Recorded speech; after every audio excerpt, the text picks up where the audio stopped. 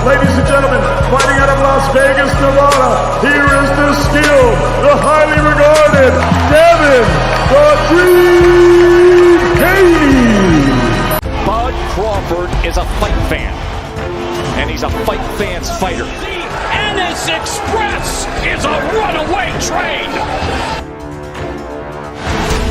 Ain't no pressure when you built for this. Man down, round one. The truth hurts.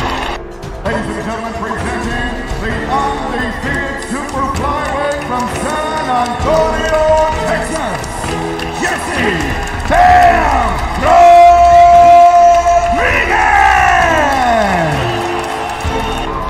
The universally recognized undisputed lightweight champion of the world, Devin the Dream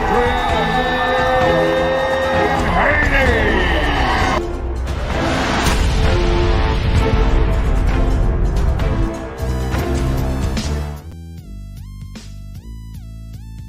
What up, family? Man, welcome back to another episode of Rockin With Rightside. Man, we got a hell of an episode for today, man. We got my brother in the building, being Israel. We're going to give him a second. I know I talked to him a few minutes ago. He'll be up in a few. Man, it's going to be a heck of a show, man. First things first, as always, when y'all come in, make sure y'all smash the like button. Drop a comment in the chat, man. Let me know you're in the building. Definitely want to show you love. Man, I want to talk about something before my brother got on, man. In the last, this is non-boxing related, so I'm going to just be real quick on this. But in the last 48 hours, right? I don't know if y'all watch Sarnetta TV. You know, I love Sarnetta. I don't agree with half the shit going on over there, but I love it. Love watching, being a part of it, whatever. Man, the conversation was, can the black woman lead, right? Oh, no. Can the black man lead the black woman today? Which is a very interesting topic. Have you ever noted that you don't hear these type of terms used in any other community? You never hear anybody say, can the white man lead the white woman? No, it's a given. Can the Asian man lead? No, it's a given. We got to get past this stuff in our community, man. We got to. But, man, moving to the sport of boxing. Man, we got some wild stuff that's taking place in just this week. We had some good fights, man. Shout out to Pollo and what's the other brother's name, man? I can't even. And Matias. I hope I said the brother's name right. Man, Ponce. That's what it was. Ponce, not Pollo. But man, Matias, that brother went in this weekend, showed that hey, at 140, you know what I'm saying? He the good. He look like he the goods up there. He calling out Regis now. I want to see their fight. I definitely want to see their fight. He calling out everybody in the division. Everybody at the top of the division. So man, this is gonna be exciting. Shout out to my brother Just Do in the building. Salute to you, Just Do. Much love, my brother. I ain't been able to catch you recently, bro. I gotta get back over there, man. But much love to you, bro. And definitely gotta get you up here. I always tell you. But yeah, man. So I thought Mattia, he did, man. The patience he showed. I ain't gonna hold you. The brother Punk, he came out that thing letting his hands go. He was putting it on him to some degree, you know what I'm saying? Going to the body, going to the head. I mean, but it seemed like he punched himself out. Wasn't able to stand up into or he couldn't keep that pace going. And so, hey, it was a good show, man. You know what I'm saying? A good fight, but the brother, I mean, when the crazy thing, I was like, man, he do not need to fight this dude on the inside. And he said, nope, hey, come on, let's bang. You want to bang? And he took some, when he started letting his hands go, man, you could see that lumber was just different. The lumber that was being applied, that was coming across, right? Man, it was crazy. It was crazy. And so now I'm looking forward to it, man, with him now. Now he's the IBF champion. Looking forward to him. I think he went on and said that he wanted to fight Regis. And that's the fight. I'm here for that smoke. I'm here for that. You know what I'm saying? That's gonna be a war. That's gonna be a banger. And I love all of that. Shout out to my brother G5 in the building. Salute to G5. Much love, bro. Much love. And so, yeah, man. I just thought that that 140-pound division right now, bro, it's heating up. And man, I'm excited. I'm excited to see what's next. You know what I'm saying? We hear that Teofimo Lopez, Josh Taylor, that fight looked like it's about to be made. Or is getting ready to be announced, already pretty much announced. So, man, I'm definitely looking forward to all those fights. Just wondering, man. And I know I had Jack Catterall. I thought Jack lost to. I said Jack. I thought Josh Taylor lost to Jack Catterall. That was my opinion. But at the same time, regardless of what I think about it, I mean, Josh Taylor has always showed that he got dog in him. Look what he did when he fought Regis. Although Regis had him messed up, he beat down. And I watched that fight a few times. I thought I actually ended up scoring it a draw. But he got the win. He had to bite down and fight for that win. Does Tio have that dog in him? Shout out to my brother Alonso Amazing in the building. Shout out to you, bro. Much love. And I just wonder, man, does he have that energy to bite down like that? Or not even the energy, the dog in him. And I don't know. I worry about Tio. I worry about him in the division, but we're gonna see how good he really is come this coming fight. So looking forward to it, man. Also got some great news. It seems like Gervonta Davis has come out and said that him and Tank Davis, it look like that fight is official now. We've been thinking it's gonna be official, but I believe Gervonta Davis is saying it's official. And so I'm looking forward to it. What I'm thinking, I just want to, when we talk about Tank, right, and Ryan, it comes down to, can Ryan maintain the distance? Does he have the footwork good enough to stay away from Tank? That's really what it's going to boil down to. And I just don't see it happening, but I'm glad that they're making that fight. He definitely a live dog in the fight. Definitely a live dog. Anything else I want to touch on? Hold on. Brother Ben, there you go, right here. And if y'all don't know, man, tonight, man, we're going to have Ben Israel, man. Brother, he getting his equipment ready. But let me hit him up real quick.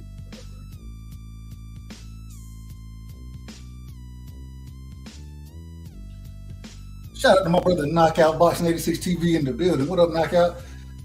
Man, hell of a show yesterday. Hell of a show. Great debate. Hey, and we will be touching on later tonight, man. I will be touching on Ben Idris, his expectations on the debate tomorrow. He will be debating live on Knockout Debate TV, and he'll be debating upper echelon. I believe the cook is going to be on Devin Haney versus is it Shakur or Tank? Let me know. I think it's Devin Shakur, I believe, but hey, it's going to be a heck of a debate. I'm looking forward to it. Hopefully, but we're going to get his expectations, what he think about it. Does he think that because okay, Tank, bet. Facts 5, definitely got a matter of fact. 5, bro, if you're free while you're listening, bro, if you're free for next week, bro, I got you. I got an opening next week. I'm booked the week after that, but then I have one either next week or 3 weeks from now. So let me know, 5, if you can do them. We'll definitely get you up here, bro. But yeah, man, I'm looking forward to seeing Ben get in the debate, and we got to talk about, are you gonna have the discipline, right? And all those type of things, man. So yeah, looking forward to it. Shout out to my brother Educated Jab in the building. Salute to Educated Jab. Much love to you, bro. Man, and I feel like we got to have a different discussion. And salute to the OG coach, man. RIP coach. I feel like the discussion I want to have would be one of the discussions we would have on Friday nights with Coach and the Queen, you know what I'm saying? And man, shout out to my sister, man, Miss Knockout Boxing in the building. Salute to you, Queen. And so, man, Miss Knockout want to have y'all on, man. Want to talk about Black Kui And if I want to have y'all on, we got to talk about relationships, man. The black man and the black woman. I was just listening to this earlier, so it's fresh on my brain. I was over at Sunday TV, so it's fresh on my mind. That's why I said that. But definitely we got to have a discussion about it because it was some real interesting things being said, man. Shout out to my brother Piro in the building, man. What up, bro? All right, 5 facts. I got you. I'll definitely hit you up, bro. Definitely will hit you up. Make sure I said. My brother Piro is in the building, man. What up, Piro? Much love to you, bro. Much love. Hold on, y'all. Let me get being the call real quick.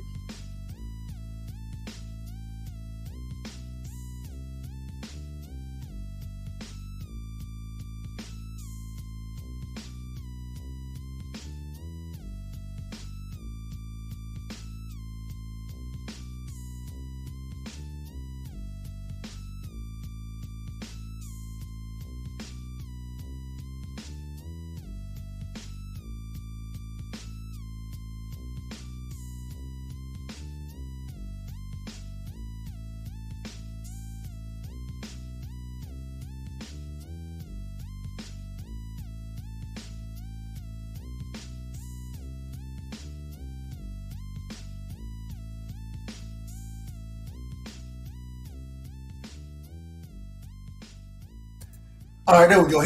My brother, he logging in now. He said he on the way. But yeah, man, can't wait, man. Excited. We gonna tap into his past. As always, definitely get his story, get to know, and then definitely want to hear what's new. We're gonna touch some of these good boxing topics. I'm excited, man. I'm very excited for it. Hold on. And I just, for the life of me, I gotta say, for the life of me, can't figure out. And hopefully being here, be able to explain it. What is Devin hate, man? The Devin hate is real, man. It's real out here. It's real, and it's getting interesting. But also, man, if y'all didn't catch, I didn't get to see the Jake Paul fight, but I thought it was funny, man. People are feeling sorry for Jake Paul. They feeling bad for him. They giving him so much credit, like he was a world beater. And I'm like, bro, he lost to Tommy Fury. Most people ain't never seen Tommy Fury box a day in their life. Never. So what was the, man? All right, man, we got my brother Ben in the background, man. We're going to bring him on live. Ben, can you hit me, brother? How you feeling?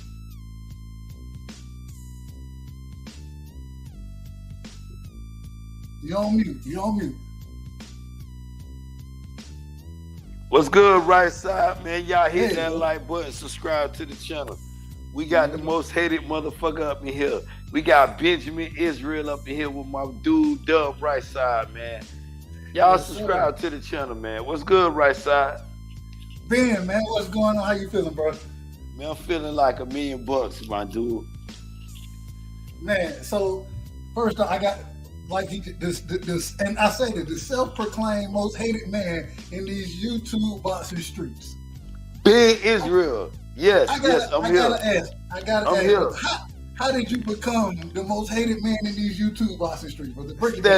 Standing on my shit, loving the fighters that I fuck with, not changing my narratives. When you come on these platforms, a lot of people like to change their narratives. Ben Israel not that type of dude, right side. I'm not nice like that. I'm far from nice, my G. If I believe that you can be any one of these dudes, I'm bet with right side. If I tell y'all it's about Earl Spence today, tomorrow, and forever, bet that shit, right side. If I tell you Devin is the nightmare and he gonna wash all them dudes at once. Man, you cut out. If I tell you Devin, hi, I sound clear now? Yeah, you good to go. If I tell you Devin Haney is the most ferocious, the most lethal dude at 135, and he'll wash all them dudes, bet with being Israel. Don't bet with me, bet against me. Let me take your motherfucking money. And shout out being Israel here, the most hated dude on YouTube for not changing his narrative for a dude that's talking about dudes' mama, their wife, and all this other shit though, right side. I'm guilty of a lot of shit. But I stand on that shit because they started with my motherfucking family first. And guess what, right side? What you got? Guess what? I'm a father now. The same way I talked about them bitch ass nigga kids. Yeah, I did, and stand on that shit. And I got kids. Tell them niggas to pull up right now. They got Being Israel in the building. What's up, my G? You asked me to pull up. I'm here now. I'm here for the energy. All right. Now, before we get to the smoke, I know you got smoke for whoever wanted. I got it. Before we get there, though, we got to get through the questions. All right, we got to get through what we're gonna talk about. So first thing, man, shout out to my brother Skills Skills from New Orleans. Hashtag TWT, the winning team. Shout out to my brother Skills, man. Much love, bro. Much love. All right. So first things first, Ben. Before we get to the smoke with anybody who wanted. The panel will be later open. Ben, he said he accepted all challenges, so we will have y'all on later. Not some of them, but all of them, man. We got all of them. I don't give a fuck where it's coming from. If y'all in my way, y'all gonna get this motherfucking smoke. You better be down with me or get ran the fuck over. And I ain't taking no sympathy, right side. Shout out to you. Y'all niggas in that chat, y'all hit that motherfucking like button. Go tell your girlfriend, and some of you bitch ass niggas got boyfriends too. Tell them bitch ass boyfriends of y'all to hit that motherfucking like button. We got the most hated, the most. You cut out again, man. You cut out. So before we get to the smoke though, let me. I want to get started in the interview, man. Ben, when knowing that you're from the DMV area, right? No, not the DMV. I don't claim the DMV. I claim West Baltimore. Get that shit right. West Baltimore, my G. Break down. First off, when I hear the DMV, I put Baltimore in there, Washington. I put all that shit in there. So break down the difference between the quote unquote DMV and West Baltimore. What's the difference?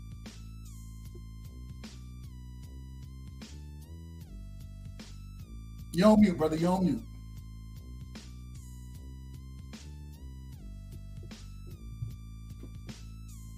Ben, are you there? Can you hear me?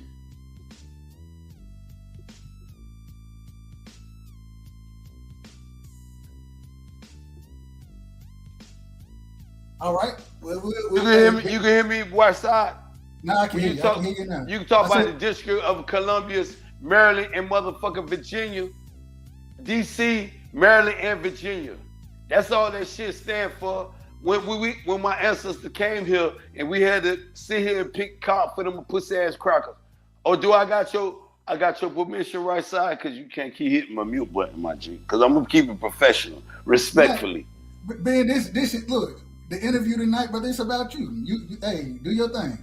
Okay, when I'm pussy ass crackers, you asked me about the DMV, District of Columbia, and I'm pussy ass Maryland and Virginia. You heard I said I ain't excluding Maryland.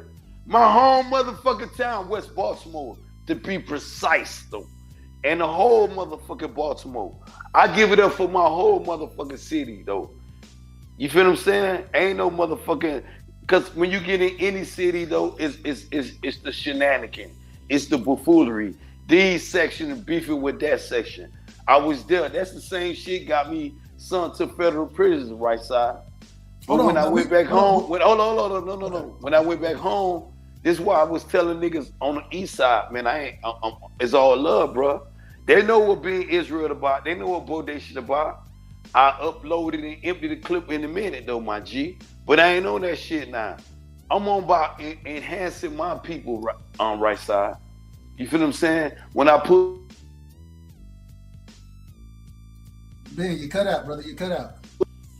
What I sound like now? You sound crispy. Go ahead. When I pull up at gas station in different hoods, especially when I go visit my motherfucking cousins down there in motherfucking Atlanta, and I pull up at them gas station with the motherfucking charger and niggas looking at me crazy. And I'm like, these niggas trying to run up on you. It's everywhere though, right side. From Miami to California though, my G. It goes on.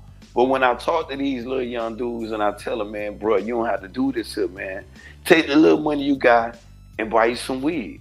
Invest in that. You sit out here trying to rob your own kind, you're going to find motherfucker, the boogeyman serve your ass right side. You feel what I'm saying, my G? I feel Because while they sitting up there trying to rob you, you might be that dude just got off work, got your motherfucking firearm in your motherfucking waist, and you say, give me motherfucking 50 on motherfucking pump number 5. And these dudes looking at you, oh, this light-skinned ass nigga sweet. And you ain't doing nothing but trying to get 50 on pump number 5 and go home. But now they back of their mind, they trying to rob you. You got your firearm on you now. But now the shit go left with you right side. They run up on you, you hit both of them niggas. Now you in the police station to defend yourself. Are you guilty or you innocent? So you're innocent until proven guilty, correct? Forget about all that innocent and proven guilty shit. I'm asking you, are you guilty or are you innocent? Before you ask me, is there any question? Forget what the court of law saying. And I just broke it down to brother, you. If they trying to do anything to me, right? And I got my firearm on. Like me, I said, you heard what I myself. said. I heard what you heard. I'm what innocent. I said. I'm innocent. I'm innocent. That's what I'm telling you, though, bro. And I'm agreeing with you. You innocent because why you trying to go home, bro? You got 50 on pump number 5.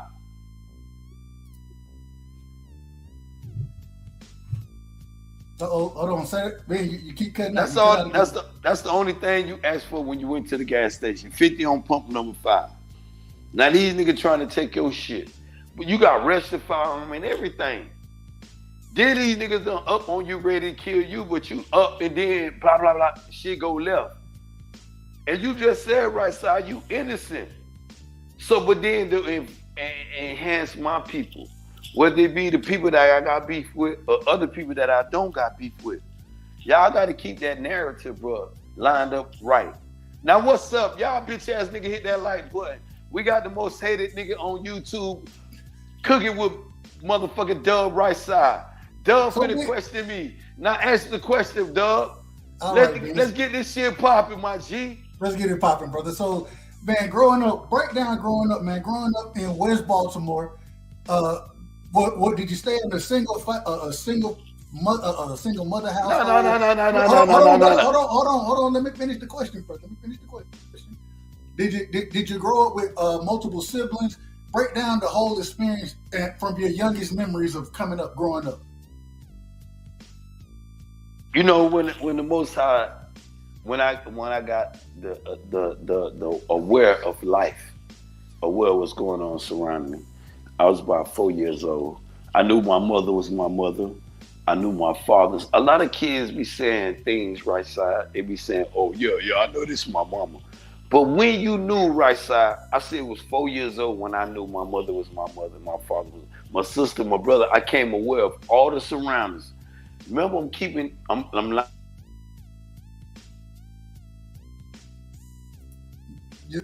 like, I'm lining my answer up with the question you just asked me. I told you, you said when I knew, round about 4, when I knew my mother was my mother, my father was my father, my sister and my brother was those siblings. You know what I'm saying? That's when I became aware. Ask yourself that question, the same question you asked me right side, when you became aware of your mother was your mother. A lot of people don't know the question you ask people right side. This is why Big Israel fuck with you, right side. You feel what I'm saying, my G? Because I understand the question you asking, my boy. I understand this shit. And when I told y'all, and go ahead, because I'll finna go on the part about my father and my mother. But we're gonna get there. We're gonna get there. So go ahead. Man, real quick. Did I answer your question? Or let me know. Ask the question again, and I'll make sure I go straight into the details to why. And just only I'll be real quick. Did I answer your question, yes or no? You started, yeah. No, you said I started. Okay, hold up. What was the question? I'm gonna ask the follow-up question. No. Forget the follow-up question. Ask the same question again. What was the first question you asked me? First things first. Hold on. I want to shout out Punchy in the building, man. We want to shout my brother Kazi out in the building. Shout out Kazi. My brother Reggie Owens in the building, coming through, showing love, man. Much love to everybody coming through. Y'all make sure y'all smash the like button. We all come through, man. We got the great brother Ben Israel on here, and we not the great brother. the most hated motherfucker on YouTube. I don't want the great motherfucker. The most hated. If you're gonna put me on, I ain't the great. No, I'm not great. It's many great people before me. Need that accolade. I'm the most hated motherfucker. The most motherfucker that talked about your kids, your mama, your sister, and all that shit. Y'all stand on that, right? So I ain't changing my narrative. Cause it started with being Israel. Shout out to my big brother Reggie Owens in the chat. Being here to see the interview with being Israel finna kick off with motherfucking Dub Rightside. All right, we're gonna move forward now. We gotta stay focused, brother. So look, you said you understood your surroundings about the age of 4, right? Man, break those surroundings down. What was it like what was it like growing up for you from probably 4 to 7, 8, somewhere in that time frame? What was that life like? You know, once I became aware, I was like, damn, you know, it's like any person. You know, I laugh about it. I told my little bitch, forgive me, boo. I told my girl, she don't like when I call her a little bitch now because she been rolling with Ben for a minute now. I told my girl, I said, man, it was like a crazy experience because my father is a Jamaican. He's a straight Israelite, Hebrew Israelite. My mama is a Muslim from birth to death. Gave it that honor, and we traveled along many highways, many cities. We done seen it and travel. When I say travel, it was time when I told you, Dub Rightside, I stayed in a whole house and I stayed in a palace. And everything in between. I ain't never cooked. When you first asked about me, I told Reggie the same shit. Cause I don't be sitting up here capping.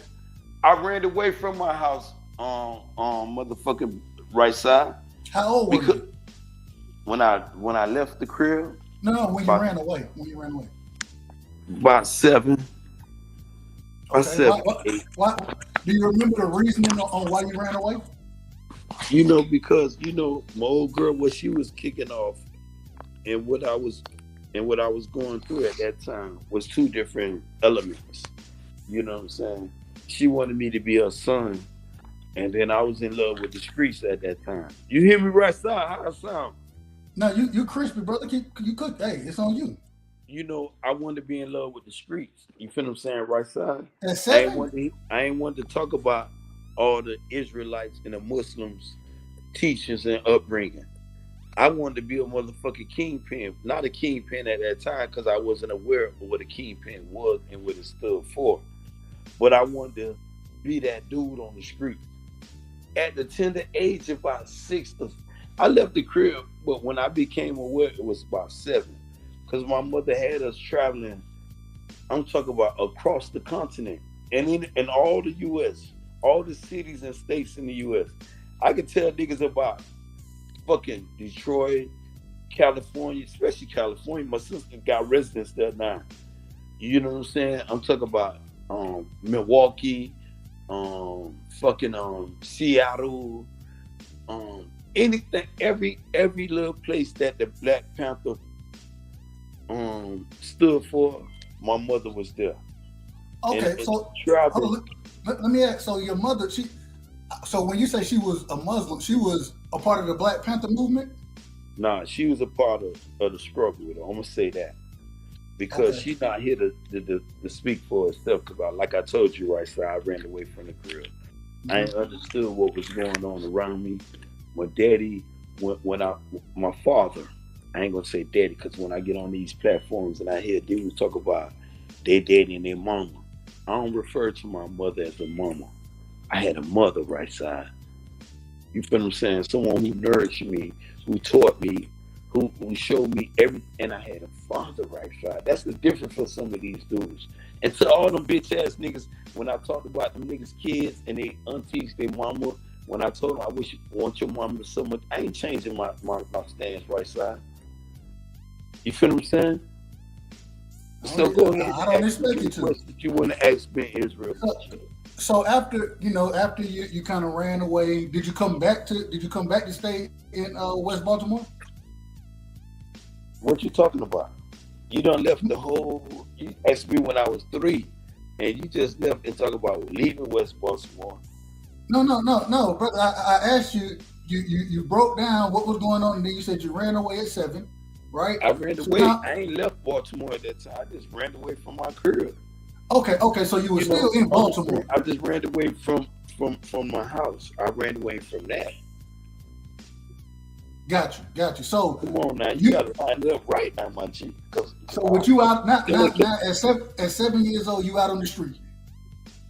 That part, I give you that. Yeah, by that time. What is life on the street? What does life look like on in the street Baltimore, for a 7-year-old? Life on the street at 7 years old in Baltimore.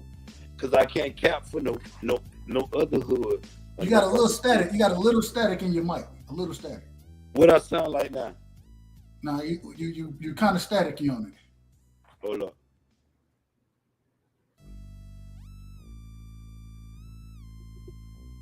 All right, we're gonna have my brother come right back. Hey, this is starting off as a hell of an interview.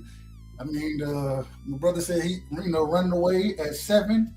Let's see, we got him back. Being talk to me. I sound like now. Oh, you crispy, brother. You crispy.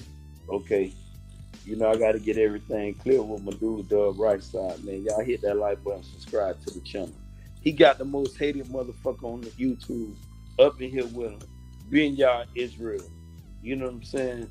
The son of the Most High. All right, so for a 7-year-old on the streets in Baltimore? Okay, no. What does that look like? Back up. Let me back up and okay, back up. Because sometimes you might be moving a little fast. When I became aware of my surroundings and I knew what was going on, my mama being a Muslim, my father being a Hebrew Israelite, hearing my mother arguing. Because sometimes you'll think you got a good upbringing, you may think that people don't argue and have a difference of agreement. You feel what I'm saying, right side? Absolutely. Right side. Yeah, absolutely. You can hear me? Yeah, I can hear you. Okay, I want if you can hear me, I know the chat can hear me. Yeah, you crispy. When you with a female and you may say, well, I feel as though I want to eat some fish tonight, and she want to feed you some motherfucking pork chop, and you stand on your grounds, you be like, nah, man, I ain't eat no motherfucking pork chop. I don't even eat pork. And my father being an Israelite, he is. I look at it like a wolf or any type of predator or a lion. I'm gonna use a lion. And you know how you have the lone lion, and the lone lion like to go to different tribes and seduce those alpha females and mate with them. And sometimes those alpha female mate with that lone lion and have kids with them. And then they go, the lone lion go back to that same tribe and devour that king. It's on Animal Planet. Keep watching the channels though, right side, and you understand what I'm talking about. And these the elements my father gave me though, right side. You understand what I'm saying? I feel you. And my father said he didn't allow my mother to change him from being a Hebrew Israelite to being a Muslim. Because he said I came to her pride. And I was ready to challenge those little alpha males and all them other motherfuckers. But then he said he did that. And this is why I said I could talk my shit against them dudes when he said the kids and all that shit. I get them energy to throw rocks at me, right side. You feel what I'm saying, my G? But when at the tender age of 7 or 8, with all the little buffoonery going on in my household, and me going to school in Baltimore, going to school and seeing all this shit. I'm seeing this dude got all the hoes, all the money, and just sitting up here doing this thing. I'm intrigued going to school, thinking about this shit while I'm in school. Then when I go home, I can relive this shit again. Looking at this nigga, all this money. A tender dude, when I left the crib, I was 7 or 8. But I'm looking at this shit at 5. That's when I was in kindergarten. I was 5 years old when I started going to school. And I'm looking at this shit. But by the time I was 7 or 8, my mind was made up, right side. That's when I left home.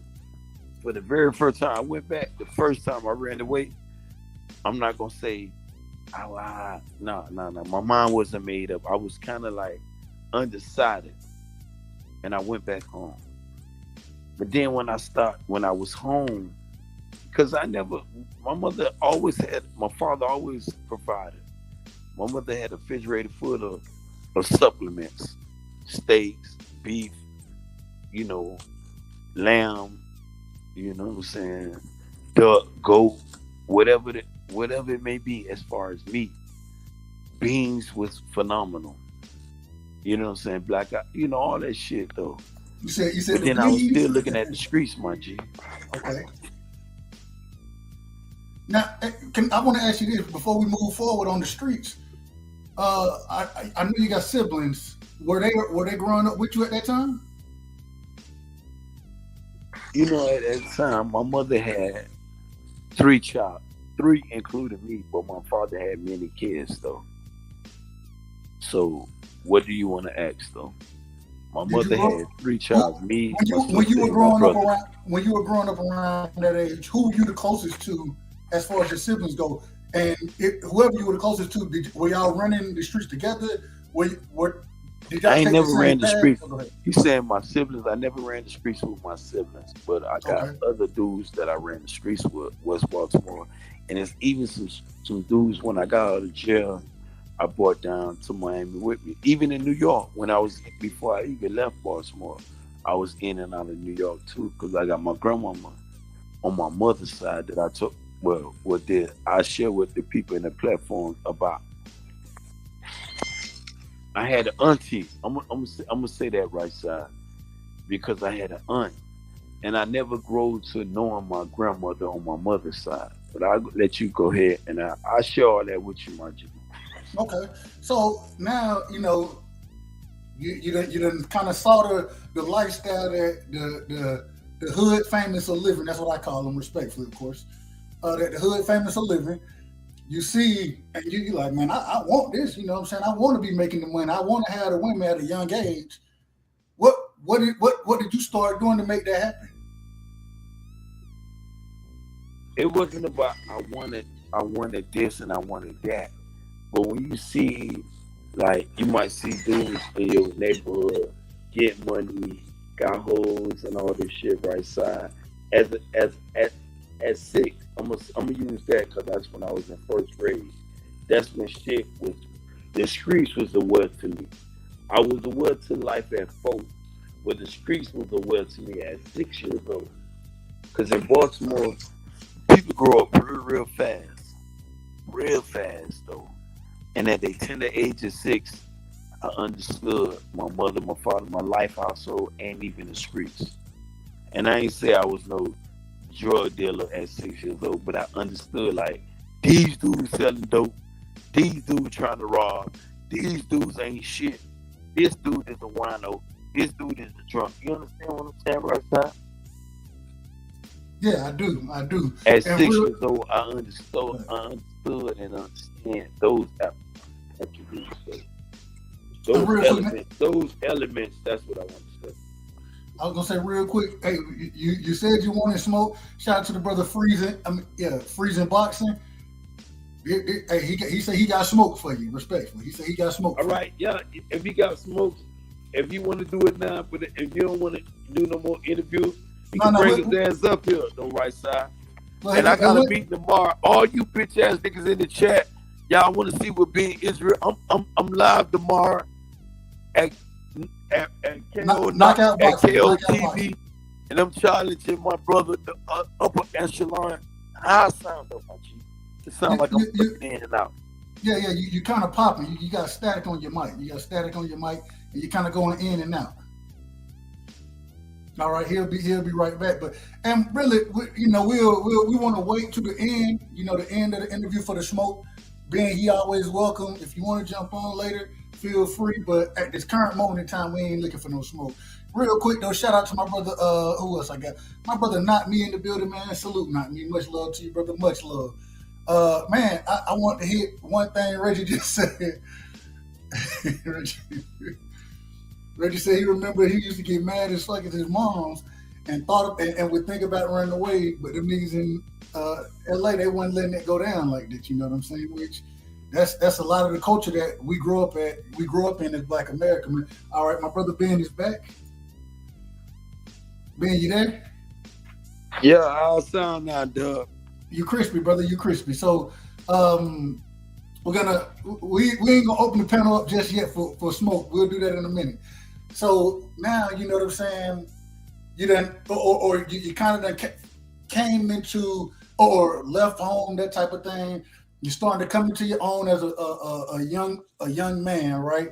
Were you in school? Did you go to school on a regular basis, or were you in and out of school? So when we talk about the tender age of 6, I was in school. I was in public public schools. You know what I'm saying? At that time, I was in and out learning about my. See, me, I was more raised with my father's side of the family because I didn't know or know my grandmother till I was about, I say about 17 though, right side. I never knew my mother's side of the family till I was about 17. And when I say I knew actually that this is my biological, because we go through life and you'll hear people say, oh, this uncle, this auntie.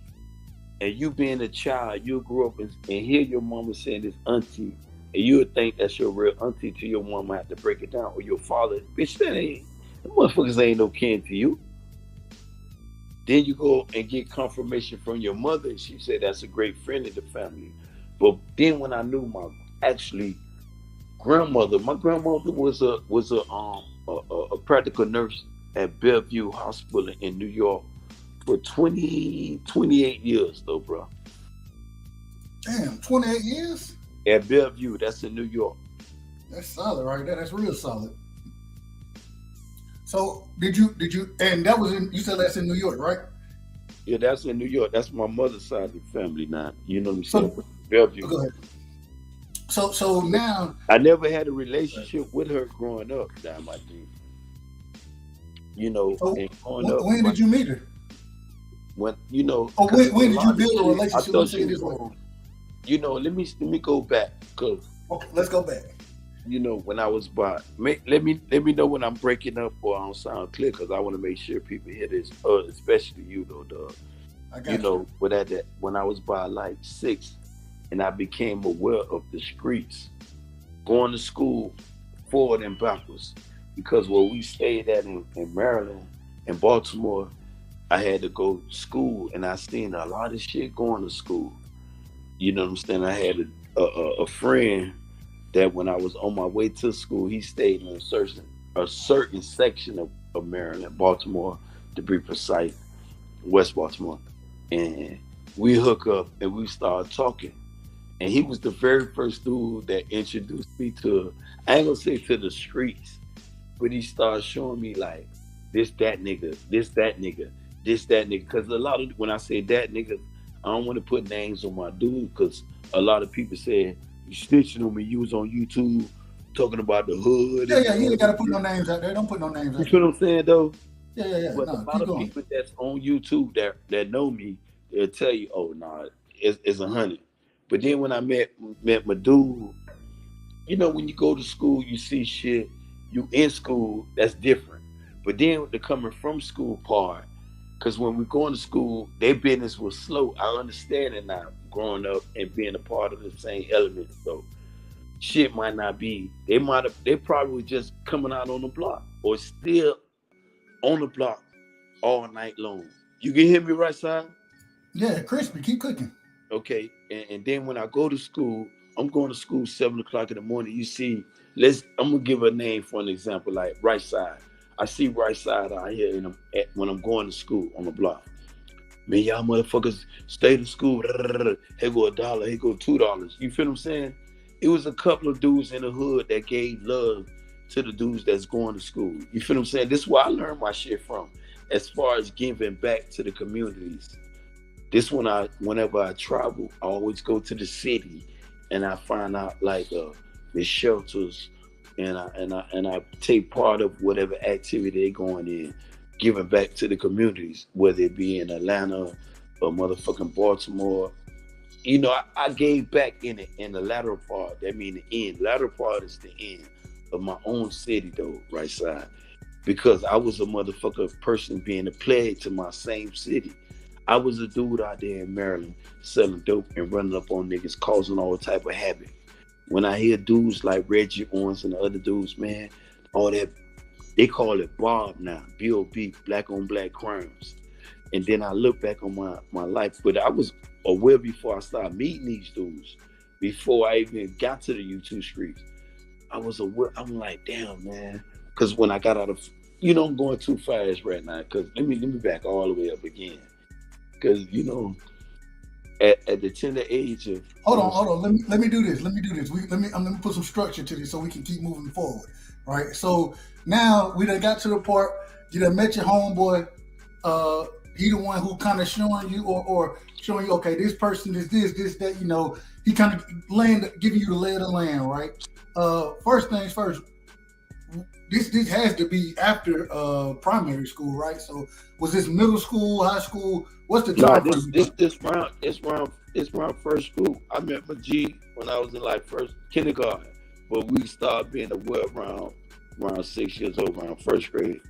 Okay, so about first grade, you start to understand what's kind of who people are, who they are, right? Yeah, because he had a brother that was slanging deep, slanging that sack like crazy, bro. You feel what I'm saying?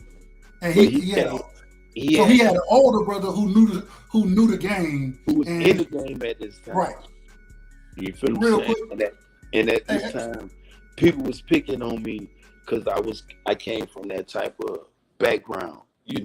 Couldn't eat pork. I had to send a note to the school, make sure I have kosher meals.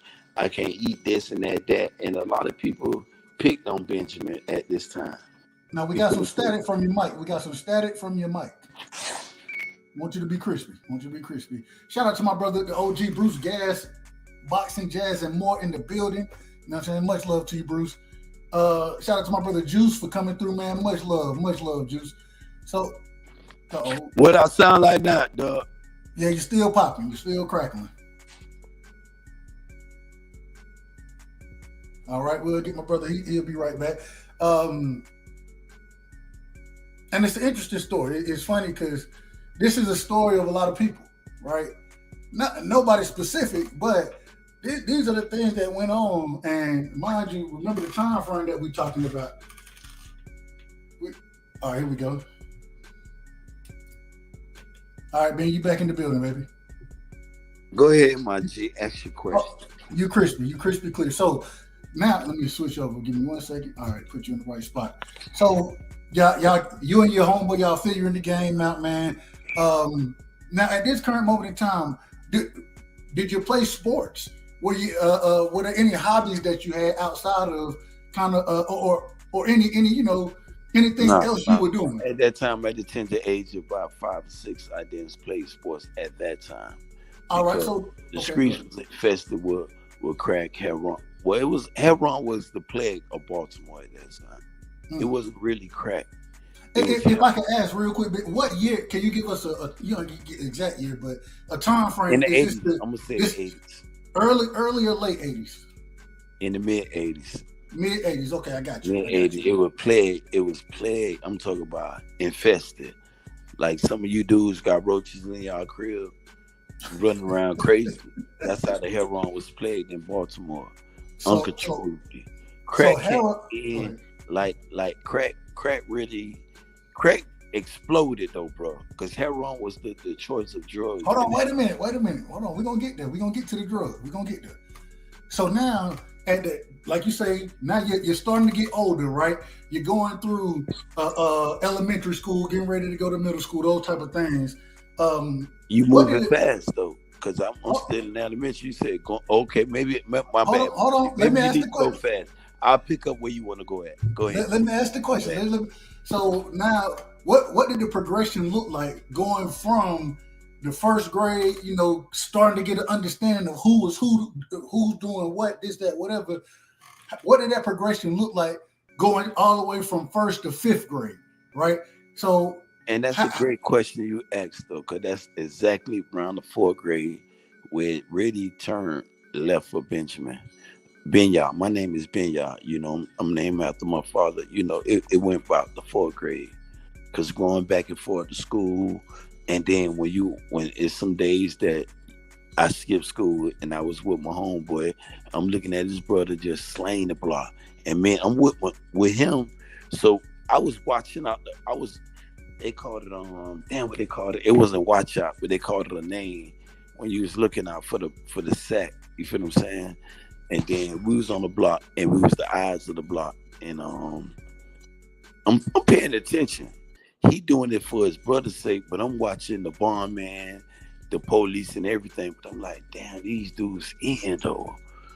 I'm like, damn, if I get my shit like this, I ain't even thinking legally, I'm thinking illegally. Man, I could be the man. And at that age, that's when I say it went left. At 4th grade, that's when I say, damn, I'm gonna step my shit up. And the same dude that I told you from preschool, I'm gonna say preschool with this nigga. And all the way up until that point, you know, I was like, bro, I'm finna take over. Cause, you know, my mama was a Muslim. She going to the mosque. She going to her grandma. Sister was like my mother. I got an older sister, 10 years older than me. Okay. You know, she in her 50s now. You know what I'm saying? Early 50s. And she was older than me. You know what I'm saying? So she was like the mother of the house. And I got a brother, my older brother, he like 12 years older than me. So he older than my sister. He 3 years older than my sister. And he about 12 and a half, 13 years to be precise, older than me. So that's on my mother's side. But my father had many kids though. He had 11 kids, not many. If 11 is many, he had many kids. I said that's a damn lot. You know what I'm saying? 7 of them in Jamaica and the rest of them in the States. But at that time, my sister was like my mother when my mother wasn't there. You feel what I'm saying, my G? I feel you. That's how it happens a lot of times. The older sister ends up raising. But and now I want to ask, at this current moment in time, your brother and your sister, your brother 12 and a half, 13 years older, your sister about 10 years older, somewhere in there. What are they doing at this time? What are they doing? You know, my sister at that time, she was graduating. My brother was enlisting into the militaries. Oh, okay. You know, okay. My brother went to the army at that time. You know, he left. I ain't wanted my brother to go because my brother was like, I had a real big brother though, right side. Right. Taught me how to fight, how to, do everything a big brother's just always there for me. You know what I'm saying? Mm-hmm. Take you to school, tell you how to make hoes. You know what I'm saying? Don't worry about the bullies. You know what I'm saying? But then, you know what? Funny though, right side. That motherfucker went to the military and came back and act like a bitch ass nigga. And my sister, we gonna talk. Wait a minute. Hold on, we gonna talk about that nigga. Hold up, what? Hold on, real quick. Hey, right. Hold on. We're gonna get to that. We definitely gonna get to that. Wait a minute. Hold on. My brother, let's see. Hey, right side. I can't even unblock my. If I hit the link and backstage and leave comment in the private. Hey, Rick, I don't know why you shouldn't be blocked. I don't even know how to block people, bro. I ain't gonna hold you.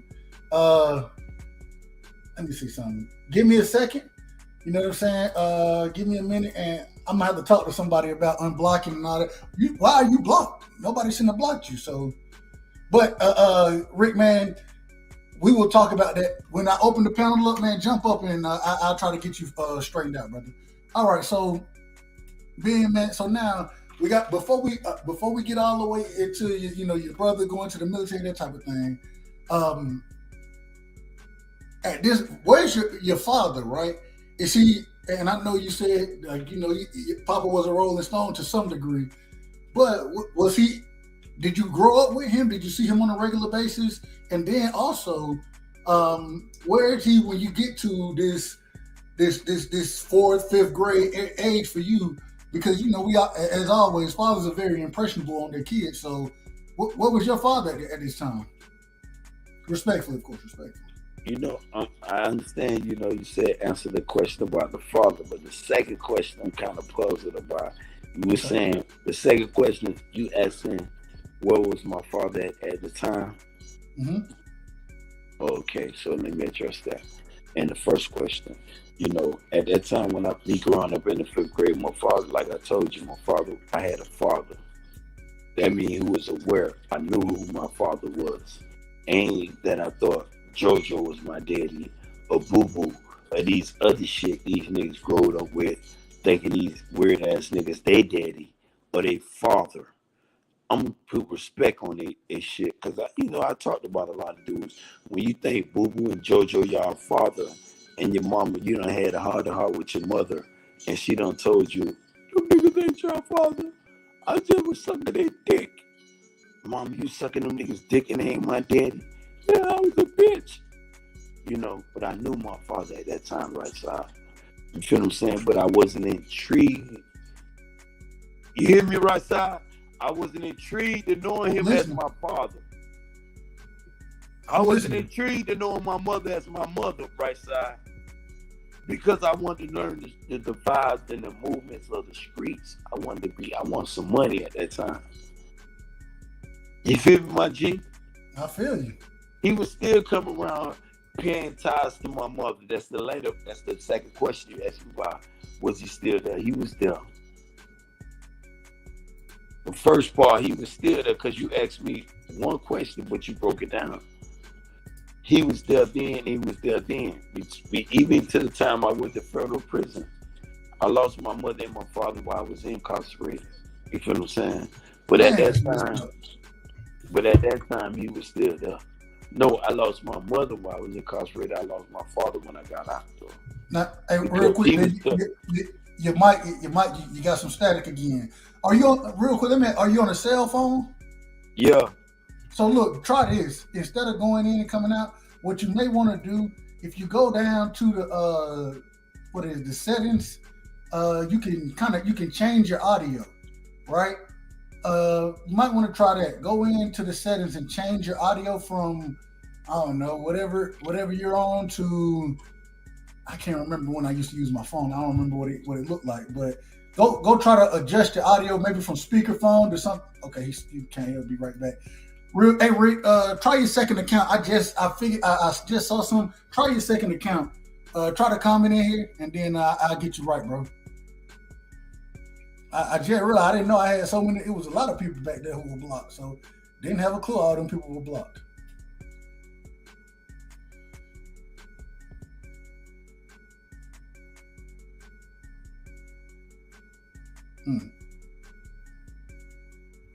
All right, so here we go. Here, my brother is back. All right, cook on it, Benny. All you. So you were just talking about your mother, your father. Keep cooking, brother. Can you hear me? Yeah, you crispy clear. No noise at all. You know, at that time, that's when I start. You know, at this time, I was still fucking with my homeboy, but my mother had us going from state to state, you know, doing her thing, and my grandmother was over in Jamaica. My father's mother, that's my grandmother, cause I didn't know my mother till later on in life, but I grew up knowing my grandmother on my father's side, because she's son. If you bitch ass niggas be watching, what they Call of Duty and do all that bullshit, the care package. My grandmother from my father's side. She said the care package. Okay. Yeah, my grandmother from my father's side. She the one kept sending the care package. You feel what I'm saying, right side? I feel you. The care package came from her.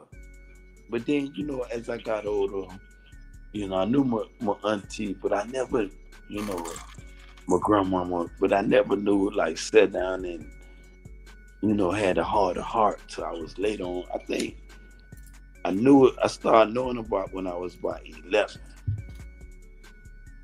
But then I had a heart to heart with her when I was about like probably 15 or 16. Because at this time, she was trying to tell me, 11 when I met her. So she seen me when I was up there in New York. You know, it was some dude, it was, what the name was running the sack up there at that time. And he was fucking with them little Italians out of Manhattan, you know, but I was fucking with him, and she, don't be doing that. You need to change your life. And I'm trying to think about, damn, all the time I'm living, I can't recall a fucking present that she sent to me or sent to my mother in the name of being Israel. You feel what I'm saying, right side? I feel you. Or even my sister, Renaya. You feel what I'm saying? My Yeah. brother, none. I can't. I'm like, man, what the fuck you gonna tell me what not to do? And you never, then I had an auntie, my mother's sister, the same lady, other daughter that's older than my mother, that I love like a mother. And, she started at, I think I was about 11 or 12 or 13, around between 11 and 13. They had an argument with my auntie and my grandmama concerning my mother kids. She was like, you ain't never did nothing for that lady. And then my grandmother was trying to say, like, she out of town. How can I help her? And then my auntie like, what the fuck you mean that? And I always loved my auntie before she even had, and this her mother, she stood up with my mother kids about. And I never, I tried to bring myself to know her or even loving her the right side. But it always felt short though, my G. Always felt short. And it's interesting you say it. So, and correct me if I'm wrong. This is what Go ahead. No, correct me if I'm wrong. So, it seemed like your father's mother, right? The one that, like you said, that's the care package right there. Correct. Correct. And your mother's mother, who was in New York, and your aunt as well. It seemed like the relationship, it was there, but it really wasn't there. Would that be a fair assessment? Yeah, it almost like you could be in the hood and people tell you, well, those your people, them your cousins, that's your grandmother. But you were like, damn, man, we was hungry yesterday. If that's my grandmama, they got Bentleys and shit. Why they ain't never, that's your mama, that's your grandmama, that's your mama. And they over there in the palace, and they ain't did shit for us. See, that's where I was at growing up, right side, right there. Looking at it, but couldn't understand it at that time, and couldn't accept it. Could not accept it though, bro. Cause I'm looking at down, my mama, and like I told you, my grandmother, that's my grandmother. My father's mother, that's my grandmother, bro. She made sure going to school, everything. And when I went over there, who not the fuck with, who the fuck with, and was there on the blocks. Okay, hold on now. Before we get there, we're talking about. So is this in Jamaica? My father mother, yes. In Jamaica, correct? Yes. So did you? And I guess this is just when you're visiting, correct? Or was there time to stay? I had went to school over there for my third grade for about like the latter part, the second semester of my third grade year. How did that happen? In Jamaica, they don't have schooling like we have over here in the States, though.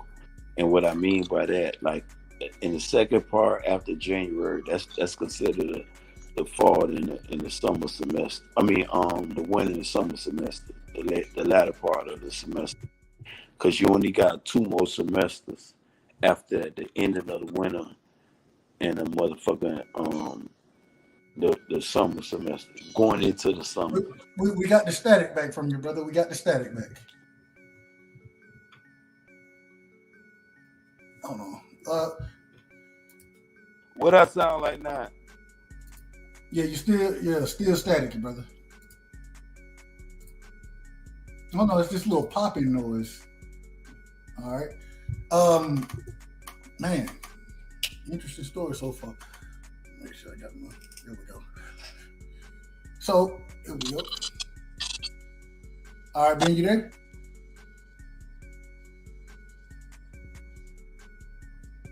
You hear me? Yes, sir. You good? You crispy?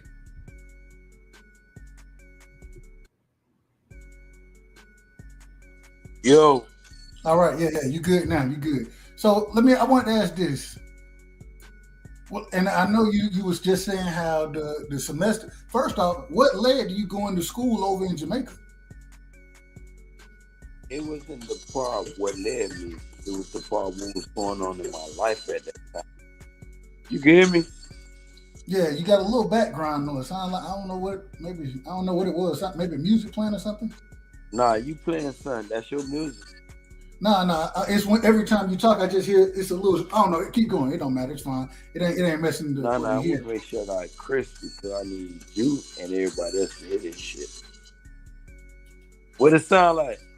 You good. You good now. So, what was the situation to lead you over to being in Jamaica in the third grade? What was the situation?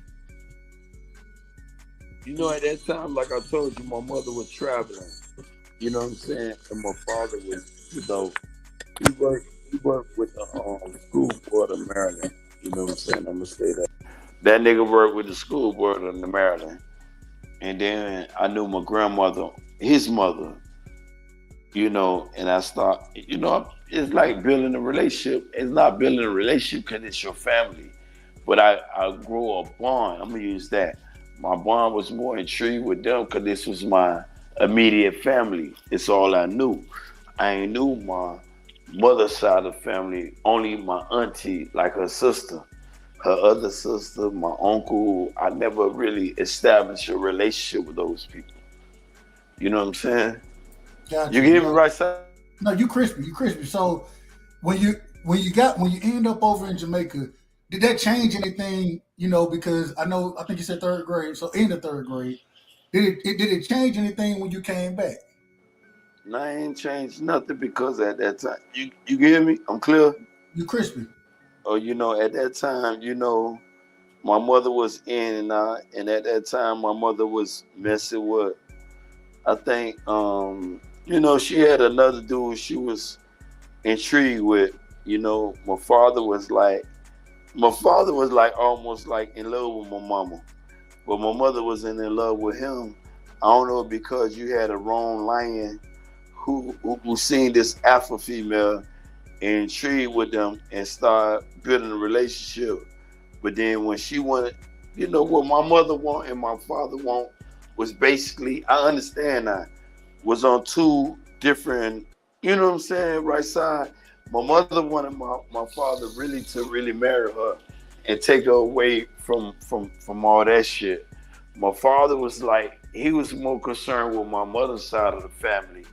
And he was like, well, he's, steady making excuses towards her and steady doing the things he needed to do as a father, as a man, not as a father, because he did everything as a father, but as a man towards his female. You know what I'm saying? You understand Absolutely. that, though? I understand it absolutely, and we see that a lot of times. Now, and we'll get to that later because that's a whole different dynamic. Moving forward, though, we want to make sure we get all of the goodness. So, what did it look like? You get back to the States. I know you said in the fourth grade, you're the lookout. You kind of plot at this time. Hold on, brother. Hold on to me. You get back. You're the lookout. You're plotting on how you're gonna become the man, right? And so, what was the process going from the fourth grade to the eighth grade? Break that time frame down, man. How were you moving then? When I got back, hooked up. When you go back home, you hook up with the same elements, the same people, the same surroundings. You go back to the same community. My homeboy at this time, his brother looking out for him on a better level. He established himself as the real watch out. What the name was.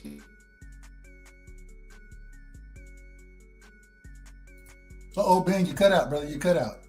His brother was trying to push him, the dude stay in school and all this shit. But he was more. Hold up. Wait a minute. Hold on. Slow down for a quick second. My homeboy brother. Okay, there we go. Your homeboy brother. Yeah. Okay. Yeah, my homeboy brother. He was more intrigued of getting his brother to stay in school. I never had no problem with school. Mathematics, science, social studies. None of that shit was never because I had a mother who taught these things to me, even at house. She was more of a Black history mother. You know what I'm saying? So it was at this time I met a midget. You know what I'm saying? That my first girlfriend, my sister girlfriend, my sister friend. And she was a midget though. She had done graduated. She had done graduated. I started fucking with her at this time. You feel what I'm saying? Now, how old are you? So for the people, how old are you? At this time, I was about like 8, 9. And real quick, before you continue, real quick, man, shout out to my brother, Big Money in the chat, man. Much love to you, Money. Much love. Shout out to my brother, Teach. Much love, Teach. Appreciate you stopping through tonight. My brother, Real Rap, is in the building, man. Y'all want to hear somebody going? Real Rap, stop ducking me, son. Pull your ass up, Real Rap. No, you ain't got smoke with Rap. Rap, my brother, man. Me and Real Rap, that's my dude. When me and Israel get his shit, that's my nigga though. Real Rap, pull up on me, son. That's a Terrence Crawford fan, and you know Terrence Crawford over there in protected custody. Real Rap love him some Terrence Crawford, and me and Real Rap cook from a lot of platforms, man. That's my dude, man. Yeah, no, you know, he affiliated with that TWT, but I ain't gonna say nothing else after that. All right, so moving forward though, so you got you a midget at 9 years old. What are you and the midget doing at 9 years old, brother? What you mean? What me and the midget doing at 9 years old? Well, you brought the midget into the conversation, so I'm trying to figure out how is she. This ain't no, you know. I'm gonna be real with you. You know how when you go to school, like I told you, it was heroin. At first, I saw heroin up close, but then around about the 4th and 5th grade, crack started plaguing my community. You feel what I'm saying? Yeah, I do. So you can get a $2, some head for $2. Everybody was like, "You fucking this bitch, you fucking that bitch." That whole sucking crack dick for $2 and $3 and shit. So the midget came in my life though. So, you know, I'm a type of nigga. I'm real. You know, if a nigga tell you they growed up on the street selling dope and they ain't never got no hair from one of the bases, they lying. It's very, very few.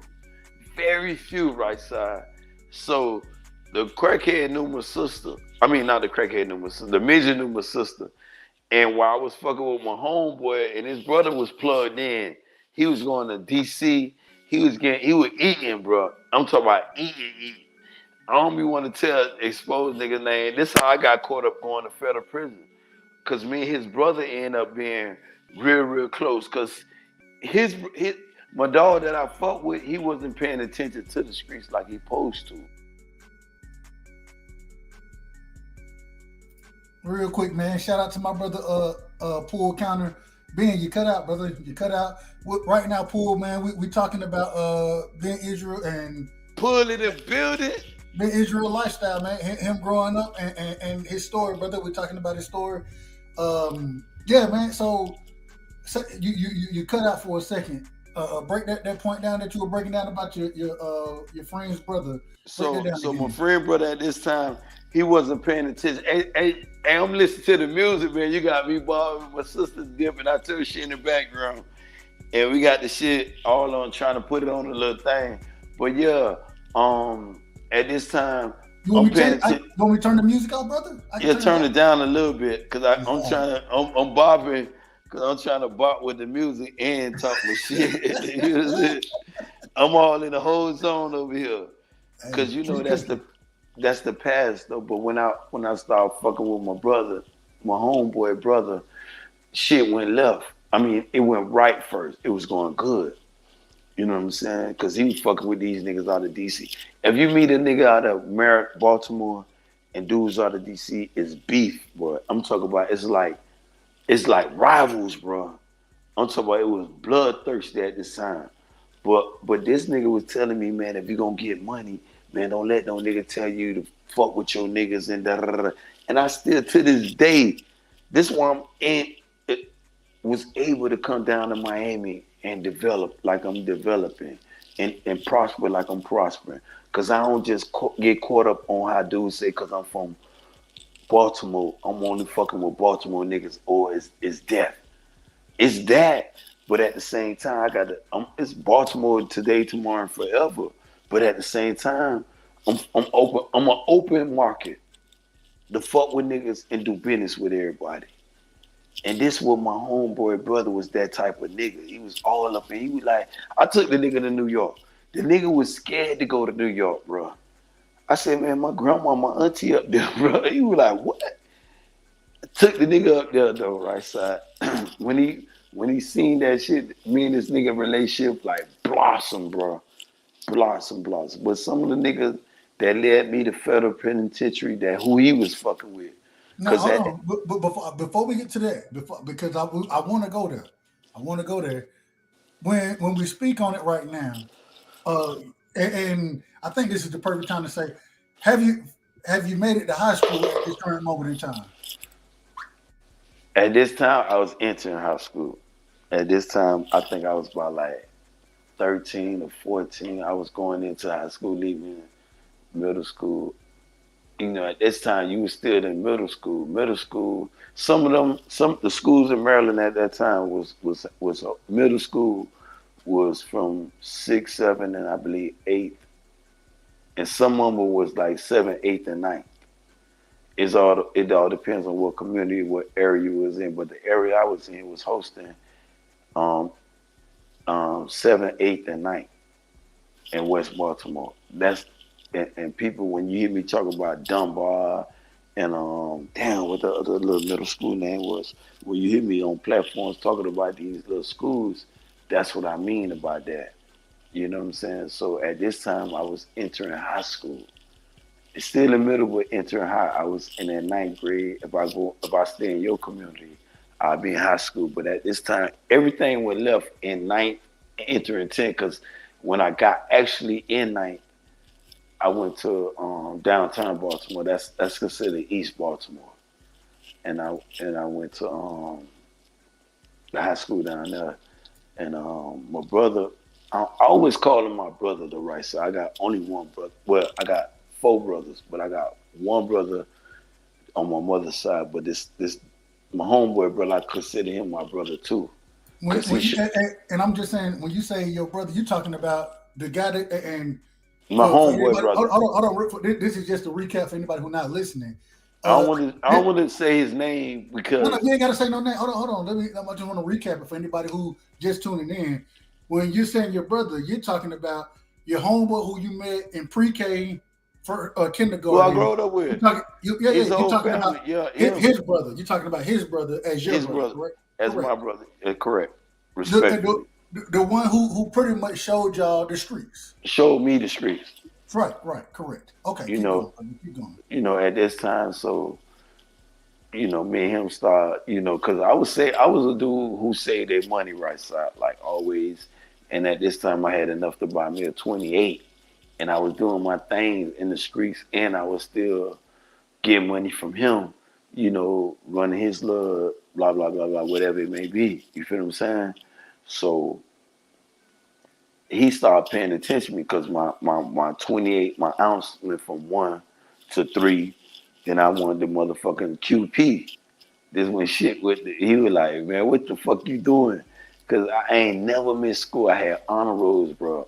All the days, I'm telling you, I never missed school because when I tell people being Israel was raised between the whole house and the palace, because it was times that the moms wasn't taking care of my mother.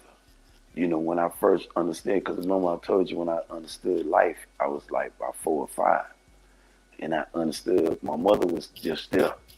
My father was there, but he wasn't like, you know, your mama was always there, bro. Everybody gonna cry mama. You know what I'm saying? My mother showed me how to drive, swim, climb, ski. We got the static. We got a little static back in your microphone, brother. A little static. Man, hell of a story going on right now. Y'all make sure y'all smash the like button. Brother, Tar Heel Racing. We not gonna do that tonight, brother. We're gonna uplift, and I'm not gonna delete your comment, nothing like that. But if you want to jump on later, I'm sure Ben he got all the smoke for you that you want. Respectfully, of course, respectfully. Man, thank y'all for coming through, man. Man, hell of an interview going on right now. Here we go. All right, Ben, you back in the building, brother. Yeah, you know what I'm saying? So at this time, me and my homeboy, you know, we started doing business together now. You know what I'm saying? So at this time, this was during the time I'm getting intrigued with my sister friend, the midget. You know, she my girl now.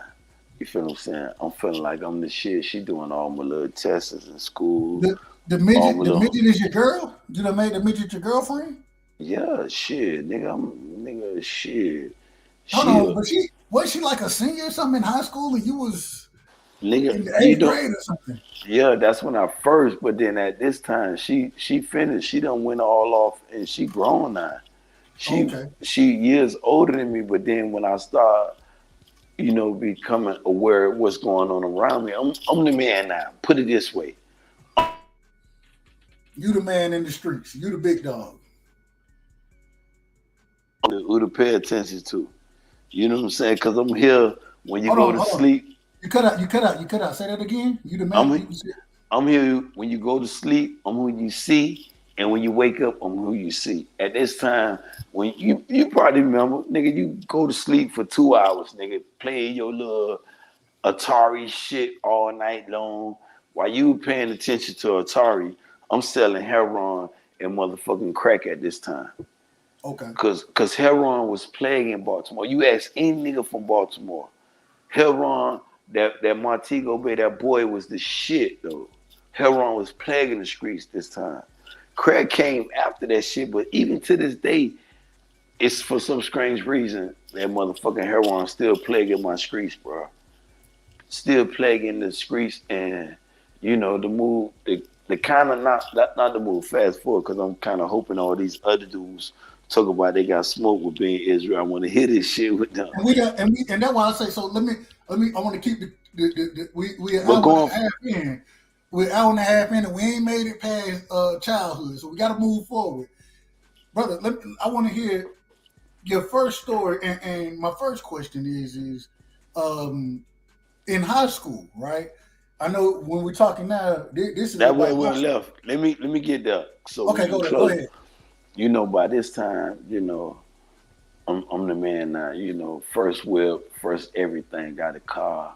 You know, everything, shit going real smooth. The same dude that I told you about, my homeboy people, he was fucking with niggas down there in DC. You know what I'm saying? So at this time, I'm eating. I'm buying half a brick. At the age of fucking 15, I'm buying half a brick of cocaine. 15 years old now. You there, Ben? You cut out. You cut out. We heard 15 years old. You buying half a brick of cocaine. You can hear me? Yeah, you good. You talking like $12,000 at this time. I think, yeah, it was most people buying it for 15, but we getting it for 12. You know, in Maryland, 15 years old. So it's his own boys that we going to the crib with. And this the shit that led to my indictment, me fucking up my mama. At this time, I'm giving more money to my mama, my brother. My brother off in the military then at this time, my oldest brother. But prior to that, he was a big brother to, don't fuck. He hated my nigga. He hated that nigga. Because him and my nigga was around by the same age. I think my nigga was like a year older than my big brother. Because nigga retarded ass niggas during this time, right side. Nigga was graduated from high school 20 years old and shit. 21. Niggas still in high school. You know what I'm saying? And my mama used to call them niggas retarded. That's when you can just tell people, you dumb motherfuckers, because you supposed to be done with school at the age of 17 and 18.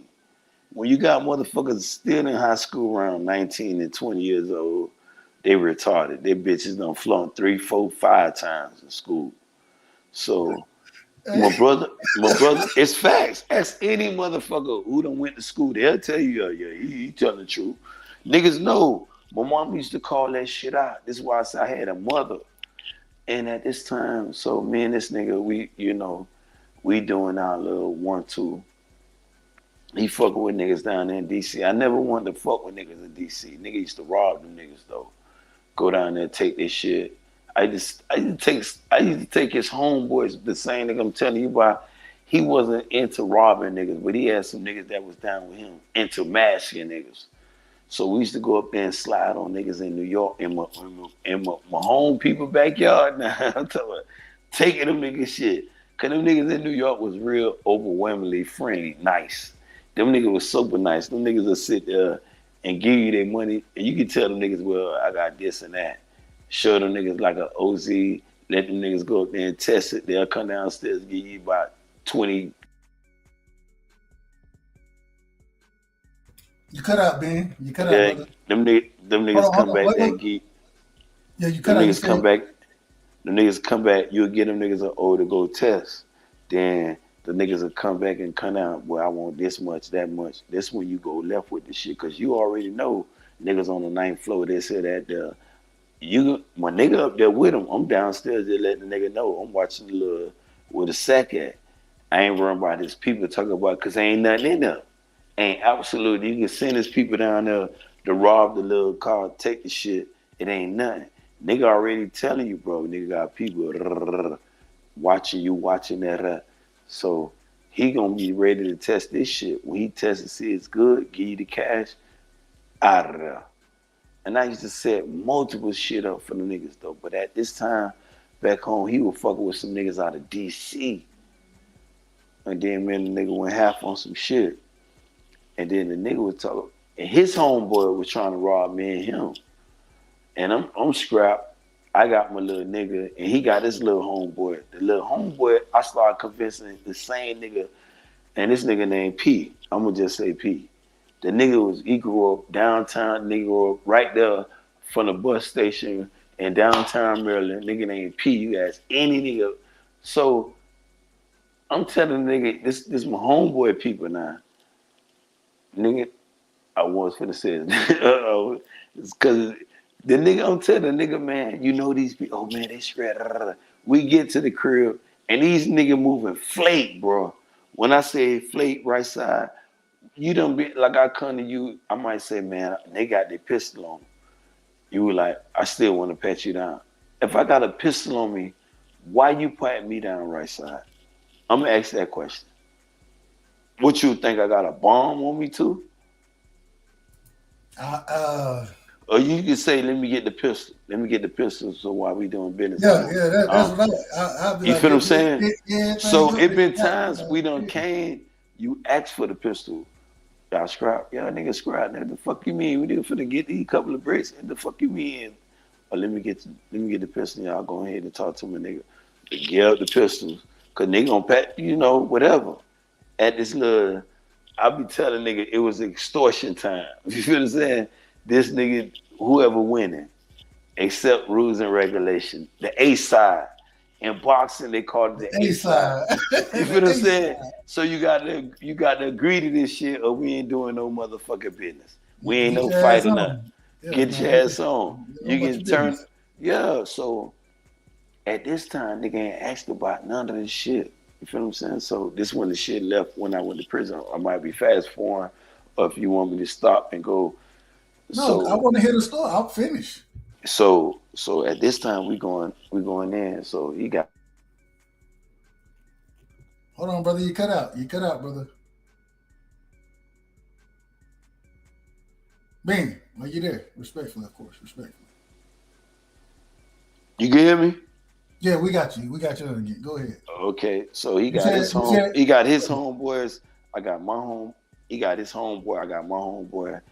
And we're going to do business, man. Him going to have, so it's for us going to his homeboy to do this shit. So we get there, man. Everybody there familiar with the procedure. You feel what I'm saying? We familiar with the A side, right side. Give up your pistol or ain't no business. Ain't no asking about. Once we said we scrap, ain't no asking about who got the scrap. It's like, let's go. Because they ready to do business. And the people that's in there ready to rob everybody and kill everybody in that bitch. We in DC now. We gets up in this shit. My homeboy leading the way because these his people. He got the money. We just got the back. It's me, his homeboy, and my homeboy. So it's him and me and them got his back. It's 8 other niggas in this shit. So they playing whatever their plan was though.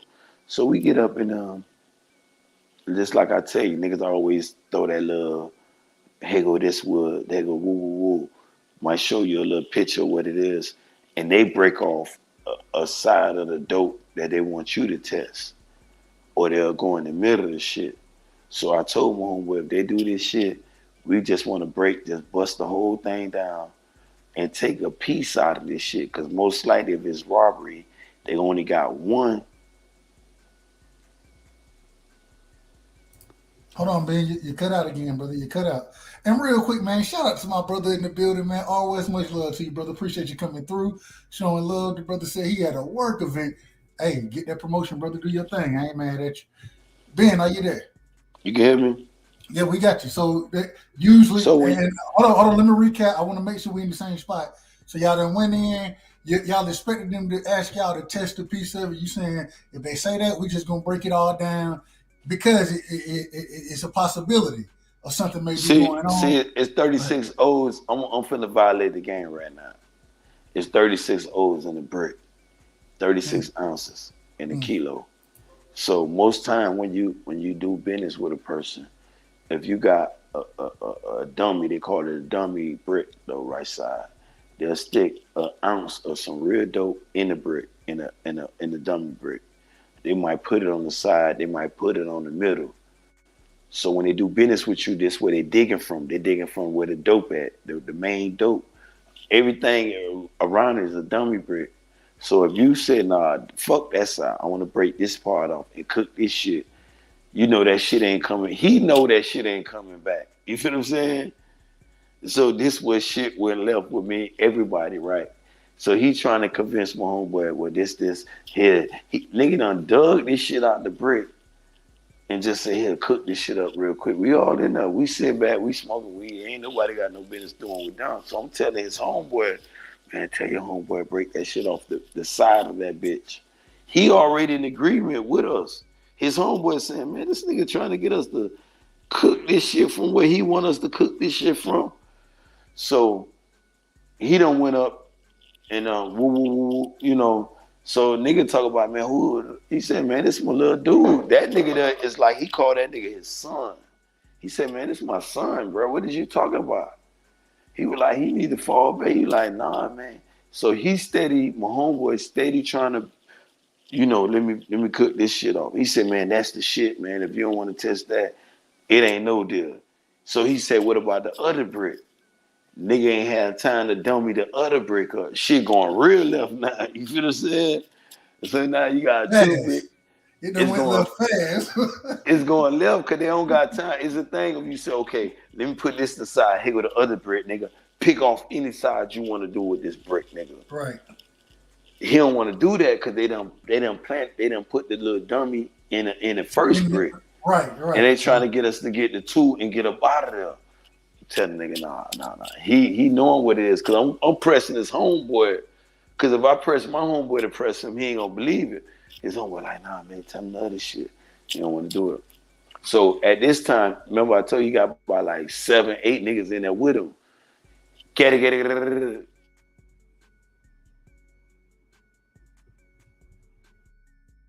Oh, you cut out. Shit going.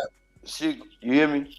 You say that again now? What happened? I said now I'm telling my homeboy to press him. I'm like, man, tell that nigga we want it for this. So now I'm thinking it's some dope. Sometime when you buy dope, the shit be good for coke, for snorting, but it'll come back if you drop a 28, that bitch might come back like 16 grams, might come back 14 grams. So I'm thinking is this type of brick, and he don't want to be a man about the shit because you losing half of the brick. You feel what I'm saying? But if you put a whip on that bitch, I mean, if you cook it and whip that bitch up, you can get your losses. Because most people, if you buy a brick, you cook a brick, an ounce, you're supposed to be able to come back like 26 grams, 25 grams. So if you whip that 25 grams, you can bring back two more ounces if the kilo is pure. But these niggas trying to rob us though at the time, you know what I'm saying? So moving forward, my homeboy was like, man, these niggas finna try something, man. He talking crazy to them. So I done told my homeboy, man, we finna up. You feel what I'm saying? I'm ready to just get up out of here, man. Let's just go. You feel what I'm saying? They want the cash. You feel what I'm saying? Then y'all niggas ain't leaving nowhere without the cash. But we scrapped though. So shit went left. Nigga end up Hold on, getting. wait a minute. I just want to make sure I heard it correctly. So y'all go up in here about to make a deal. They don't go through procedure.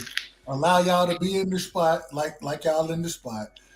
Shit goes sideways, and It's now not. No. It's not by going south. Cause I tell you at this time, nigga trying to get two of them things. Me, my homeboy, we going half. He got his homeboy in there, right.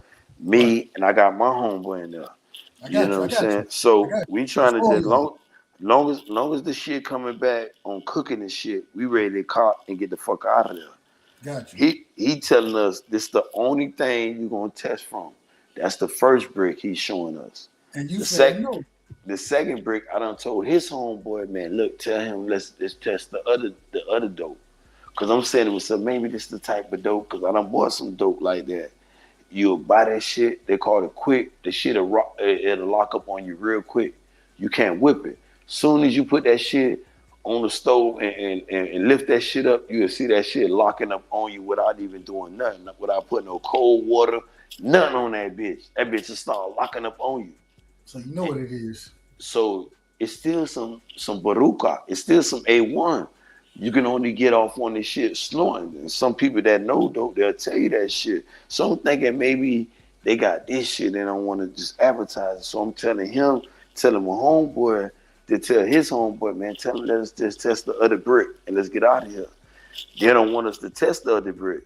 So now let's get the fuck out of here, right side. The fuck we still doing here? Let's go, bro. It's time to go. We ain't doing no more business.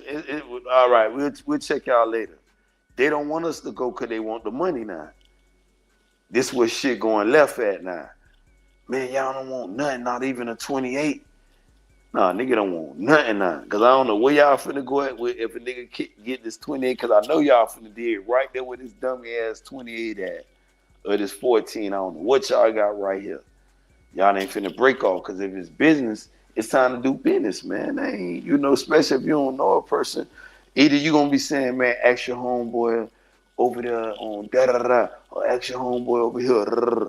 We going on a limb from these people talking about they getting this shit at this time from Miami, where I'm at now, right side. You feel what I'm saying? Because Miami was the shit at the time.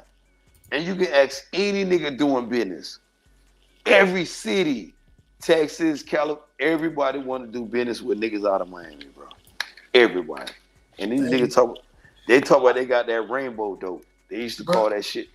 But then let me go forward because we're gonna land the plane. Hold on, real quick. I was just gonna say, I'm in Georgia, Atlanta. They speak about Miami, and I went to Valdosta State, so I done heard a lot about niggas from Miami. Yeah, so you everybody want this shit, but they don't want us to go. It's time to go, right side. We done test y'all set. This ain't what it is. Y'all up to something. Let's go. So his homeboy talk about he had left because I told him to go outside and get the car. The nigga come right back talk about, man, nigga ain't gonna let me out the garage, bro. I'm like, what? So so I know it. My homeboy heard that shit. I heard shit. My homeboy done caught that shit right. I said, oh shit. Because I'm already thinking this shit. I'm telling nigga, go get the car. Because I'm finna get my homeboy and tell him, let's go. My homeboy watching my back. I'm watching my homeboy back. We finna get up out of here. His homeboy going to get the car. This his nigga now. His people, his nigga. Go get the car. You just go get the car. How well you know? How well you know, bro? Huh? How well? Not. I know you know. I know you know your partner. How well you know his partner? I know this partner, man. I know them from my nigga, and everybody went to school. One thing about BMO niggas, they fuck with each other. They stuck together. Whether you could be out of West Baltimore, East Baltimore, it's more like it's really the set coming from West and East, downtown, and niggas over there on the other side. They call the other side. But y'all ain't even in the city though. Y'all ain't even in the city. It's East Baltimore, and it's from where Tane from. That's the city. Tane from the city. Oh, no, I'm saying where y'all at right now? Oh, where I'm from? What you mean? No. In the store. Where we doing? At this time. Y'all know where? We right now and what they call this shit at Vanover. It's right outside of BMO. It's Vanover, Maryland right now. Okay, Vanover. Okay, I've heard of Vanover. I've heard of it. Okay, all right, keep going. So they ain't letting you get the card. Ben, you there?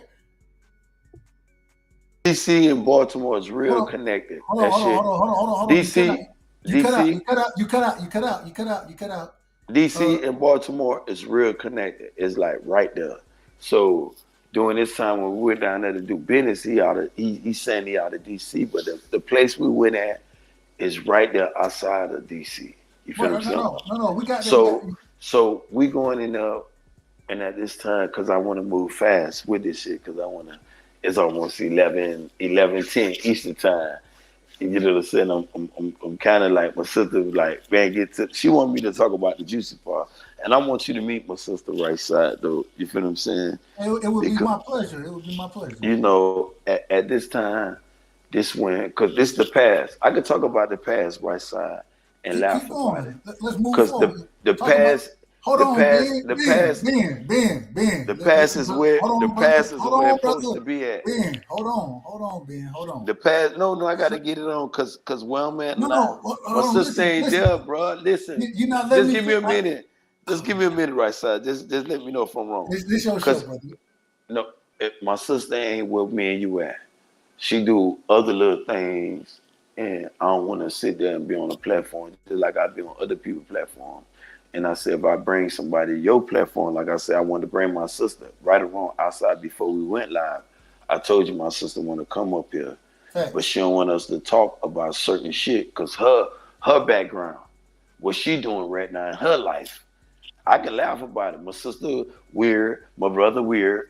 They say I'm weird because I told her I'm the black sheep of my mother's side of the family, right side. I'm the only dude with conviction. None of my brothers said they don't got no conviction. Good job. The same thing when motherfucker, my brother did time in the military. This nigga was a med vac. Same shit that Mark Nash used to be. And Mark Nash, I know you in the platform, in the chat, and you listen to this shit. The med vacs in the military used to give CPR on niggas, right? Right side. When them niggas done got shit shot out their ass over there in combat or whatever in Persian Gulf War, because it was about the Persian Gulf War in 1990. I don't know about World War III and all that other shit. You feel what I'm saying, my G? I feel you. Real quick, it was the Persian Gulf War. Hold on. Shout out to Mark Nash, man. I know he in the building. I know that nigga in the building. Let me finish. Go ahead, brother. Go ahead. And I'm just talking about my brother, not Martin Nash, my brother in the military. You feel what I'm saying? He talk about he a med vac. Cause my brother right now is the same. He done got his credential up like my mother, grandmama. They call him I think it's a practitioner. It's over a registered nurse, but it's under a doctor. I think it's called a practitioner. And my brother got his credential in the military. Nigga told me he do CPR. He'll bring a nigga back to life over there on combat. They got shot and he'll do surgery on them on combat out there in the middle of war. He finna pull a bullet out of nigga. I'm like, nigga, for real? He was like, yeah, man, I got to do this shit. I got to perform surgery. Sometimes.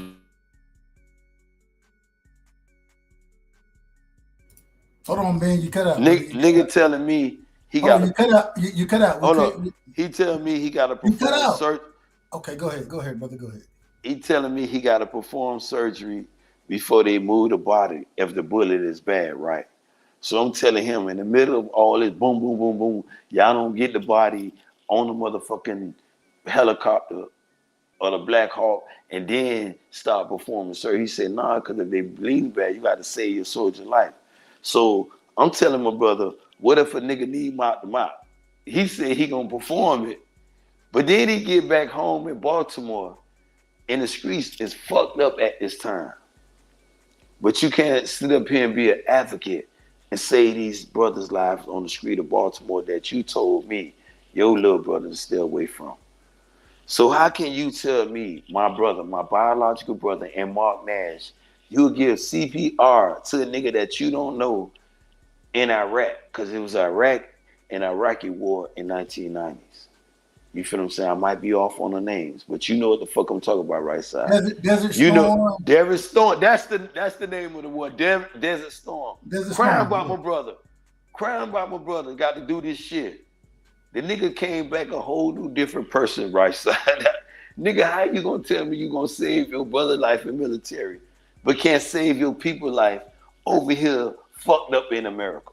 How he came back? How did he come back different? The same way Mark Nash came back different. And I'm gonna use both of them niggas in Carabin. And I told Mark he was in the same platoon. Mark said he was in the same platoon. I'm on my shit right now. I don't know. Them niggas was in the motherfucking what they call it, the Navy SEAL. They probably wouldn't have been in Desert Storm though, because Navy. hold on. Listen, all military, whether you be in the Navy SEALs, you a Navy, you a Marine, you aircraft, you Army. No, they different. They different. All them going into war. It was wartime. They sending all branches. They're gonna send a Marine in there first. But they send them differently. They send them totally differently. So you telling me it's gonna be a war with just the Marine and no, I'm not saying that. What I'm saying is who going in first? That's what you're saying, right? No, that's not what I'm saying either. What you saying? Give me a second, brother. Give me a second. What I'm saying is that as far as the medics and those type of things go now, right? They are in dangerous situations. I'm not saying they're not. What I'm saying is you're gonna send in the Black Hawks and the F-18s and all them shits. You're gonna send them in first. You see what I'm saying? So when you do start making your raids and things like that, you got your air support. You have these different type of situations. So the war is fought totally differently now. You are in danger. I'm not saying they're not. I'm not saying that. I'm saying that the danger is limited though. Go ahead.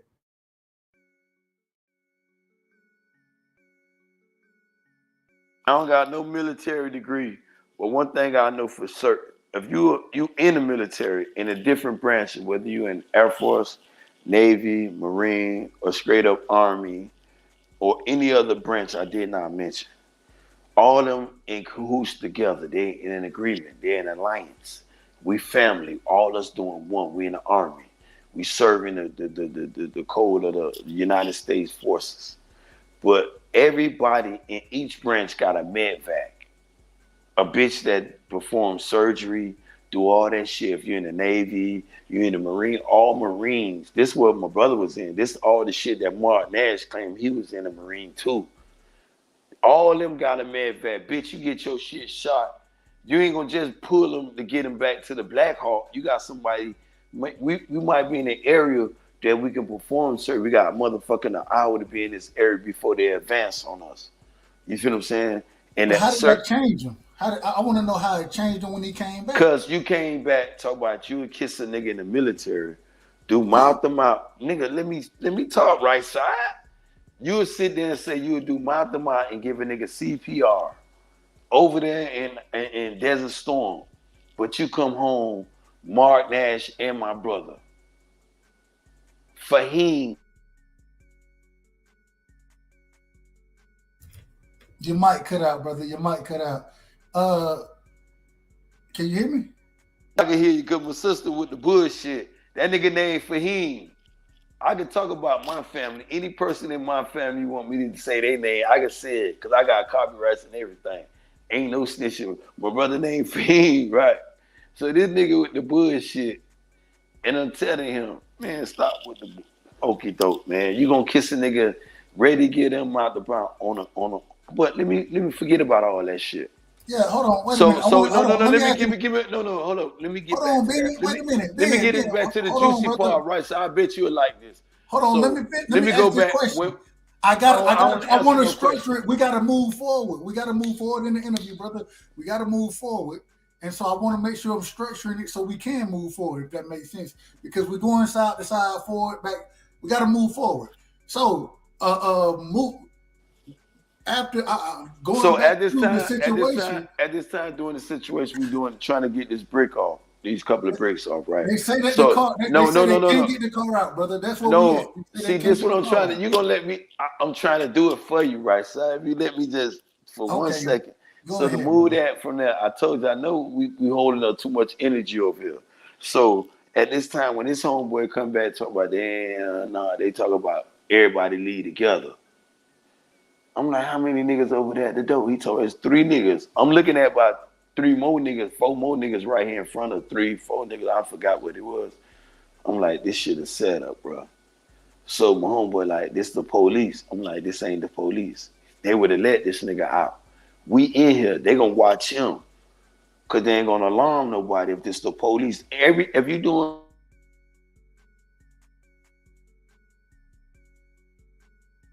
doing business with the police right side, they here to do business smooth. They don't want no gunfire. They don't want nothing. So they gonna let your A side leave, but nobody else ain't leaving. They're gonna have 3 niggas watching him wherever he going. Cause he might be going to get the money. They don't know. These niggas don't want nobody to leave.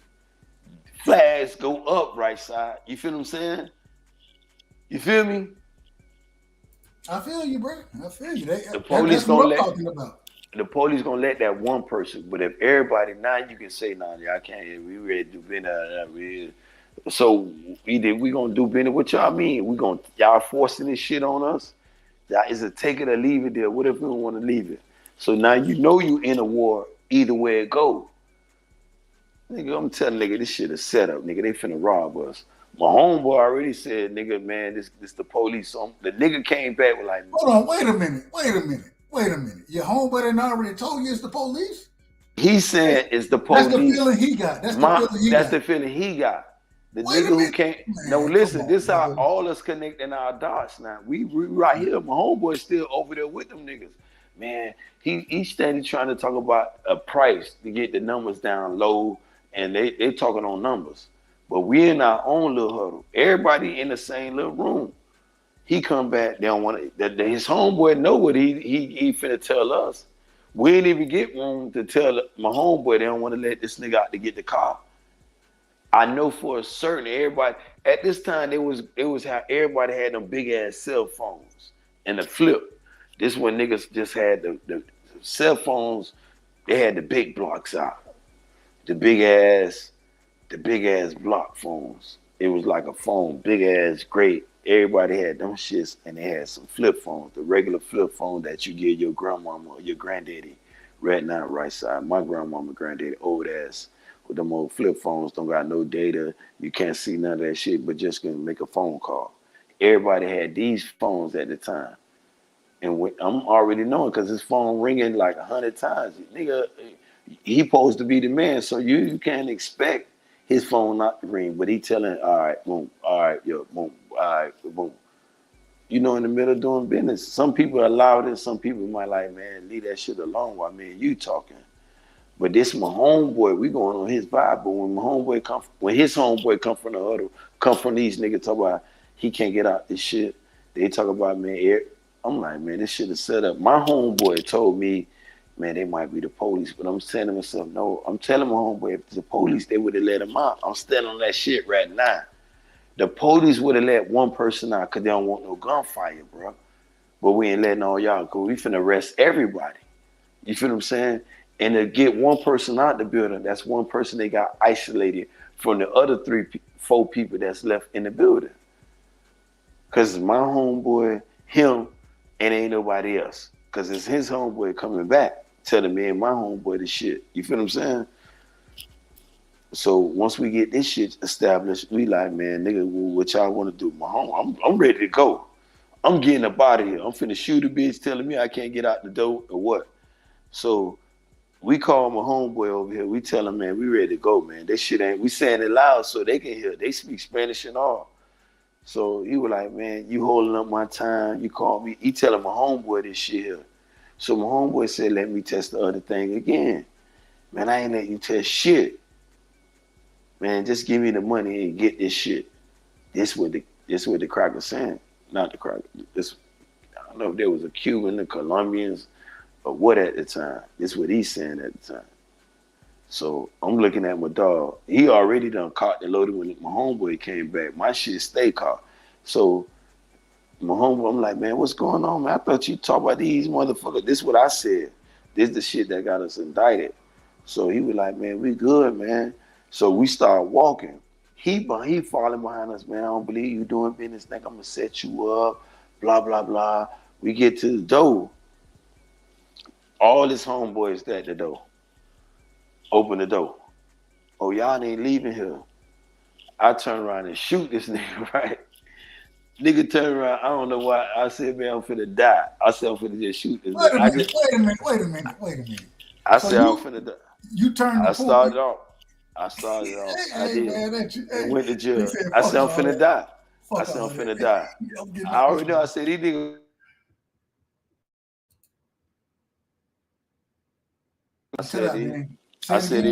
I said, these niggas finna kill us. And I went to court and I said the same thing. You know what I'm saying? If you want my sister to say she was in the courtroom and she'll hear you. And I told them people the same thing though, right side. I thought at this time, all us at the garage, we was in a warehouse, bro. We at the fucking door, cars in the garage, our cars outside the garage, they cars in this shit. We just want to get out this shit, bro. He got 3 niggas at the door. These niggas. You cut out, man. You cut out. I just want to go. I just want to leave this shit, bro. Nigga talk about. He said still talking to my homeboy. So at this time, I said, man, we finna die. I told my homeboy, we finna die, bro. I don't know what's on the other side of the door. Who they don't call. We finna die. That's all I said. I turned around, hit the nigga in his chest. Them niggas. That nigga people had switches back then. These niggas talk about switches now. Them niggas put us. Nigga, I'm talking about. I got shot 2 times right now. I got a shot. Hold on. Okay. Wait a minute. Okay, so you break. I want to shit. Finish the story, nigga. You pull up right now. I can hold show on. you my. Hold on. I got shot. Hold on. Give me a minute. Did you kill somebody? I don't know if you can answer that question. Yeah, that's the past tense. I went to jail for that. Okay, so talk about the past. Yeah, we talking about the past. So how did all this happen, man? Talk about. I want to hear the story. Ryan Bricks, though. So when we get this shit, I got a bullet right here on my hand. I got one in my chest, right, and I still when I got hit, the shit went in my stomach and it came out the side of me, right up in my rib cage. So a motherfucker was going down shooting up at your head? Nah, I'm hit, but my hand. I seen my hand shit bust open, right. So they shooting. Nigga done knocked the gun and all that shit. I done shot his homeboy, the nigga that supposed to be El Jefe, the enchilada, the number 1 supreme. I done shot him. The enchilada. You know what I'm saying? So nigga done got hit. So I'm trying to figure out why I can't shit moving my shit. I ain't moving right. Shit, I'm talking about these niggas banging. I cannot recall what happened right now. I feel you. Everything just went kind of crazy. So after this situation, did you end up going to the hospital next? My arm bust up. But let me finish my story, bro. You keep stopping me. No, you were breaking up. We couldn't even hear you, brother. You was talking. Oh, okay. I didn't hear nothing you just said. My homeboy D picked me up. Dion picked me up. So when he picked, this is my homeboy. So when he picked me up, we get out. I'm looking around. Shit still clapping, right? So these niggas, I don't know what the fuck going on. And if they talk about snitching right side, I don't have a problem with that. So when the nigga came to with this shit, right? A nigga took me. I went to Bellevue. That's in New York. Nigga took me way up there to New York. I know if I check in downtown in Montgomery Ward, they gonna know what's going on. Nigga took me way up there to New York. I'm looking at my hand. But I'm like, damn, I can't hardly breathe, and I'm feeling, you know your body right side. I'm looking at why this arm wound making me feel the way I'm feeling, right? But I'm steady wiping the hand on my shirt. So the nigga talk about, man, we get there, man, we're gonna have to change clothes and shit. So he give me his clothes and shit, so I get on his clothes. But before I could change the clothes, when I took off my shit, I see my stomach, like. I knew I got hit in my stomach. It's like a little wound. It was a big ass hole in my stomach. But the bullet right here on the side, I'm like, what the fuck? I said, this is why instantly right then and there, a nigga, that's when I passed out. But when the nigga came to, they was asking me. The nigga ended up dropping me off in front of Bellevue. You know what I'm saying? My homeboy and everything.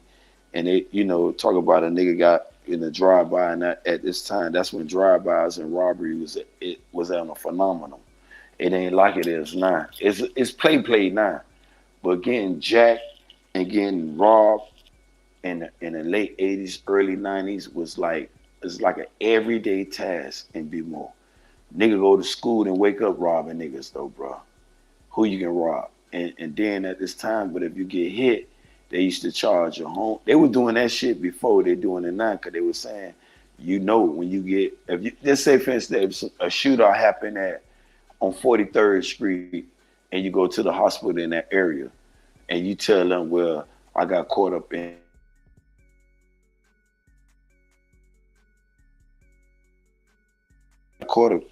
a domestic violence or any bullshit you want to tell them, they still gonna investigate.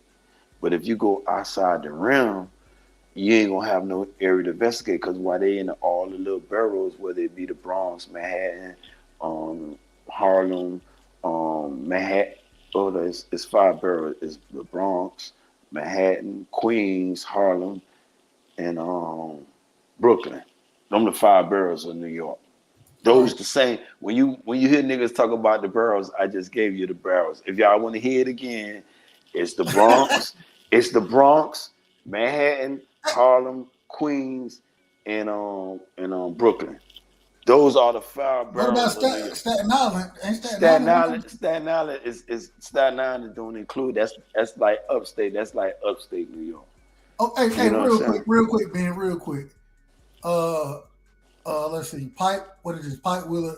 Brother, I believe that was you. If I block your main account, I believe that was you that came here as Big Bad Booty Daddy. I believe that was you. And we're not doing that over here, brother. Respectfully, of course. Respectfully, we're not doing that. And so if that's the name you chose to come up, hey, I mean, I don't know what you're asking from me. And he ain't asking nothing from you, man. Them my trolls, right side. This is ridiculous. Ben, come back. You fell out, Ben. You fell out. Come back, brother. And I don't know how it's filed. I don't know how it's out, brother. I can't change it for 14 days, brother. I saw you earlier today as Alonzo Soa, brother. I saw you. Yeah, come on, brother. Let's not do that. You came in under that name with a. Let's not do that, brother. We're not gonna do that. My brother Ben fell off. Shout out to Cooking with the Champ, man. Great. My brother Cooking with the Champ, man. He had a hell of an interview as well. So, hey, it is what it is. But no, brother. Why would you come in under? And look what you say.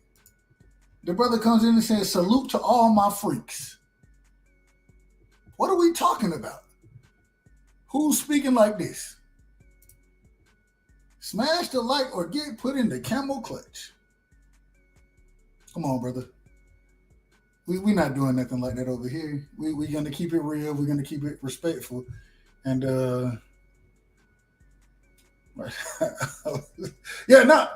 man, ROS. Hold on. I was confused as well. And then I had to click on the page, right? Click on the page, and then it go to the actual page, and it says, I took a screenshot of it. You know what I'm saying? When I saw it, I was like, "What is this? I don't know, man." Oh, okay. I don't know. Hold on, man. Let me call my brother Ben Israel real quick. I'm gonna give him a call, see if everything is okay with him.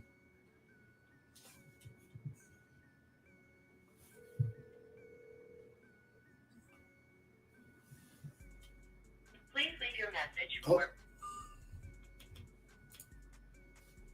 Ben is back in the building. Salute, Ben. You all right? I'll sound right side.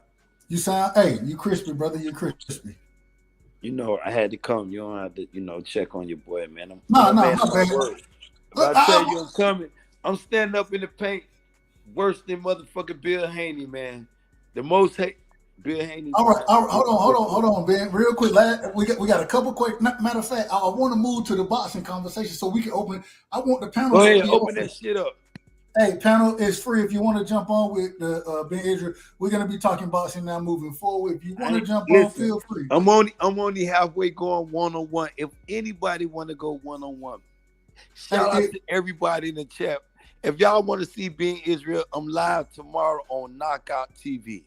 Ben Israel going 1-on-1 with the upper echelon, and Dub Rightside is gonna be the coach. He gonna make it a good, clean fight. Me and my brother upper echelon, we ain't at nobody's throat. But after that fight, I'm calling out some names, and you bitch ass nigga in this chat, y'all know who I'm talking about. So first things first, Ben. I wanted to ask about that debate that you have tomorrow. Man, talk to me. Are you excited? Are you nervous about being? And I want to say, being that I've been in the spotlight, I've judged the spotlight. I've seen how it works in multiple different ways. Are you excited for the event, brother?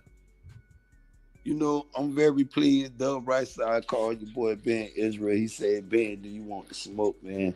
And I said, I want the smoke. You know, and it's sad that I got to challenge my brother.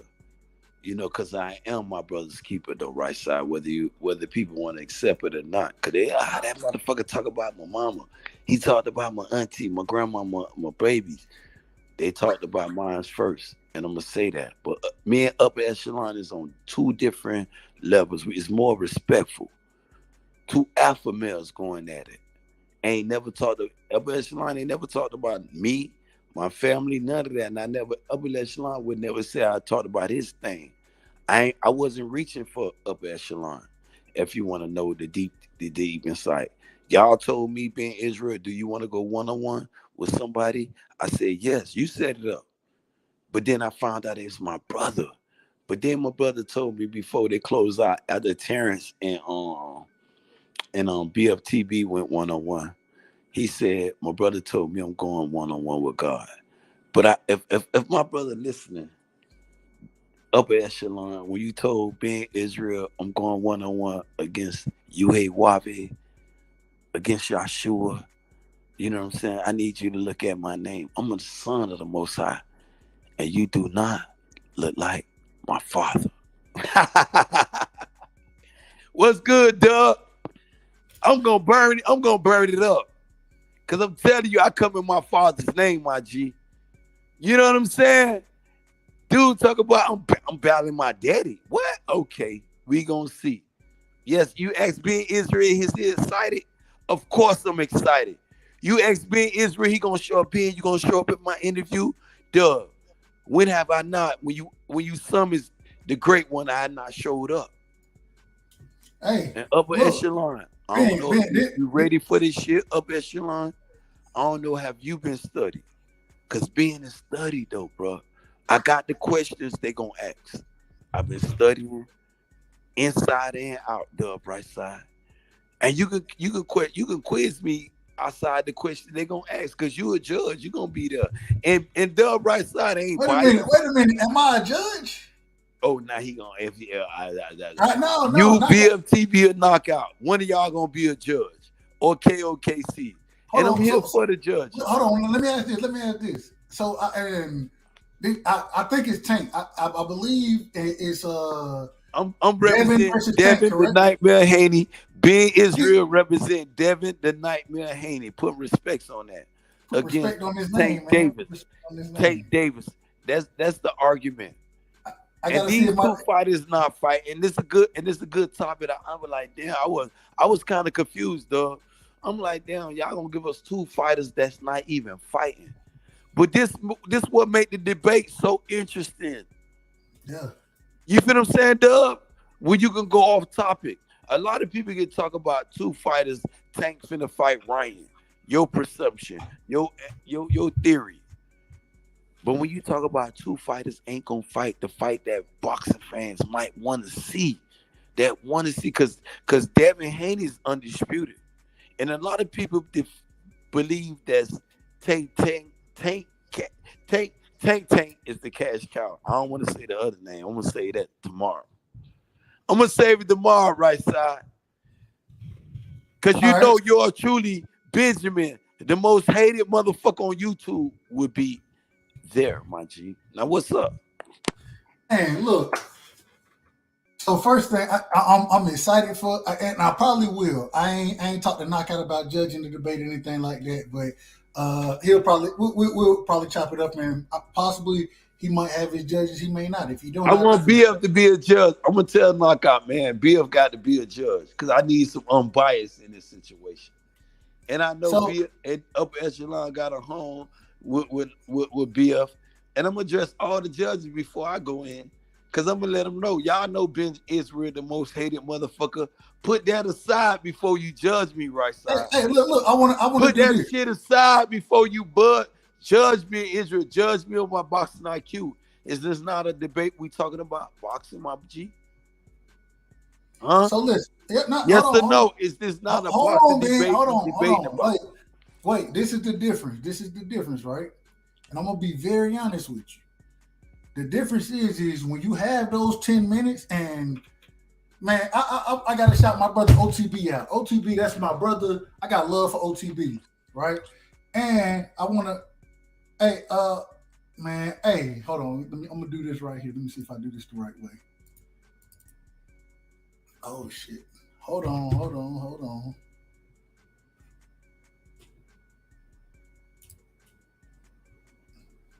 Hey, D Bevel, if you got anything to say, you can hit that link, D Bevel.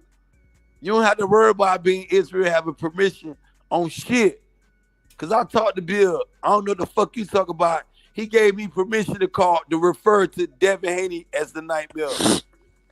Hey, real quick, we got my brother in the building, man. What's cracking? So amazing. What's up, bro? What up, player? So I'm gonna be real with you. I'm gonna keep it a buck with you. You feel me? I got love for you. You know I got love for you. When I see you in the chat, I always show you love.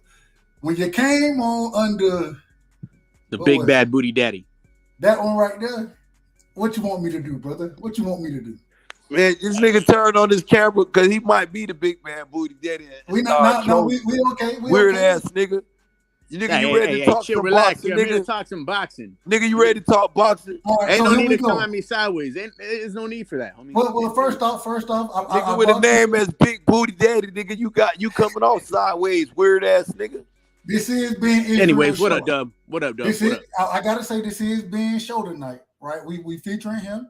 You feel me? So I will say that. I gotta say that. You feel me? But we're gonna bring these boxing topics out and we're gonna move forward. We're gonna go to Ben first, then we're gonna come to you, my brother. First topic that we going off of tonight. Ben, are you excited? I know, Earl Spence is your guy, and that's the first. I gotta ask this. Break down the EJ versus Bud fight for me, Ben. How does that fight play out if it ever happens? First off, does it happen? Do you think it happens? I'm glad you brought that up, though, man, because we got the WBO just sanctioned a fight between Bud Canfish Crawford, aka Crawfish Crawford, into a fight with Frank Rocha, Mr. Cocky Roach. And I told you a long time ago this is what Bud was reaching for. Bud was hoping. And y'all dudes be sitting out here trying to defend Bud and his legacy. And y'all gonna sit up there and accept these cherries. Repeatedly, cherry after cherry. But y'all gonna condemn EJ. Crucify EJ for fighting Ugas, a dude that's reigning and defending WBA champion.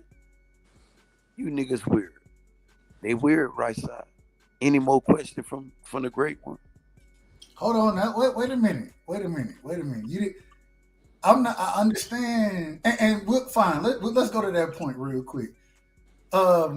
In your opinion, Ben, when we're talking about this situation, just right, what then kind of just happened. When you look at EJ body of work, let me ask the question. I want to ask this question about Bud because I know what you feel about EJ. I know how you feel. Well, first off, let me go to my brother first, Alonzo. Hey man, talk to me. How do you see this fight playing out if it ever happens, Bud, EJ?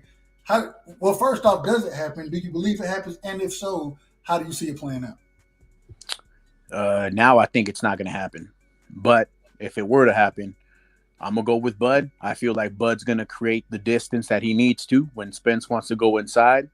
And Bud's gonna be able to handle him inside for a little bit, but if he's losing on that end, he's gonna make distance and he's gonna adapt like he's proven to do, and I feel like he's gonna escape the victor. That's just my opinion. Now, do you think the fight happens? No. Okay.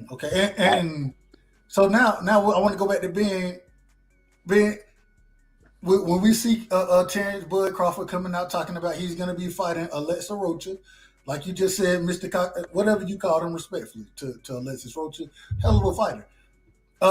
And it seemed like they have been in negotiations. We thought this may be going on when we saw Bud talking to Golden Boy. Hey, I y'all know how I feel. I think Bud ducked. Man, did this prove, or is this even more duck move? Or do you feel like Bud is said, hey, he may not have that EJ fight, he gonna continue his career?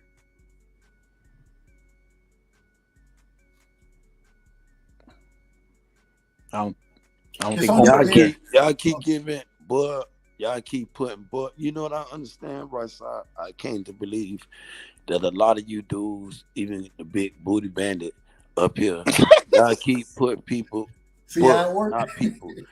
You, the big booty bandit, and the rest of y'all Bud Crawford fans, y'all like to keep that dude and protect the custody. I noticed that. Y'all give him a pass. Protect the custody. Y'all, you and the big booty bandit. I ain't just saying him. You too, Dub. Brother, I have never put these man. Come on now, this is ridiculous. The A side of being a motherfucking. Can you look past the Crawford hate and just judge the fight? Can you just judge the fight? I'm judging the fight. We get it. There's a narrative that Bud ducks. When you talking about regionship, when you talking about Bud gonna make it an outside fight, an inside. When you talk about Bud getting in the pocket, I don't see Bud winning nothing in the pocket. I don't see Bud. That's why I said. That's why I said. That's why I said he will create distance after that. But then when you talking about making it a boxing level, a lot of people say EJ boxing skill go underrated. He got a good jab. He got one of the best jab in boxing. How do you establish that jab if you don't do it on the outside? You can't be close on the inside, establish the best jab in boxing, big booty bandit. This why, again, Errol Spence gonna beat the shit out of Bud Crawford on the outside with the best jab in boxing, like you said.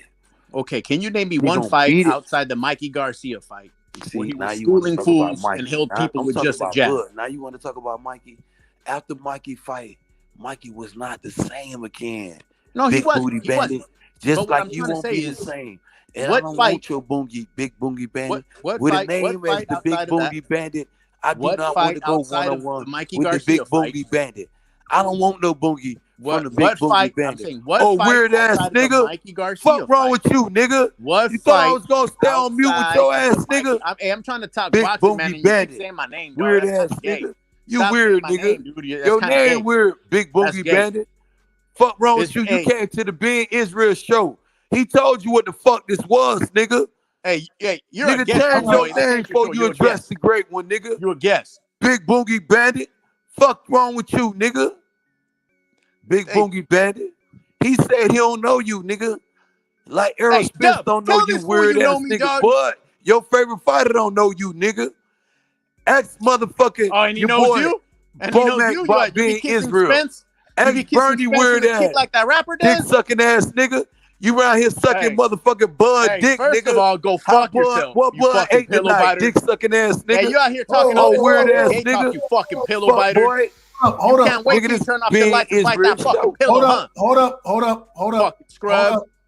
My bad, bro. Life jacket for these niggas. I knocked myself Get these niggas a life jacket.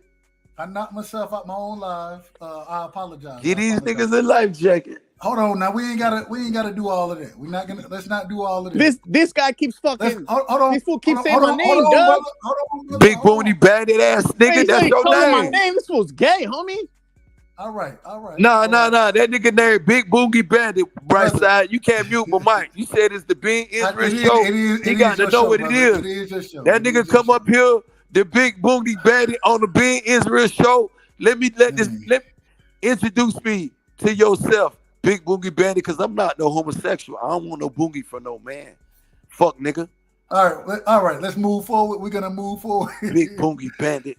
All right, Weird ass nigga. All right, brother. All right. Let's move forward. Damn, God. Nigga named Big Boogie Bandit. What y'all get mad at me? Cause I call niggas out on they shit. But y'all get mad at being Israel. No, this nigga name. So you telling me I'm lying? This nigga name ain't Big Boogie Bandit? I'm lying? Okay, that's what I thought. I don't think Big Boogie Bandit ass nigga. No, I think it was brother. It was it wasn't. I think it was Big Boogie Bandit. No, it was the Big nigga named Bad Big Booty Boogie Daddy. Bandit. It was Big Bad Booty Daddy. That's what it was. Big Boogie Bandit. All right. Moving forward. You know what I'm talking about. All right. That weird ass nigga know what I'm talking about. Big Boogie Bandit. What man would call himself? I'm the Big Boogie. I love my Boogie. My Boogie. We gotta move forward. Nigga. So, Gay-ass nigga. Nigga talk slick to being Israel. Nigga, I'm here, nigga, and I want you to show up tomorrow on Knockout so you can see me deal with upper echelon Big Boogie Bandit ass nigga. And I know you're gonna be there because you a motherfucking troll, nigga. You follow being Israel. Tell Dub how you be following me around, nigga. Weird ass nigga. All right. So next question moving forward, being for you, we're gonna come to you first. Then we let that nigga answer being Israel. If this being Israel show, let that nigga answer my question, nigga. You be getting these niggas, you gonna introduce and say this the being Israel show, and this Big Boogie ass nigga be following me around from platform to platform. I know who this nigga is. I told you before this nigga pull up who he was. Gay ass nigga.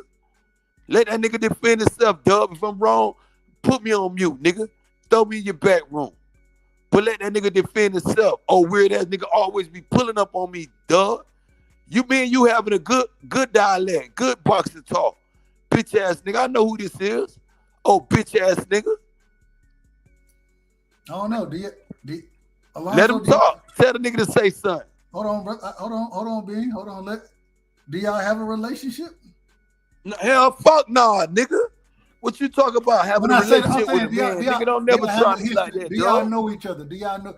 He say he know you, Alonzo. Do you know him? Nigga named Big. Yeah, that nigga follow me around. Rap star, boxing, punch, drunk, these bitch ass nigga platform. Don King, aka H Money. The Graveyard with BFTV. Nigga, Keon platform. This nigga come on. He got another name. I forgot. When I pull up at the crib, I'm gonna tell you, I know that bitch ass nigga. This is why he don't got no energy for me right now. I know the Big Boogie Bandit. He's a bitch ass nigga. Nigga weird, man. Weird ass niggas be following. Nigga, him and Jimmy. Okay, I got it. I think this is Jimmy. This the thing, Doug. Hold up, Doug. You said the Big Israel show, my G. Kick me off, but let me talk my shit. This nigga. That nigga there and Jimmy is in the background. This weird nigga, him, Jimmy, and the nigga named L Dog. And MMA, these weird ass niggas be on some duck shit. Bitch ass niggas. Troll ass niggas. What up? How you doing, bro? What up, Jimmy? How you feeling, Jimmy? Ben, we got Jimmy bitch ass. That ain't Jimmy, that's Jimmy bitch ass. Myself? My mic keeps getting muted. That's this bitch ass off your mic ain't mute. You see your bitch ass girlfriend on pull up, fuck nigga. Your girlfriend on pull up, bitch nigga. Now your mic was muted. Bitch ass and then not giving me a fair shot muting my fucking mic. Your girlfriend is put up, bitch ass niggas. Clown. You the one been calling my name all fucking night, dog. It's the big bad Boogie Daddy. One-on-one with both of you gas niggas. My name out, dog. Now what's up? So go fuck yourself. Hey, don't smut me up. Thinking about you, man. No one worried about you, man. I can't even with L-Dog. Talk about your name, Jimmy. Don't smut me up like I'm so fucking racist. I know who you is, fuck nigga. I told Doug, look how I make this shit pop. You roll with H Money. I got space in these fuck niggas' minds. You roll with H Money. That means I'm risking these niggas' brains, bro. I'm cooking these niggas, Doug. You ain't cooking fucking nobody. You niggas mind. Look how this weird nigga just came off mute all of a sudden when his girlfriend put up. But I cook his girlfriend too. Is it Big Spencer kissing Yellow Beezy? Is it Big Spencer kissing Yellow Beezy? That's a fucking shit. You went over there on Lady on Lady Yellow Beezy fucking twerking with him. You left that shit, man.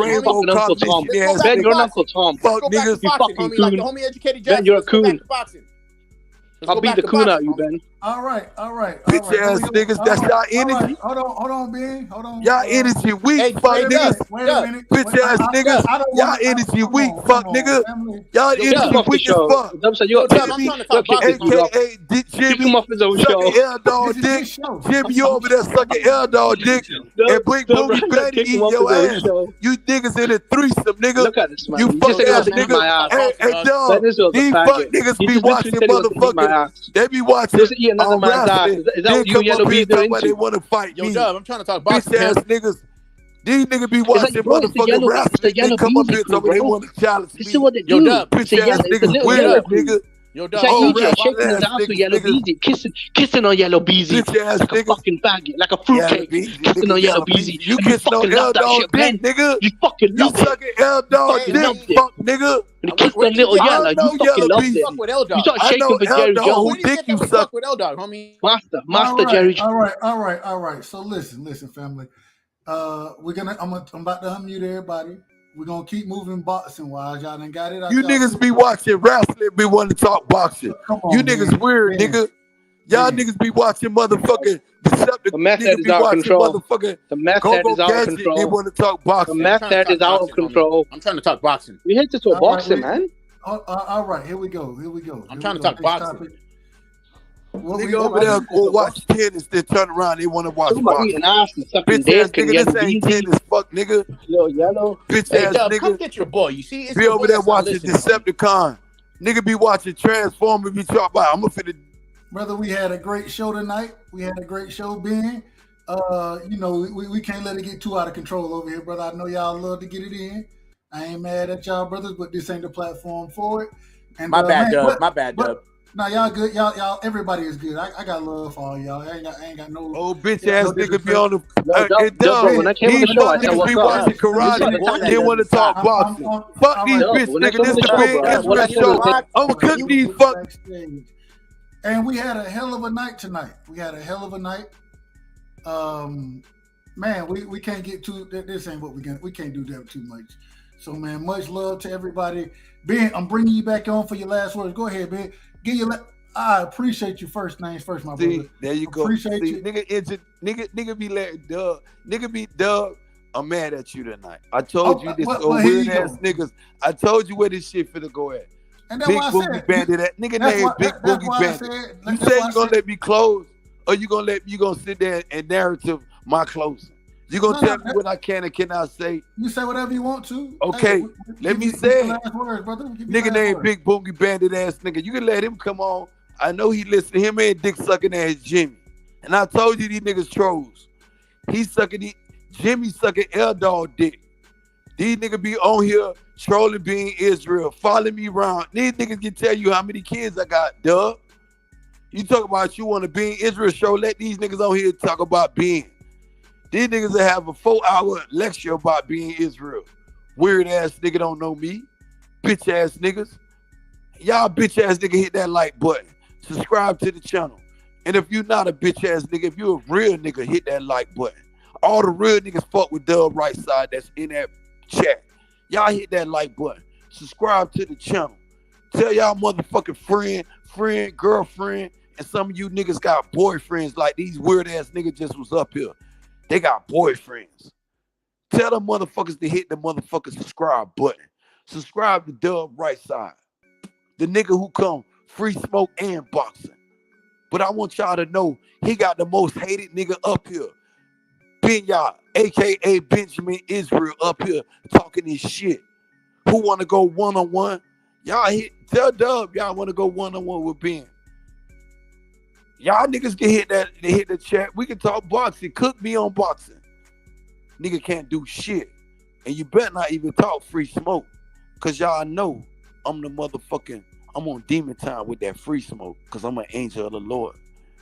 So if you come with me with the free smoke and you bitch ass niggas say y'all on demon time, I'm gonna turn to something different on you bitch ass niggas. Cause if y'all on demon time, it's gonna take an archangel to deal with you fuck niggas. And you bitch ass crackers. So I don't need no white person to tell me I need to follow a white motherfucking boxer because he white. I don't need to follow my favorite fighter because he black. And to the Mexican fighters, that the Mexican fans that support their Mexican fighter because he Mexican. Them Mexicans, people don't say a Mexican is racism or a Mexican is different because he think Canelo Alvarez or Julio Cesar Chavez Sr. is the greatest of all time. They don't question that.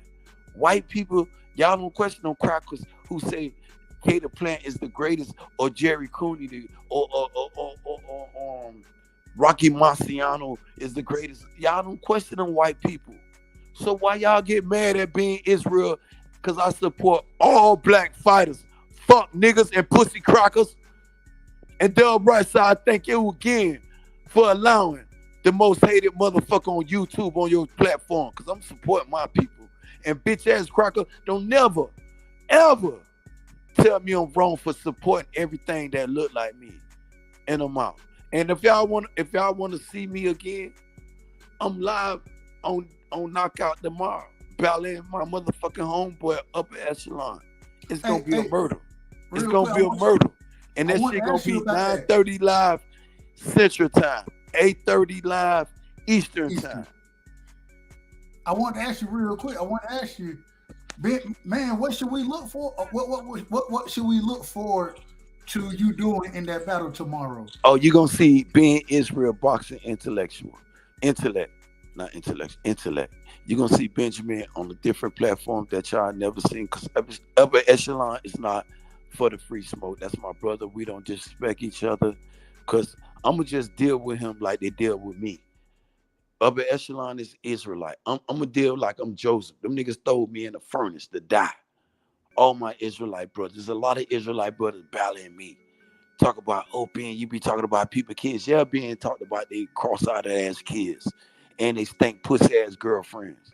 Yeah, I did that. They standing on that because they challenged me first, Dub Rightside. Talked about my kids before I even had kids. And Dub, you know I got twins now. You know that, right, my G? Congratulations. Yeah, and I got more kids now. That's left. Even I got nigga, bro. No, forgive me, my G.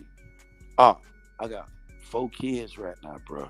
DNA testing, proven. Biological testing, proven. Now your seed is out there. Your seed is out there again. And I thought, while I was free smoking with these dudes talking about their kids, and they talking about, bitch ass nigga, you mad that you don't got no kids? Look how quick I'm blessed. And you know, I wasn't talking about their kids like that. They just came off on me of my unborn seed first. And look how blessed I'm blessed. It's just like with Adrian Broner. If you want to talk, like you said, what to expect tomorrow, and I'm gonna get back on Q and on Square. I'm talking boxing, intellect. I'm gonna be intellectual tomorrow. And you look at the Adrian Broner situation. How dudes compare me to Adrian Broner, but I'm gonna be the opposite of that. Cause I ain't gonna take all the money that I established in boxing and tell you right now I'm finna take $30 million and become a rapper. When I need to become a rapper and get $30 more million, add to the collection. Add to the motherfucking collection. But yet and still he took $30 million, went to Miami and blew $5 million. Ask Adrian Broner about it. If y'all think I'm lying, say, Ben said you went to Miami and blew $5 million. Yeah, say yeah. Got mad about Al Heyman, the great one. But I ain't gonna hold it up though, Dub. I know you want to close out. You got things to do, because I can go on and on. No, brother, this show. If you want to talk a little more about, okay, let me go, because you got Adrian Broner, and when y'all dudes want to address the Adrian Broner time, I was looking for the motherfucking problem child. Nigga, I was looking for the can man, Dub Rightside, the chat, and everybody ill hustling that's in the chat that don't want to say shit. Don't get Dub Rightside. Oh, shout out Dub, and don't want to say nothing else after that. To them bitch ass nigga. When he was the problem child and the can man, Adrian Broner was that dude. He was that dude to be reckoned with. He was that dude to size up and go great and to show you greatness. But when he invented that other alter ego about billions, this weird ass nigga wanted to be a rapping ass nigga. Oh, rapping ass nigga. Want to be rapping ass nigga. He fucked everything up. Down here at the Madonna fight, y'all seen that nigga acting like he was an MC Hammer ass, dancing ass nigga before the Madonna fight. He was lining this shit up what he wanted to do. He was saying he wanted to be a dancer or a rapper. He didn't know what the fuck he wanted to do. Oh, Luke Skywalker booty shaking ass nigga. Y'all be talking about why being Israel when you don't got no hell. Fuck his sympathy, nigga. Fuck Adrian Broner. Nigga, and Shakur Stevenson too. Fat ass nigga. You niggas take boxing for a game. Shakur done missed weight. Lost 2 belts on the scale. Adrian Broner. Motherfucking 4 bitch ass nigga, and it still be talking about nigga trying to rob you. Nigga, go find your hairbrush now, nigga. and brush your eagle, nigga. Tell Adrian Broner to get that hairbrush and brush his eagle, nigga. Nigga, humble yourself. Fuck ass Adrian Broner. Weird ass nigga. And bring your ass back home, bitch ass nigga. Or go over there and suck Eddie Hearn dick and get you a fight on motherfucking Matchroom. Bitch ass nigga be over there with BLK, my daddy. I'm here with my motherfucking stablemate, Bud Crawford. This the new Death Row. Yeah, I remember that shit, dog. Fuck wrong with these niggas think I forgot. Bitch ass nigga, I ain't never forget, nigga. Bitch ass nigga, where you stablemate to save your bitch ass nigga? Adrian Broner ass nigga. Weird ass nigga. But now you ready to suck Al Heyman dick, Adrian Broner, huh? Gay ass nigga. You ready to go over there and kiss Steven Espinosa ass, Adrian Broner? You humble now, bitch ass nigga. Cause your baby mama talked about you. Nigga, I'm only saying what they said. I'm only repeat what came out your bitch ass mouth, Adrian Broner. Fuck nigga. Humble yourself, nigga. Be a man. You can dust yourself off, Adrian Broner. I know where you at in life. Being Israel done been down many dark roads, blood right side. Fuck niggas don't know me. They don't know the shit I done, the work I done put in, nigga. Nigga, fuck wrong with these niggas. Nigga, I ain't even got through with my shit. Nigga, I told you, nigga, you gonna need a whole fucking 24 hours lifetime to hear my story, nigga. I ain't even talked about my mama or my father. And this nigga had me up here. And you Adrian Broner ass, weird ass niggas gonna sit up here and cap for this nigga. Fuck Adrian Broner. Nigga took $30 million, thug right side, of his money. He earned in boxing, talk about he gonna be a motherfucking rapper. Why you ain't donated to Homeless Trust, nigga? Let me ask this, brother. Let me ask this. Bitch ass nigga. Nigga weird, dog. Man, when we outside of, first things and what you expect for being Israel tomorrow, you ain't gonna get none of this, nigga. You ain't gonna get none of this free smoke. You gonna get all boxing intellectual talk.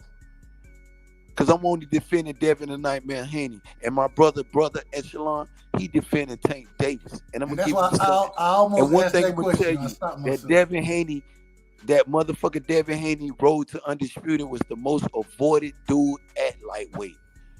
They would have gave motherfucking Tank Davis a shot at it. Ask Bob Arum. I got receipts. These niggas want receipts. They know what I'm talking about, dog. If I got to play it, you want me to play it? Do I have to play it or just get it niggas? What? I ain't gonna ask you because you might not be a judge. And if you is, I don't want them niggas to say they're gonna discredit you or you heard of being. That's what I want to discuss. But what you gonna get straight? So let me ask this. So let me ask this. Let me ask this, Ben. Man, right now we got especially up at the higher weight divisions, the 68 division, 75 division, where Canelo, he's currently 75. Shout out to Mondu Jack, cruiserweight champion, dub right side. 200. That's 200. Going in there and upsetting the apple cart. Beating Makumbu, the same motherfucker who Canelo Alvarez won the cherry pick. Now I bet Canelo Alvarez want to fight Mondu Jack all of a sudden. I bet. Bro, watch how his energy changed, dub. I want to fight Mondu Jack. Badu Jack always get them shots, bro. Hey, Badu Jack came up under Floyd too, so. And he was moving at 40 years old. Look at his ring generalship. If you want to test me my intellect, test me on that, dub. What about his generalship in the ring? Being able to stick and move, being able to go in the pocket when it was time, and going and using his range on the outside. Questioning being on the intellectual boxing. Let's go, dub. I ain't gonna holler at you. I'm talking low, my G. Nah, you good, bro. So look, I want to ask though. So we got the Caleb Plant versus David Benavidez, my brother. I couldn't call out David Benavidez. You want me to turn up? Wait a minute. Let me ask the question before you turn up. So first things first. We see the lengths that Caleb Plant is going to win the mental edge. We see the same thing, or we kind of saw that with Benavidez at the press conference. they two damn near complete opposite style of fights. Who do you pick to win the fight, Ben? Me, Israel picked David Benavidez. You know, and the reason why. You gonna sit here and count because you like Kelly Plant. Because you looking at Caleb Plant last year. That's what. Let me tell y'all what Dub Rightside looking at. Hold on, wait a minute. Because he knocked out the real. Caleb Plant knocked out the real. It ain't. He put him to sleep. I wasn't gonna say none of that. That what you I wasn't go. gonna say none of that. I'm gonna lie on I'm face not for going you. Ben Israel here for the smoke, Dub. Go ahead, brother. I know where you going at with it, but David Benavidez is something different. The Mexican motherfucking monster. They ain't gave him that name. They ain't gave him that name for no capping reason. To be a cap artist, Dub. They gave it to him for a boxing reason, bro. A two-division. No, a two-time, not a two-division. Forgive me, y'all, chat. It was error. Hey, real quick, man. The panel is open. WBC. Y'all want to jump up here? Nigga, let them on. I'm but this ain't no smoke. This ain't for all smoke. Night, dog. This isn't for smoke. This is no. All we're not gonna do no all smoke. Y'all better not talk about me. Nothing. Man, I'm gonna cook that. Same thing with you, brother. Far from boxing, I'm gonna smoke them. We talking and boxing only. And I'm on mute. But no, keep cooking, man. Keep cooking about this fight. Where y'all at? Where y'all Cater Plant fans at? Where you Bud Crawford fans at? My dude Dub said, don't push it to free smoke. Let's talk about free smoke. This is not. Yeah, let's keep. Let's talk about. We can just have a conversation. Where you Cater Plant fans at? Hold on, wait. Before we call any, let's not call nobody out. Let's keep talking boxing. Where you Bud Crawford, aka Canfish, aka Crawfish fans at? So listen, where you soft hands Cater Plant fans at? He says his name Sweet Hands. Ben, that's his nickname, though. The question, you get mad for me referring to him as his nickname? The question is this. The question is what his nickname is, though, Doug. Sweet Hands Plant. Pillow fisted ass nigga, because you locked the real out. You think you the boogeyman, bitch ass nigga? That nigga Cater Plant ain't the motherfucking boogeyman. He a bitch ass nigga.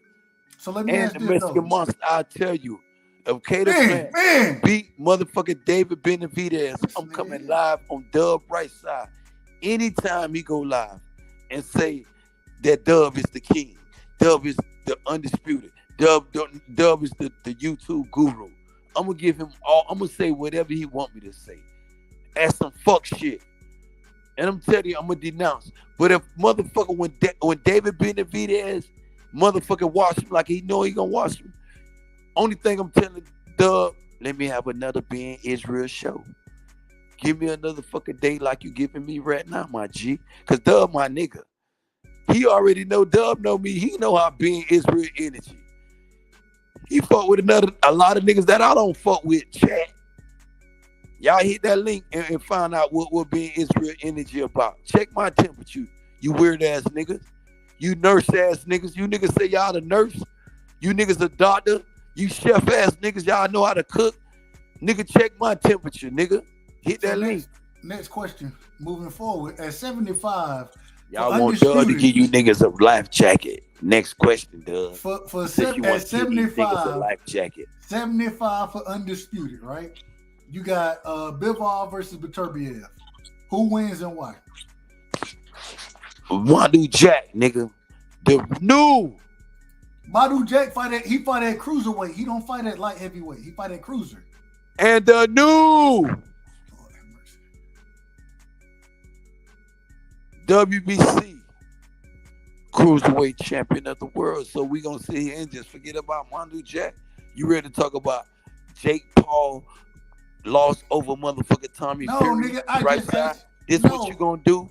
You gonna take all the glory away from Madu Jack becoming a 3-division and your current WBC cruiserweight champion to talk about all these dudes at this, that division? And you know how I feel about Errol Spence at 147. Hold on. Talk about Madu Jack. Talk about the same boxing card we just had this weekend. These niggas don't want to give Manu Jack his glory, his credit. Who thought Manu Jack gonna go walk away with the WBC title? Who had Manu Jack favorite? Being Israel, King Smoke, Bodacious. Y'all niggas hit that link. Well, real quick, Ben, we got my brother. I'm going on mute. I'm going on mute. Let me go on mute. Nah, Rick, he good people, man. What up, Rick? How you feeling, bro? Hey, can you hear me on this Bluetooth? You crispy, brother. Hey, what's up with it? Right side and you too, Ben. Ben said where the Bud Crawford people is. See, I explained it. The way I feel about it is, I'm a Bud supporter. I'm just not a Bud fanboy. See, it's a big difference with me.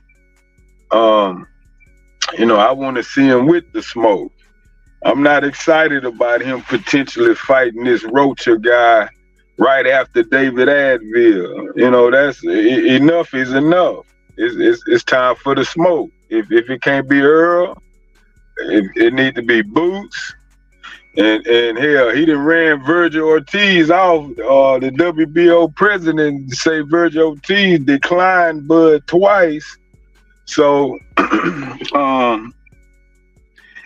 being not all these Bud people out here are irrational and ridiculous minded. Some of us are realistic and do want him to get the smoke and will, address him as such as far as ducking the Earl fight.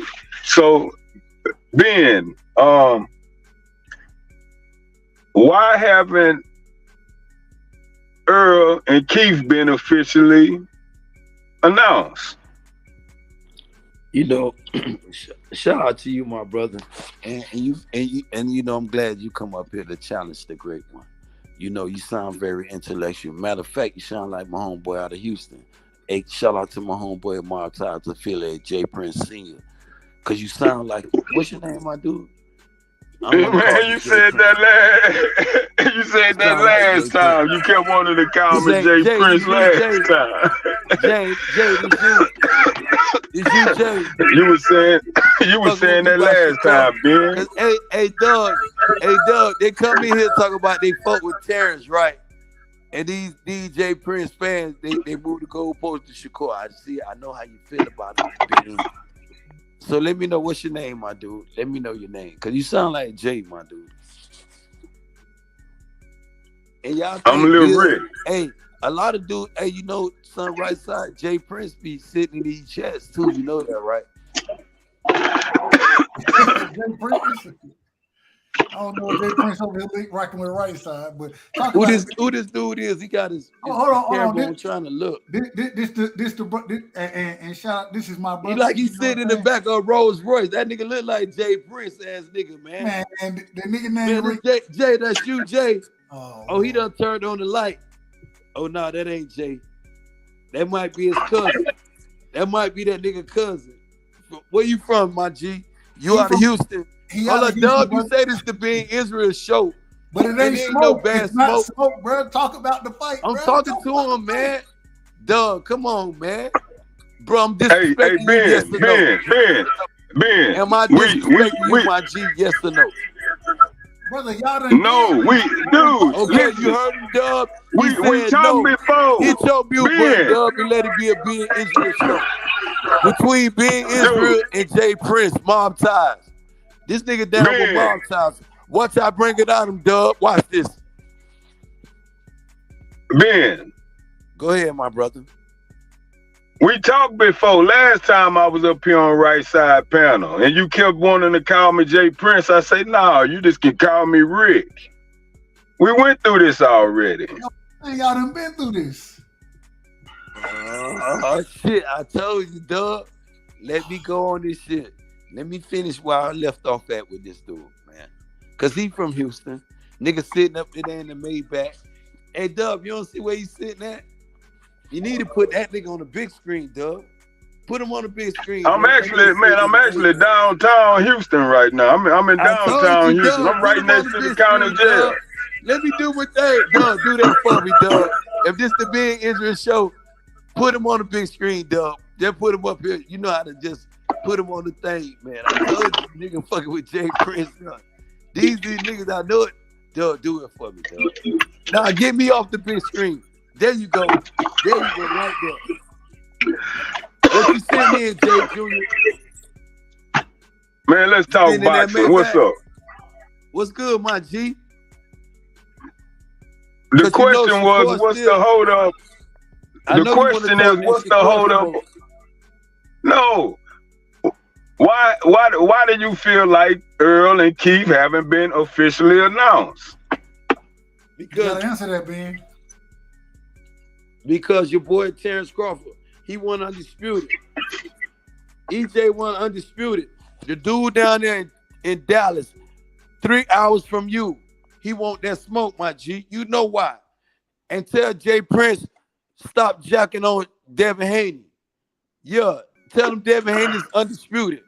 And tell that nigga, tell him he should have had his fighter dedicated to this craft and shouldn't miss weight and lost 2 belts on the scale. That WBC and that WBO. Because now he got to fight this old Japanese ass nigga. He could have been Devin Mandatory right now. We wouldn't have been talking about Lomachenko. We could have been talking about the fighter that you want to talk about. Stop. Jay Prince. Ben, stop, brother. You got a debate tomorrow on that topic. The brother Rick was asking you about That's Bud. tomorrow. We ain't talking about that. That's Shakur Stevenson. I'm talking to him about. No, I'm saying you can. All right. All I'm saying is we ain't got the Shakur and Devin yet. We got to finish this book. What's the hold up with EJ and Thurman? I agree with that question. Bud Crawford smoke. They sit down second time. Now this bitch ass nigga coming out of negotiation again. This nigga with Bud Crawford weird as fuck. He coming out again, and now he done went to the WBC and talk about mandate motherfucking cockroach because he want to do the WBO. Listen, so he went to the WBO to mandate him to fight the cockroach. But this what y'all gonna get Bud a pass again. Hold on, brother. It's not for being the number one cherry picker. I'm asking the question. I'm just asking the question. So before this fight, the WBO announced Bud and Rocha being the mandatory. Before they saying they're gonna announce that or they're mandating that, we've been told that the WBC said Keith Thurman and EJ need to fight. When is that fight gonna happen, and what's the holdup? That's the question. We're not talking about Bud. We're talking about EJ and Thurman.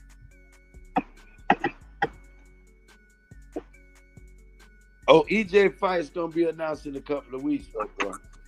You know, Bud got 20 days to decide he want to do undisputed or he want to get mandated. And I'm telling you, it's only the countdown. Bud find himself in some good situation, though. Very good situation. And undisputed, you would get Suleiman, Darryl Peoples, and the WBA to step to the WBO and talk to them and say, we want to do undisputed. But no, he want to go over there and pick on the cockroach and Ric Flair. He want Blood Cobbs and Frank Rocha. And you Bud Crawford fans, this what y'all want? It's Alexis Rocha want to pick on Japanese, talk about he want to fight Devin Haney. And he missed all the weight at motherfucking 130. If he'd have made weight and went up there, he could have mandated motherfucking the lights of the great one, Devin the Nightmare Haney, and been his mandatory before Lomachenko. But now all of a sudden he missed weight. Now he want to throw himself in front of the food chain. Man, get your ass in the back of the line. And Bud Crawford repeatedly cherry picking. And you dudes always want to talk about what fell apart. Why EJ got to fight motherfucking Keith Thurman? Because motherfucker he can't fight motherfucking EJ. And then Suleiman mandated this fight. Let's keep in mind, if y'all gonna get mad about anybody, get mad about Mauricio Suleiman. Because we thought it was gonna be Bruce Ennis, the IBF #1 contender, or Stanioso, the motherfucking WBA #1 mandatory. We thought it was gonna be Boots or Stanioso, but no, here go the WBC. When did Darryl Peoples again and the WBA? And we want to do Keith Thurman. Okay, Suleiman, it's your time. And mandate this fight out of clear blue sky. Who the fuck, Dub, you was reaching for? Keith Thurman? Oh yeah, let Keith Thurman fight. Fuck Terrence Crawford. Get Keith Thurman. You wasn't doing that. Nobody wasn't doing that. The Bud fans saying, Keith, motherfucking Bud finna knock EJ out. He finna switch here. You know he can fight in the southpaw stance, and he can do orthodox. And he can switch here. Watch him. Watch Bud do this shit. Bud seen EJ body of work. Seen EJ ring generalship. Seen his punch placement. And then thought about it. Seen the collateral damage he did.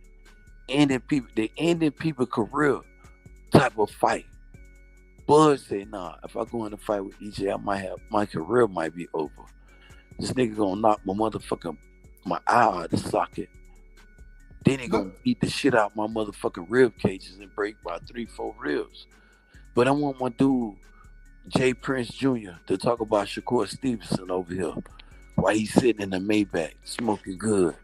Dub Rightside. It's the Ben Israel show. Y'all hit that motherfucking like button.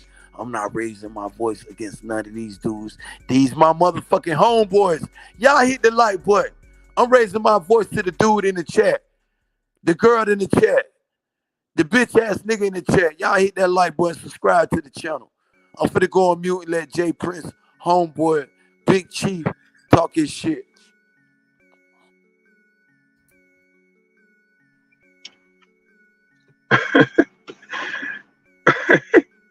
Hey, Ben.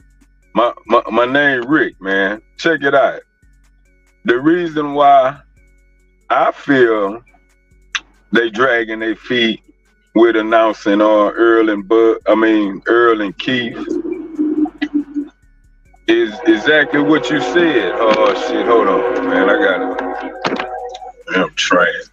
But man, what you said there, man? What you in the Maybach, bro? What you said there?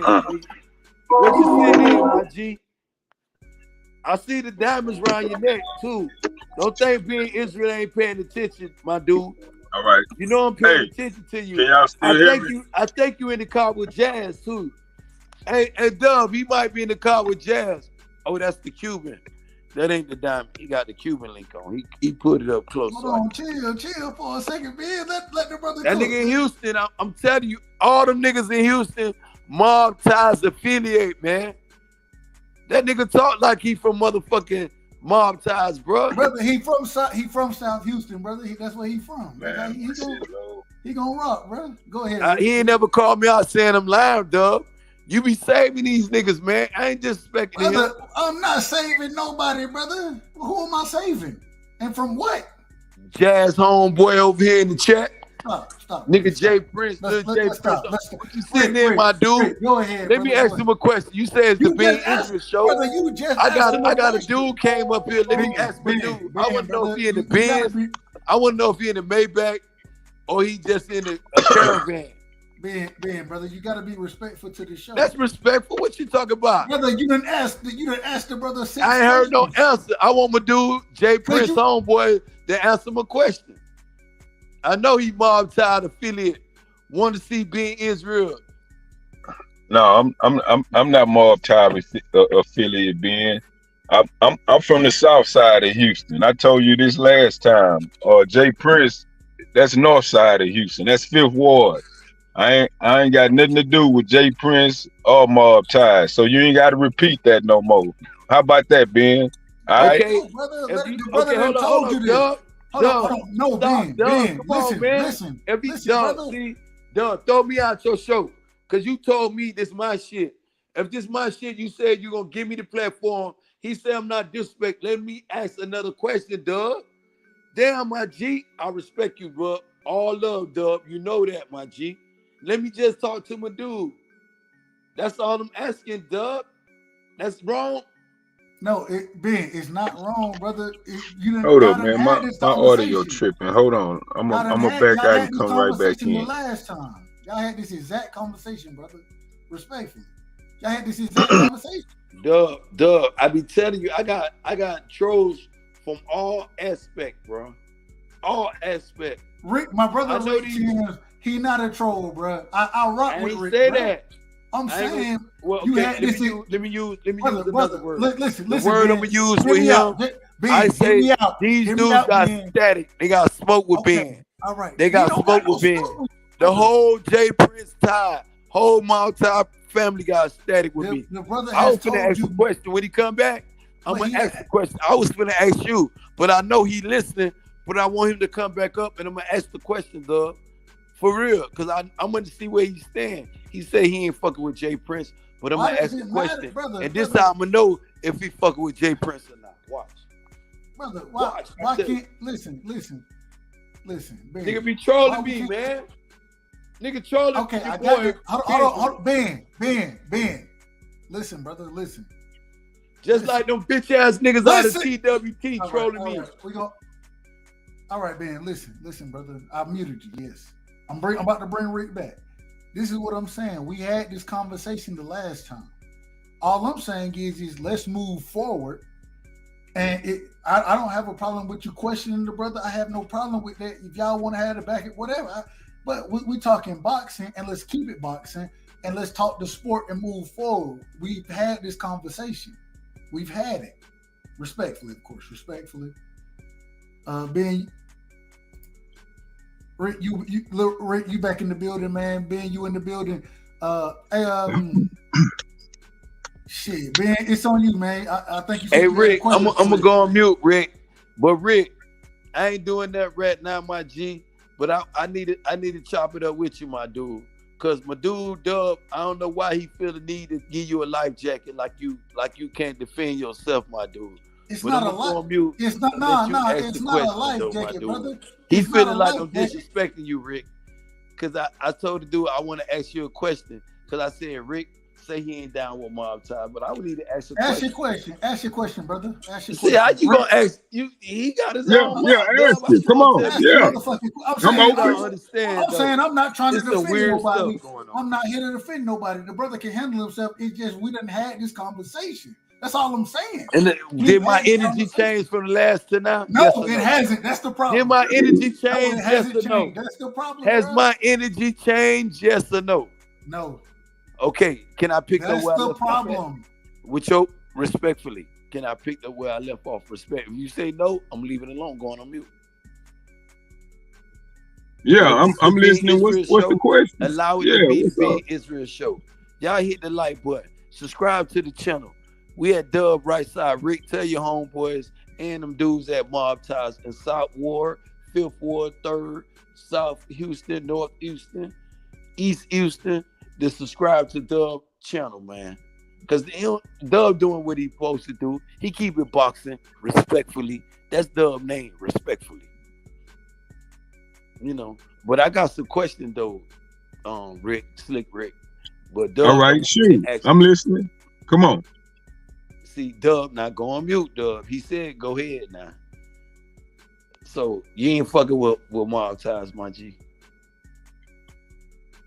Dog, why you keep it? Listen, Ben. I'm finna detour from. Listen, don't keep. Listen, dog.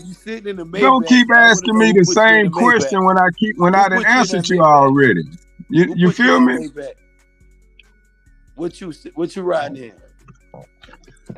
I'm riding in boxing. You riding in boxing?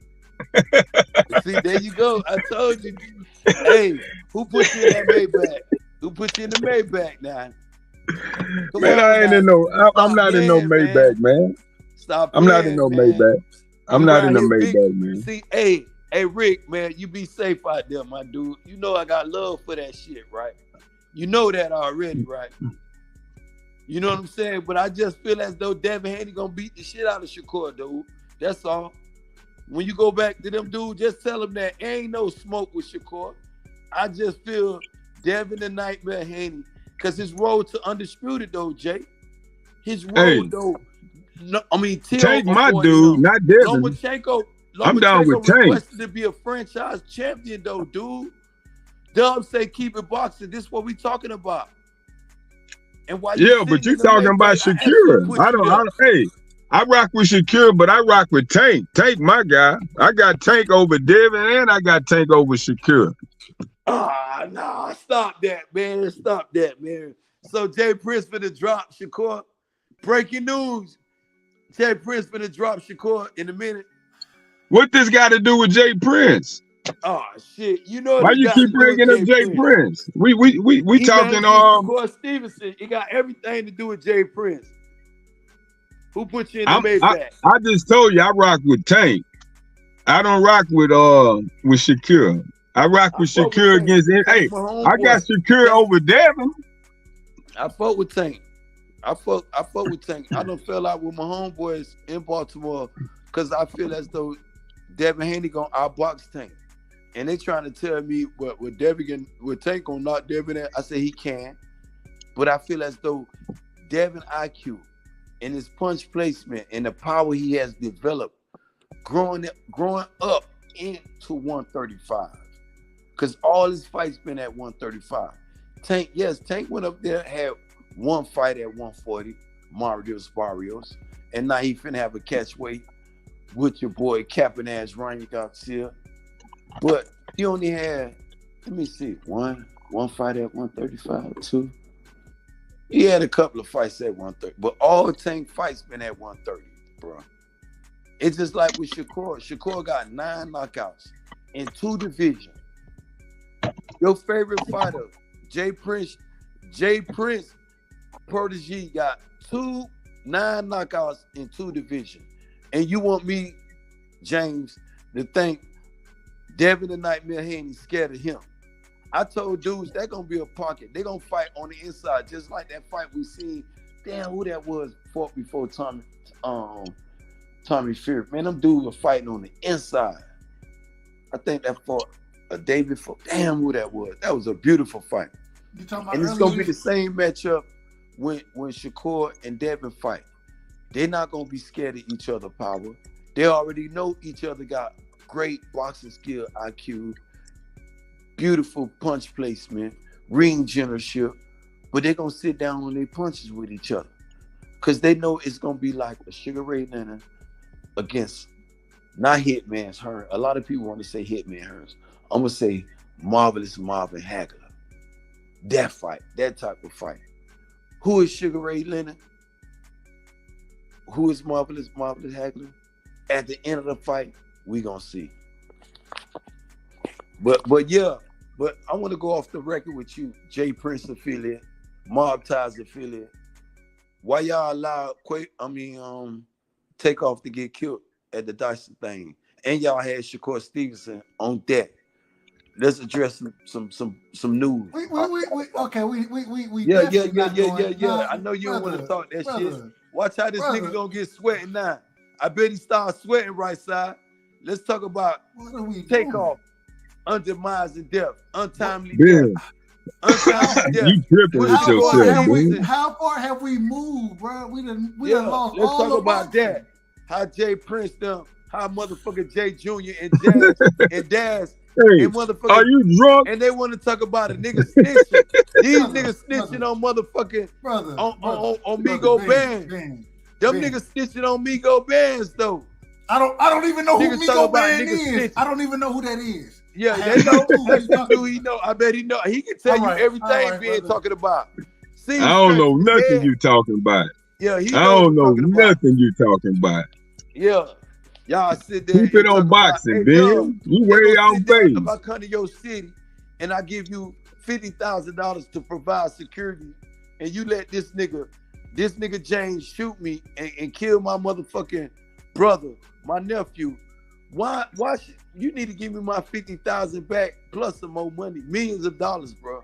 Hold on, say that again. Yeah, because Jay Prince, when you hear these niggas talk about checking in, when you hear these niggas talk about checking in, let me clear what checking in means to you, you weird ass niggas.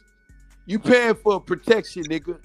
It's just like them niggas. Who in is weird? California, Who you talking same about, shit, man? nigga. Who you Pay calling for weird? shit. These niggas got niggas under extortion, niggas. Niggas ain't I finna don't care. extort being I ain't got Israel, nothing to nigga. do with that. Nigga, Let's talk being boxing. Israel ain't, nigga, you ain't finna extort me, nigga. What are we No talking legalized about? extortion from being Israel, Who are you nigga. I come talking for it, to? nigga. Who are you Nigga, talking to? and Texas is a free carry state, nigga. So don't talk about all the guns y'all got. I know the guns y'all got, nigga. Open carry. Open carry, nigga. Thank you, Dub. Respectfully. An open carry state. I'm just saying, what are we talking about right now? Yeah, he know what I'm talking about. We Fall talking back, boxing. Dub. You said it's being I'm here to Israel talk show, boxing. nigga. I'm You here to talk understand what we boxing. talking about. He know what I'm talking about. Shout out to I don't know Takeoff. nothing you talking about.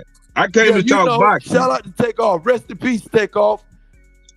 Bitch ass nigga done had Takeoff set up like that.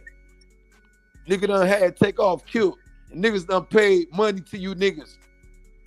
For Who is you protection. niggas? You niggas ain't deliver on shit.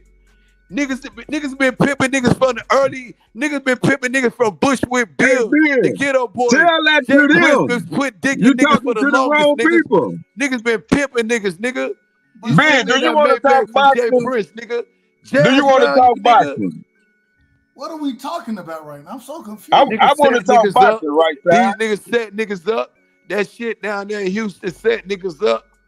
All right, so they set niggas up in Houston. I got it. Yeah, no, Let's move not forward. Not day. I Yeah, put names let's on it. move on. Jazz Prince, James Jr., and James Sr., a.k.a. Jay Prince Sr. and I don't James give a Jr. damn about nobody you just named.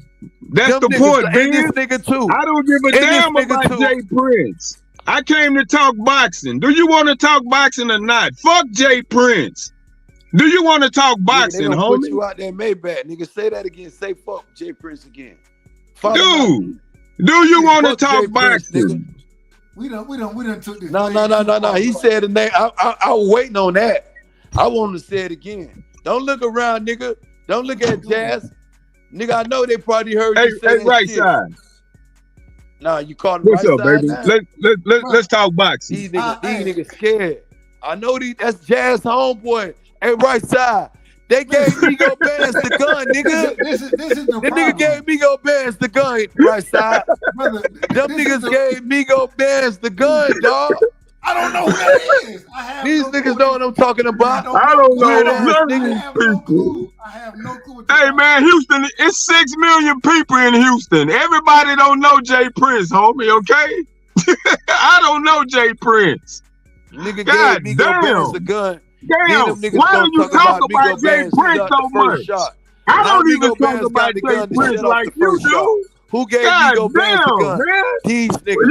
Who Lil Cam was in there setting up? Is Jay Prince them on niggas your was trying to mind? rob Quavo God and damn. Takeoff. Brother. Them niggas was trying to rob Migos, man. All right. Offset was telling them niggas this shit was a setup on Halloween night. Okay. Trick-or-treating All right, ass now niggas. let's talk boxing. Quavo went down there trick-or-treating ass Quavo. I got smoked with Quavo bitch ass too. Not just with Jay Prince. All right, Quavo, right side. bitch too. I'm about to bounce, Bitch ass baby. nigga. I ain't got time for this. I ain't mad at you. It's ridiculous, man. Man, brother, what are we talking about? Niggas set up motherfucker, man. Them Talk niggas, about them break niggas the Jay whole- Prince, break the all them whole niggas story bitch down ass for us. nigga. That mob tie shit, them Break niggas the hoes story though, down. dog. Them niggas be sitting up there talking about, I ain't know niggas sitting up in Maybach. Who the fuck put you in that Maybach, nigga? I be telling you, nigga, I got YouTube trolls and real trolls, nigga. Them niggas know what I'm talking about. I be in Houston, nigga. Them niggas know being Israel. Shout out to them niggas. Shout out to them real niggas down there at the library and in the park, in the 5th Ward. No names, but that nigga James know what I'm talking about. Nigga talk about, I'm talking boxing. Nigga, you niggas had Shakur out here. And Shakur, nigga, stop being out here in these fucked up situations, bro. You a young ass athlete, bro. Just like I told Tank, I don't need you to be getting caught up with slapping no baby mama, hearing this shit on the news. You around here, Shakur, you got the stars, bro. You got everything to live for right now. You finna become a successful boxer, a multi-millionaire. You sit up there and get caught up with them niggas down in Brick City, these fuck ass, snitching ass nigga Jay Prince, Senior and Junior. You get caught up with that mob tied ass shit and lose everything that you working hard for, that you done bought your mama a house in Alexandria, Virginia. The house that you bought your mama out there in Alexandria, Virginia. Nigga, you gonna lose everything, Shakur. Keep yourself away from that shit, bro. Reach for the stars, Shakur. Them niggas know what I'm talking about. Niggas introduced, nigga invited Migos down there. It was Quavo and Takeoff. And they did a private event. I want you to know how deep this shit is, right? So I don't say nothing, just listen to me. They invited Migos down there to do a private event for Jazz birthday party. Nigga performed, and they went to extorting, because he extorted NBA Youngboy too. Because if you want me to tell you how, and I'll explain, he extorted the other nigga too. But let's keep it right here with the Takeoff, the shit that being Israel pissed off about. Because after the nigga performed for you, the money that you gave the nigga, you asked for it back to protect you. To protect you. Keep in mind, Takeoff wasn't even down with. He was down with it, but I'm gonna use the dice game. He was into the dice game. He wasn't. Man, they ain't down with that shit. Fucking with this old same crazy girl, and the same girl that Takeoff was talking to before he got hit in the head. It was another female there that got shot in the fucking head. In the head, bro, not in the mouth. This girl got shot in the head and survived, bro. They ain't even talking about this young lady. Beautiful sister. She know what time it is. She don't want to say. They scared of Jay Prince. Man, fuck Jay Prince. Bitch ass. Around here talking about you an advocate for black people, and you around here allowing this Bob shit to go on. What's Bob shit? Black on black crime.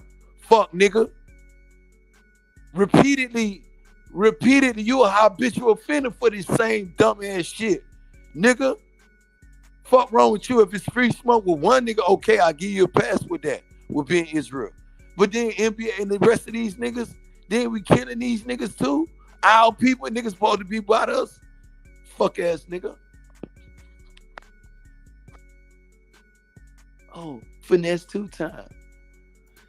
When it was about hold on, Ben. Let me ask this. I just want to ask this real quick. Nigga gave him the gun though. So are you saying? Hold on. Lil Cam was down there. Hold on, Ben. I want you on record saying this, brother. Are you saying it's a setup? Were you saying it was a setup? Of course it was a setup. I'm gonna go on camera with you. Go ahead. I don't give a fuck. Not on camera. On record. They said it was. A lot of people want to say it was about. Man, they wanted to hit.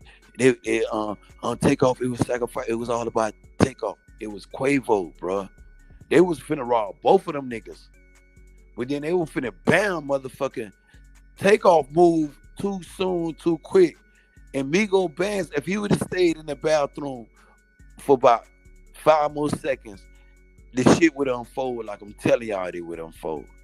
Cause the same little bitch ass nigga Cam, he was there. Jay Prince, James Jr. had the nigga there for the same shit. And he had him there for other events. Bond the nigga out of jail. Pat, the nigga, the fake ass DJ ass nigga,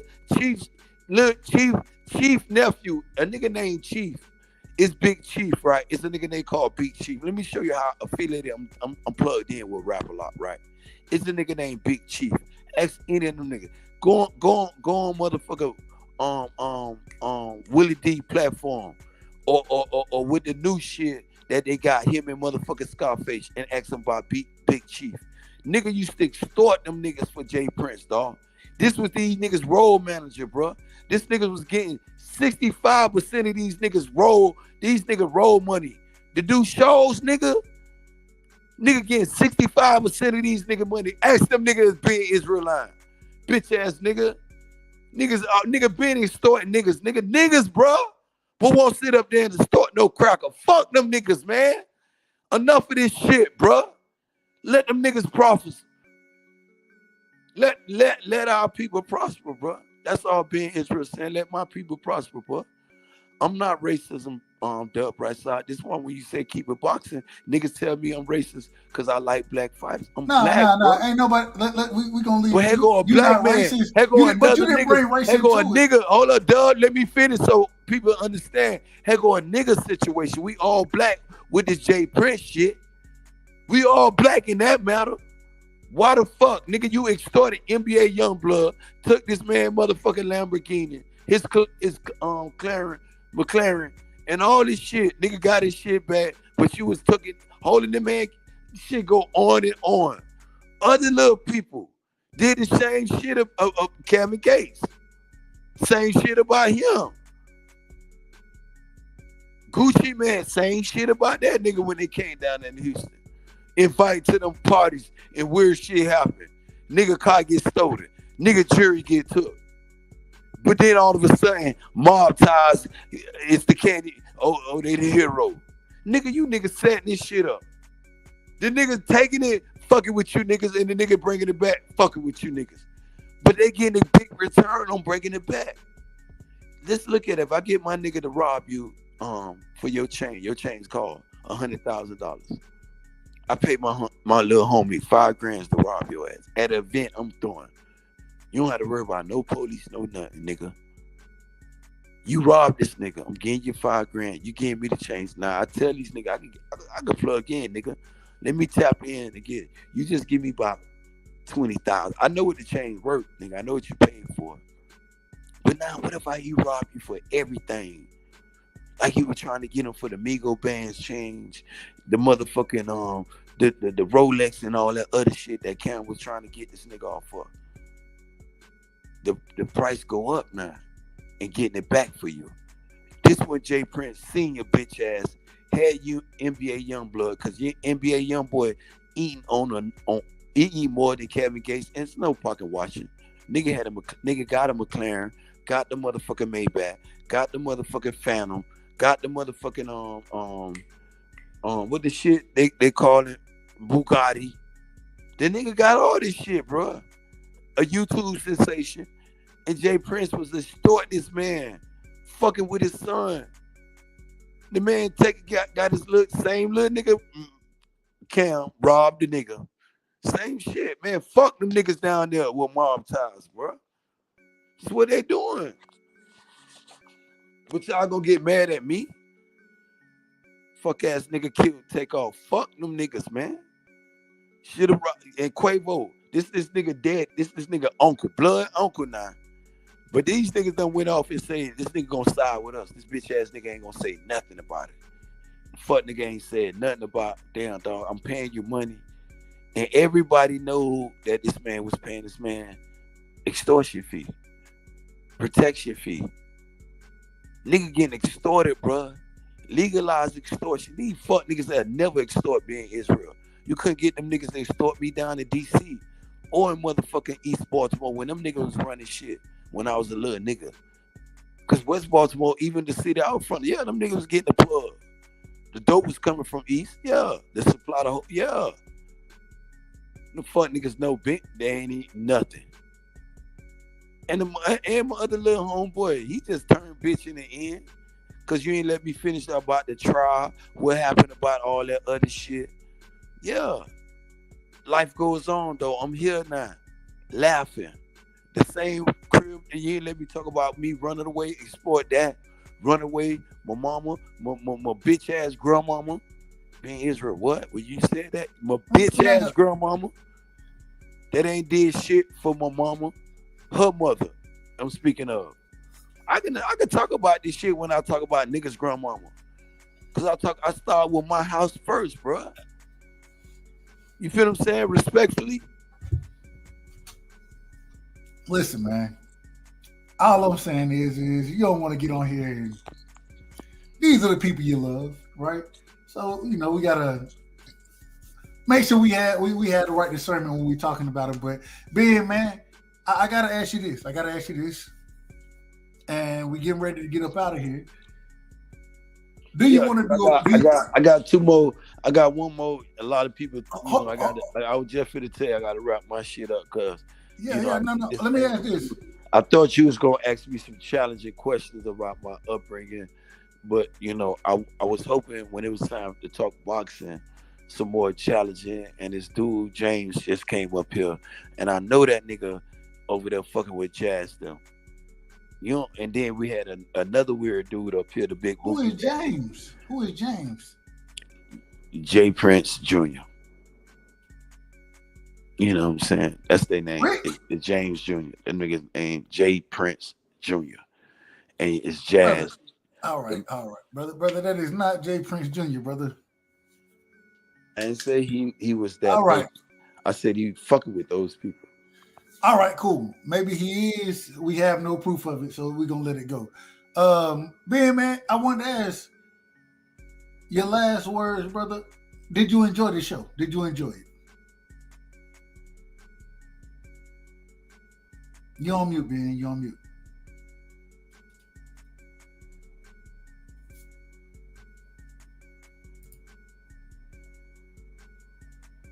Oh. Ben, are you there? Yo. Okay, you are there. Hold on, I wanted to ask, bro. Did you want to bring your sister on? Mute, man. You keep putting me on. Then you talk about Negro. You put your. I didn't take you off. I didn't put you on mute, Negro. Stop it. Stop the lies, brother. Stop the lies. I didn't put you on mute. Listen, you said you want to bring your sister on. Do you still want to bring your sister on? She went to go get me some more roll up. Then she went to the store. We finna have a party where I'm at though, man. But I got to pull up on my little dude, what's his name, boxer, and pull up. We finna have a show there. She definitely gonna go live there because she gonna say some shit that you supposed to talk to me about my grandmama. And you know, I want to talk about being Israel upbringing. Well, I want. Well, dude, hold on. First thing, before you get going, Ben. Before you get going, brother. Before you get going, first you got to answer these two questions or three questions. Okay, he left. I didn't put him on mute. I didn't kick him out. He left. We're gonna give him a chance to come back. But we got to make sure. And you know, simple question. Hey, I want to ask, man. Shout out to my brother Philip in the building, man. Philip always coming through showing love. See it, UK, brother. I don't know, you were blocked for some reason. I apologize for that. I didn't block you, but somebody didn't like what you said. Respectfully, of course. But you unblocked, brother. We want you in the chat. We're not blocking people for opinions, nothing like that.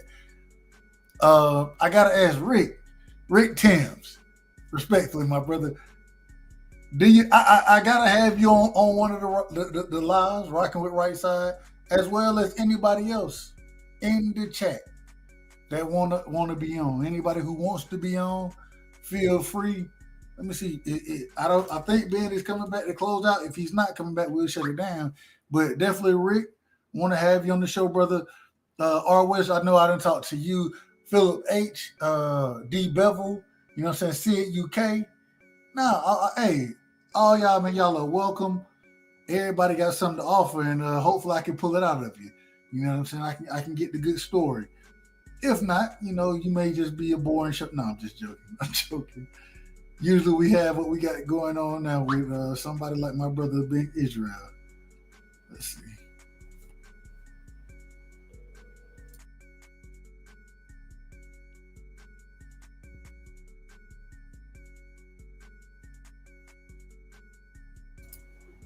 And so yeah, I would love to have anyone on, and we actually we building the show next week. Let me see. Salute. You sometimes it's by accident. Man, let me. Hey, see it, bro. Hey, you know I ain't gonna hold you. See, me and you, we rocking a lot of different chats together. So you know I got love for you, brother. I got love for you. We'll get you right. Ben Israel, are you back? Can you hear me, brother? I'm back in the building with live with my dude right side, man. Hey, Ben, I gotta tell you something. Can I be honest with you? Can I be honest? That's what I want. I don't want nothing. All right, listen. I want nothing less but that. Let me tell you something. I want to tell you this. This has been one of the most wildest, craziest, exciting shows Rockin' With being. I understand. You know, I asked you from the beginning. I said, why are you the most controversial? Right now, you see why. Now you see why. Now the fuck you see why. They see why. I got started with a lot of other people. I ain't gonna call no names because they're like I ain't call my homeboy names. Hold on, brother. Hold on, Ben. Calm down. It's some smoke I got with people on YouTube street too. Hold on, I got smoke with people on YouTube street, dog. Ben, hold on, brother. You can do. I'm gonna respectfully. I'll let you talk. You know, I'm gonna let you rock, brother. I'm gonna let you rock. I'm just trying to. I want to say what I'm gonna say. I mean, it is my show. I mean, let's just be honest about it. So, listen. Hands down, it's your show. We rocking with Dub Rightside. Brother. Ben Israel in the building. The most hated motherfucker on YouTube. Right. See, this is the problem, Ben. This is the problem. Come on, man. I show you love and respect. I give you the time, and you want to act this way, brother. Come on now. Show me the same respect, please. So listen. I understand exactly why you are the most hated, the most controversial, right? I will say, I done had people, they jump on the panel, but when they jump on the panel, no. Oh, we got the boxing scholar in the building. He said, stop handcuffing them, right? So let them float. Damn it, all right, man. I apologize. I'm not trying to handcuff. I'm just saying, I gotta command mine. Listen. That's what he doing. He talking about it's a Ben Israel show with handcuffing me. Right side, you being brother, I didn't, come on now. I didn't show you. You got to give me a date without the right side in the building. Ben, I didn't show you nothing but love. I didn't show you nothing but love. I be talking about all the ass. They don't want me to. When people want to hear about this, I show you nothing but love, and you want to. Well, let me tell you about this mob ties, snitching ass niggas down there in mob ties, though. You know, them niggas robbing and snitching, nigga. They playing both sides from the middle. How the fuck? See, Ben Israel would have kept this shit quiet, though, Boston Scholar. I would have kept my mouth closed, stay out of the nigga business. But when you go to playing both sides from the middle, I hate that shit. Because either you're going to be a robber or a peacekeeper. You feel what I'm saying? If you're going to play both sides, bro, I got to call you out on that shit. Because you're two-faced it. Either you're two-faced against the peacekeeper or you're two-faced against the robbers. I'm on the robber side. I'm down with Robin Hood, bro. Fuck all they talking about. Peacekeeping is peacekeeping in the Robin Hood. It is honor among thieves.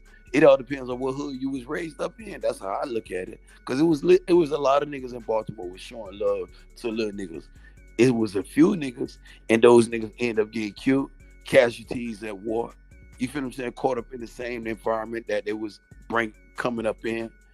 You feel what I'm saying, though, right side? But when we talking about Jay Prince, bitch ass, him and his faggot ass sons, and his whole ass daughter. Oh, Ben, don't do that. Yeah, his dick sucking ass daughter. Look at her with her daughter. Look at that bitch with her kids. Nah, nigga, it's Ben Israel show. Ben, let me ask you. I say 4 words, niggas get scared. No, fuck, Jay Prince ain't gonna kill you, nigga. Wait a minute. I wanna know. All of what you're saying is all good and well. The problem is it means nothing to me. Right, and so I want to know, and this is the problem, or not even the problem, is the question. What's the smoke? Do you clearly you got smoke with Jay Prince? What's the smoke there? Like both sides. I'm gonna tell you again. When you weird ass nigga play both sides from the middle, either you're gonna be down with the robbers or you're gonna be a peacemaker, peacekeeper. Who is you weird ass niggas? Any nigga down with Jay Prince ass niggas. That nigga just left your platform. And Jay Prince whole mob ties affiliate. I ain't putting no name on it. I'm putting all them niggas' name on it. Jay Prince Jr., Senior, Jazz, and the rest of them bitch ass niggas. And Lil Cam, dick sucking ass. What smoke do you have? What's the niggas smoke? up playing? Okay, if you listen real clear, instead of breaking paying, the chat know what I'm talking about. But when you sitting up here paying me to protect you, Dub Rightside, because if I ain't mistaken. You said, man, when I pull up in your city, man, you got me. I got you, dog. I told you that, and I meant that. Once you look around, you see all my little niggas, they be like, who this niggas have been? Oh, this my nigga. They gonna leave it alone. they ain't gonna be like up and no gun around you. But if you a new face and you come in the nigga hood, niggas up and guns on you, can't be saying why these niggas up and nigga, who the fuck is you in the nigga hood? You don't know now, nigga, who door you knocking on? Hold on, Ben, hold on, wait a minute. But when you got hold on, brother, Ben, hold on, brother. We got smoke in the building. The great I brother. know it hurt. They come back. Hold on, it hurt. Wait a minute. The brother Rick is back in the building. We're gonna give Rick the flow. Rick, I gotta say this. I didn't break these down. Is what Ben sound like he talking about. Is what the brother said, is it true? Is that what's going on in Houston as far as protection and those type of things go? Can you speak on it? All right, can you hear me? Can y'all hear me? Loud and clear, brother. You crispy. All right, good. All right, hold on. Let me pull it. All right, check this out. Right side and Ben.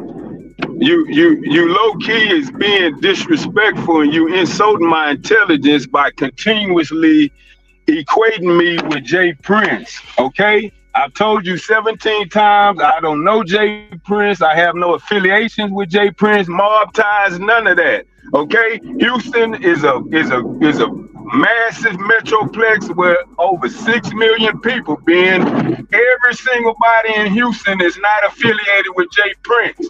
You're really pissing me off by continuously trying to make me be a part of that shit. And nobody is weird and nobody is a whole ass nigga. Okay, Ben? You're really tripping with yourself. You talk boxing, you can be intellectually sounding, but what you're doing now, you're starting to offend people. You're offending me by continually trying to put me in a boat in a jacket that I don't wear. Okay? Let the Jay Prince shit go. I don't give a damn about Jay Prince. I hate that shit happened to the young brother. That's that north side of Houston shit. I'm from the south side. I represent Sunnyside. That's southeast Houston. Right, look at okay? that nigga eye. That nigga scared while he talking. That nigga scared. That nigga done had time to talk to Jada. That nigga spook. Nigga spook, dog. Give a fuck about them niggas out of Houston. Nigga, I'll pull up in the east side and the north side of motherfucking Houston. That nigga know what I'm talking about. Look at that nigga eyes when he talking. That nigga scared as fuck. Them niggas done gave that nigga a script to talk from. That nigga know what I'm talking about. Nigga done sat there and they start them niggas from day one, man. This is all that nigga do down there in Houston. That nigga should be a cracker the way that nigga start niggas down there in Houston, man. Fuck them niggas, I don't man. give a damn about that. You talking to the wrong person. That's the point. You need to talk to the people that's affiliated with that. Quit trying to make me be a part of that. You sound silly, Ben. Let it go. Why are you so just enthralled with this Jay Prince shit? It's ridiculous. I supposed to let my brother Derek go. Just let it go. No, I'm saying talk to the people that have something to do with that. I have nothing to do with that, okay? Answer that question. That's my point. I don't have nothing to do with that shit, though. But you want to tell them niggas I don't know what you talking about. Dog, you tripping. What I'm driving ain't got nothing to do with boxing, man. Shit about these niggas. Because them niggas paying your ass, I don't give a damn. You can talk bad about Jay Prince all you want. I don't give a damn about Jay Prince. Motherfuck him, his crippled ass daughter, the bitch should have took care of kids. And all right, I don't care about that. That don't hurt my feelings. The gun, dog. The fuck nigga, they scared when I talk that shit.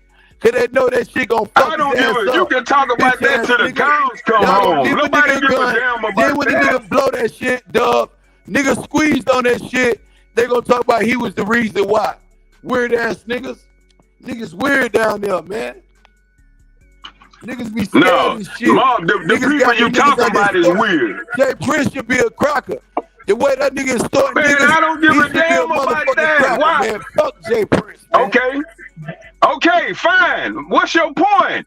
I don't give a damn about nothing you said because I have nothing to do with that. You're not hurting my feelings. So why do you keep trying to make me be a part of that? Yeah, when nigga, I told you 17 times, I don't have nothing to do with that. What I said too. Well, I'm not hurt your feelings. Nigga might fire you, You keep playing like you agreeing with me, nigga. You gonna be walking tomorrow, nigga. Fuck wrong with you, nigga. Keep agreeing with being Israel. You gonna be walking. Man, what the hell? You are you drunk, dude? I don't need what are you drunk? Nigga.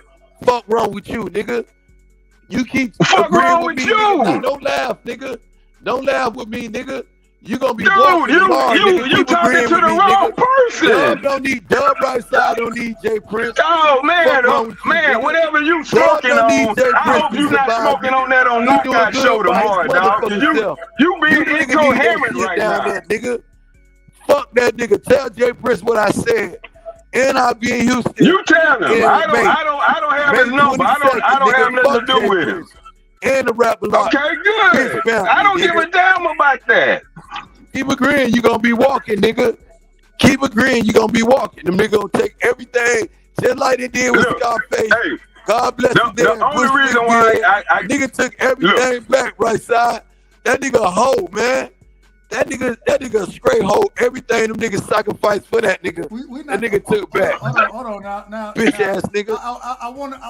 I gotta step in. My brother and I got love for both of y'all. Y'all both know I got love for my brother Rick. I got love for my brother Ben. My brother saying he not affiliated with none of that nonsense. If he's saying he's not affiliated with it, then I don't understand why you're trying to push him. Why you trying to push it up on him?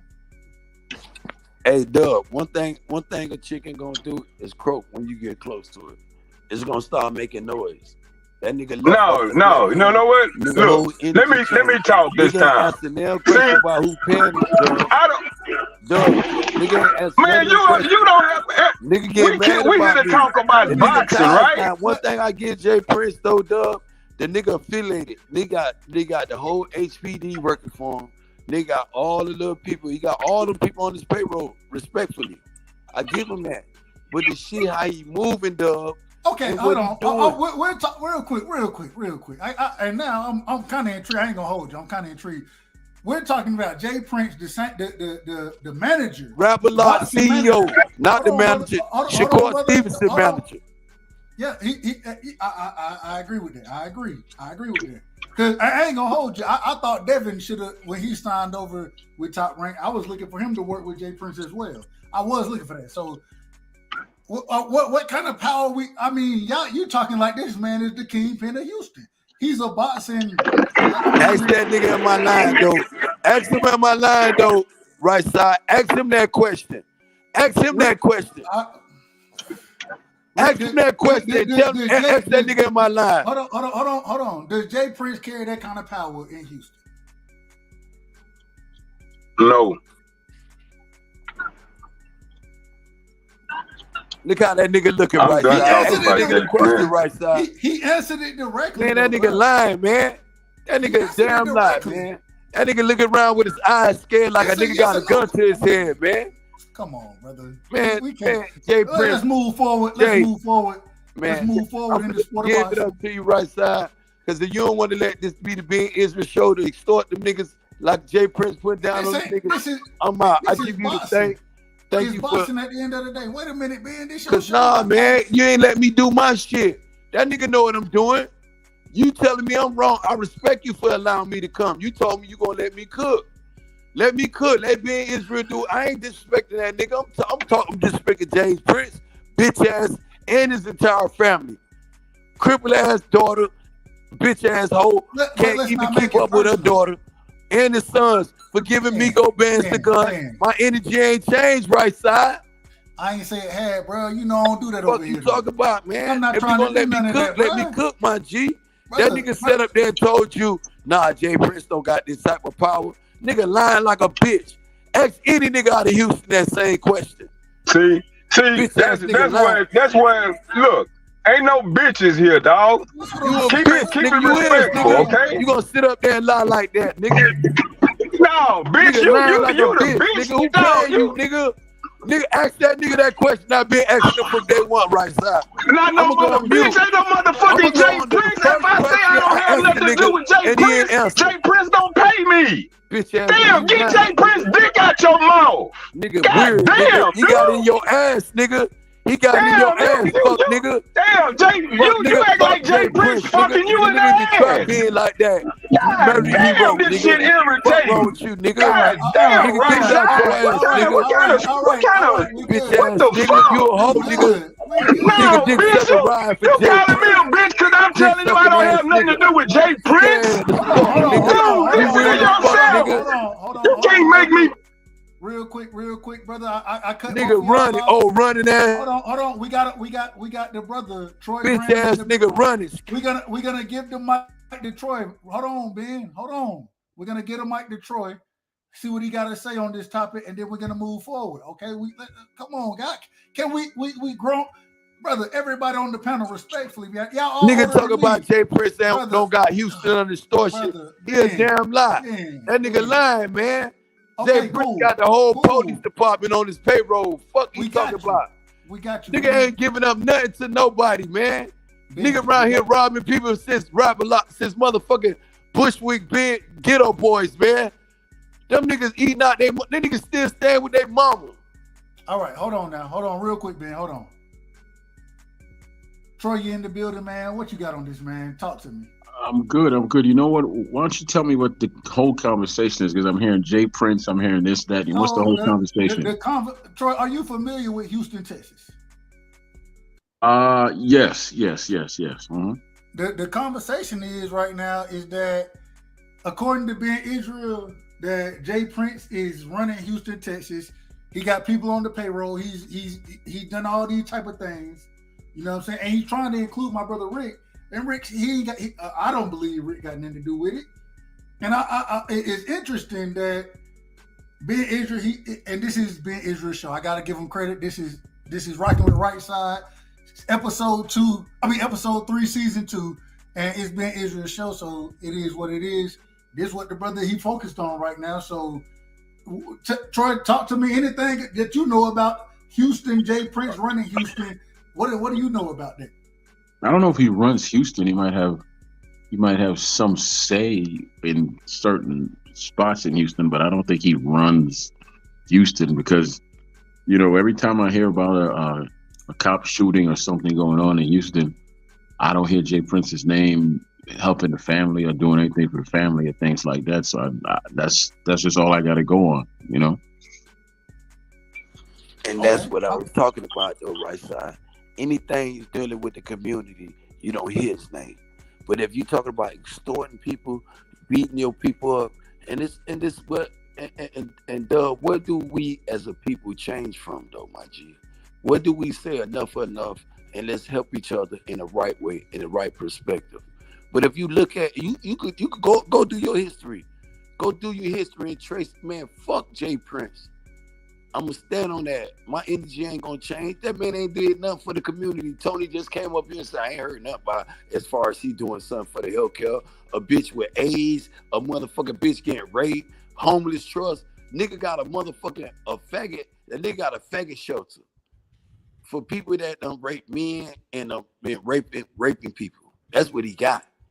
But if you talk about giving back to your community, the same people that got them rich, you talk about the ghetto boys. Ask them niggas. Ask what they think about Jay Prince and still being Israelite. Ask people that growed up in Houston, them schools around that community, in the 3rd Ward and the 5th Ward, what Jay Prince is doing. How many times he giving back? Now then ask them rappers though, the same times though, Tony and this nigga Jay Prince Jr. and Dub Right Side. Ask them rappers how Jay Prince treating them. Supposed to be a OG in the game, looking out for him the right way.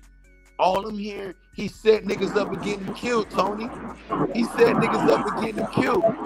How this helping our community, Tony? How this helping the black community? Fuck Jay Prince. That's what being Israel talking about tonight. You sound like Charleston White. Anybody want to respond to what Ben Israel just said? Anybody? The truth is, go ahead. Yeah, the truth is, he's saying some truth because I question, all them dudes who say that they this and that and they all powerful, but when it comes down to it, when you hear about, us getting shot by police or something happening with the police, you don't ever hear them, you don't ever see them. when it comes down to us against us, that's when you see them. But you don't ever see them when let's say like a family's in need. I mean, is he helping the family getting a lawyer or anything like that? Something. But you don't hear of a Jay Prince when someone gets shot in Houston by the cops or something, or something's getting let's say someone's getting a bad trial or anything like that. You don't hear about Jay Prince helping their family getting a lawyer and all that, to keep someone from getting out of jail that don't belong in jail and all that. I don't hear these stories. And I have people that I went to that I served in the military with that are still in Houston. I don't hear these stories from them, man. I don't. Hey, check it out, right side, y'all. When that tragedy happened at the bowling alley, and everybody found out Takeoff was with Jay Prince and his people, all of us said that's what he get hanging with the North Side folk. See, North Houston and South Houston historically have never been real friendly. And most of us on the South Side are not real big fans of the whole Jay Prince Mob Tide clique. So that's why this is so irritating for this dude Ben to keep trying to put that jacket on me when I'm not even in the loop. I'm not in the rap beef. I don't know all the details. I don't give a damn about the details. I'm a grown ass man out here living my life one day at a time. And it really sucks that tragedy happened to that young brother. But again, he was dealing with the North Side boys. If he was dealing with some South Side players, some South Side rappers, that fuck shit wouldn't have happened to him. So I don't know the details of this shit. All I know is some real fuck shit happened.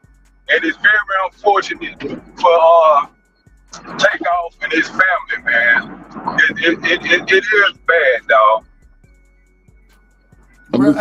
I gotta say real quick, and it's interesting because I know where I'm from, much smaller town, but it's still North Side, South Side competition going on there. You feel me? And so when you bring that out, I want to ask Rick real quick. You said historically, right? And this is coming from somebody who isn't familiar with the area, never been to Houston in my life, right? If first off, two questions. If you break it down, or what's the word I want to use here? By distance, what's the distance from the North Side, in your opinion, to the South Side? And the second question is what's the overall beef that's been there, and how long has it been there, in your opinion? Well, the beef that died down a lot the last 20 years. In the early and mid 90s, it was war. I mean, it was a lot of murdering going on between North and South Side of Houston.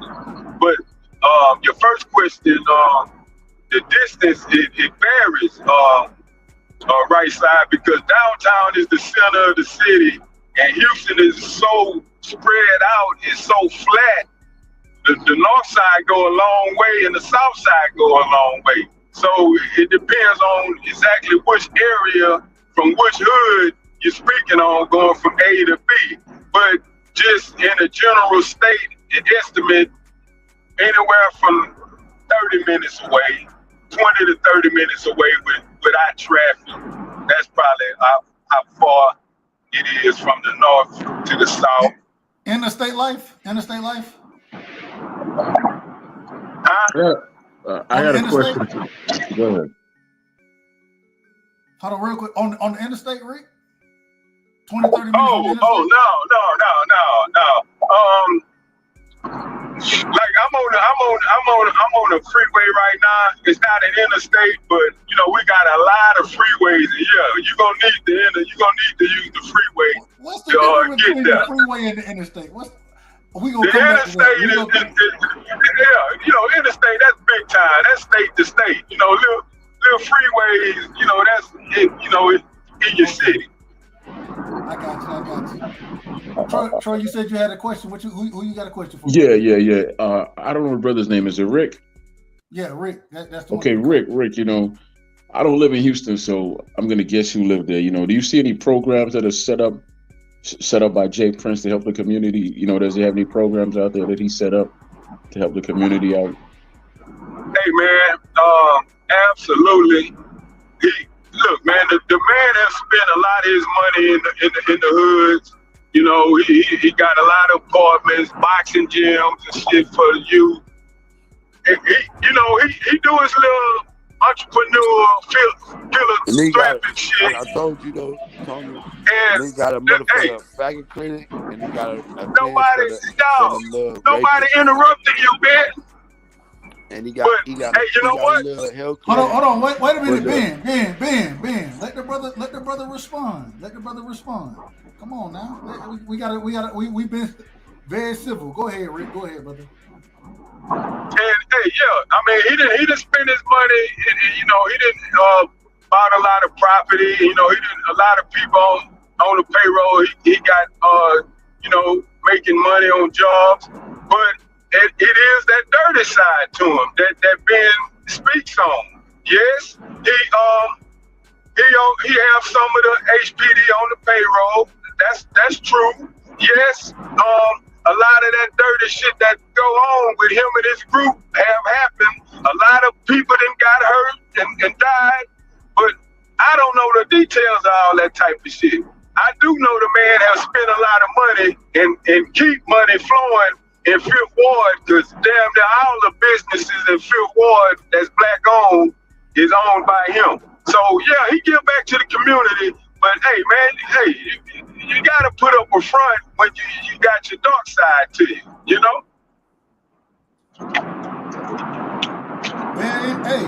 Ben, or Troy, I come back to Troy first, since Troy asked the question. Troy, you there? You got anything else? Follow up on that? Ben, you got anything on it? I got a lot on it, man. I didn't know that was who that is. You said it was Troy?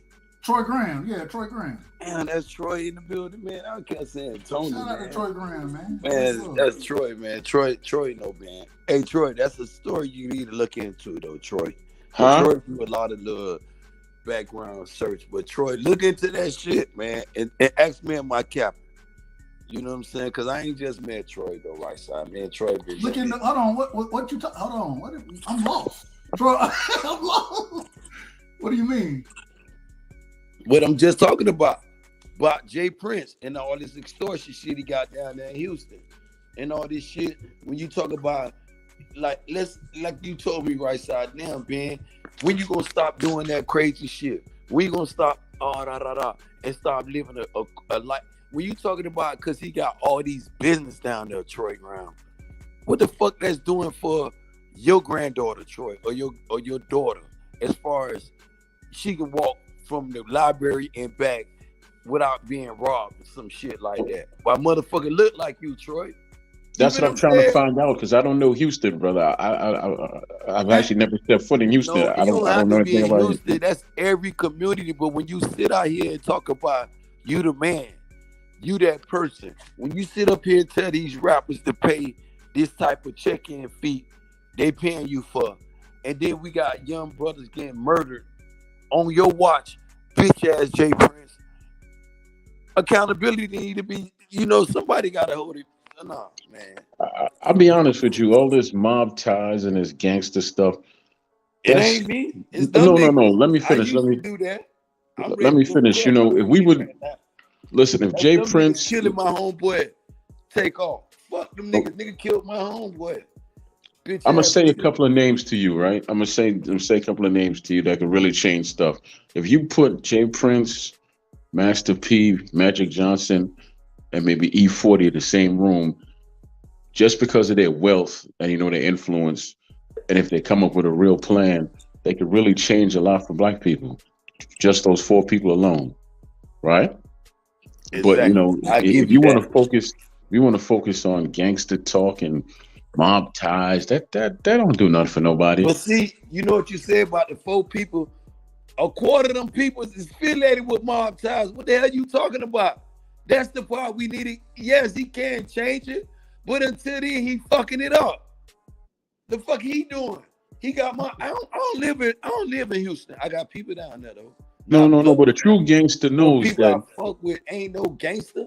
No. I got a lady that been teaching the motherfucking Houston motherfucking school board for the last 20 years. Stay down there. She'll come on this story and tell you what the fuck Jay Prince doing down there. No. But you know who the true gangsters are? You know, that's the Federal Reserve. That's the true gangster.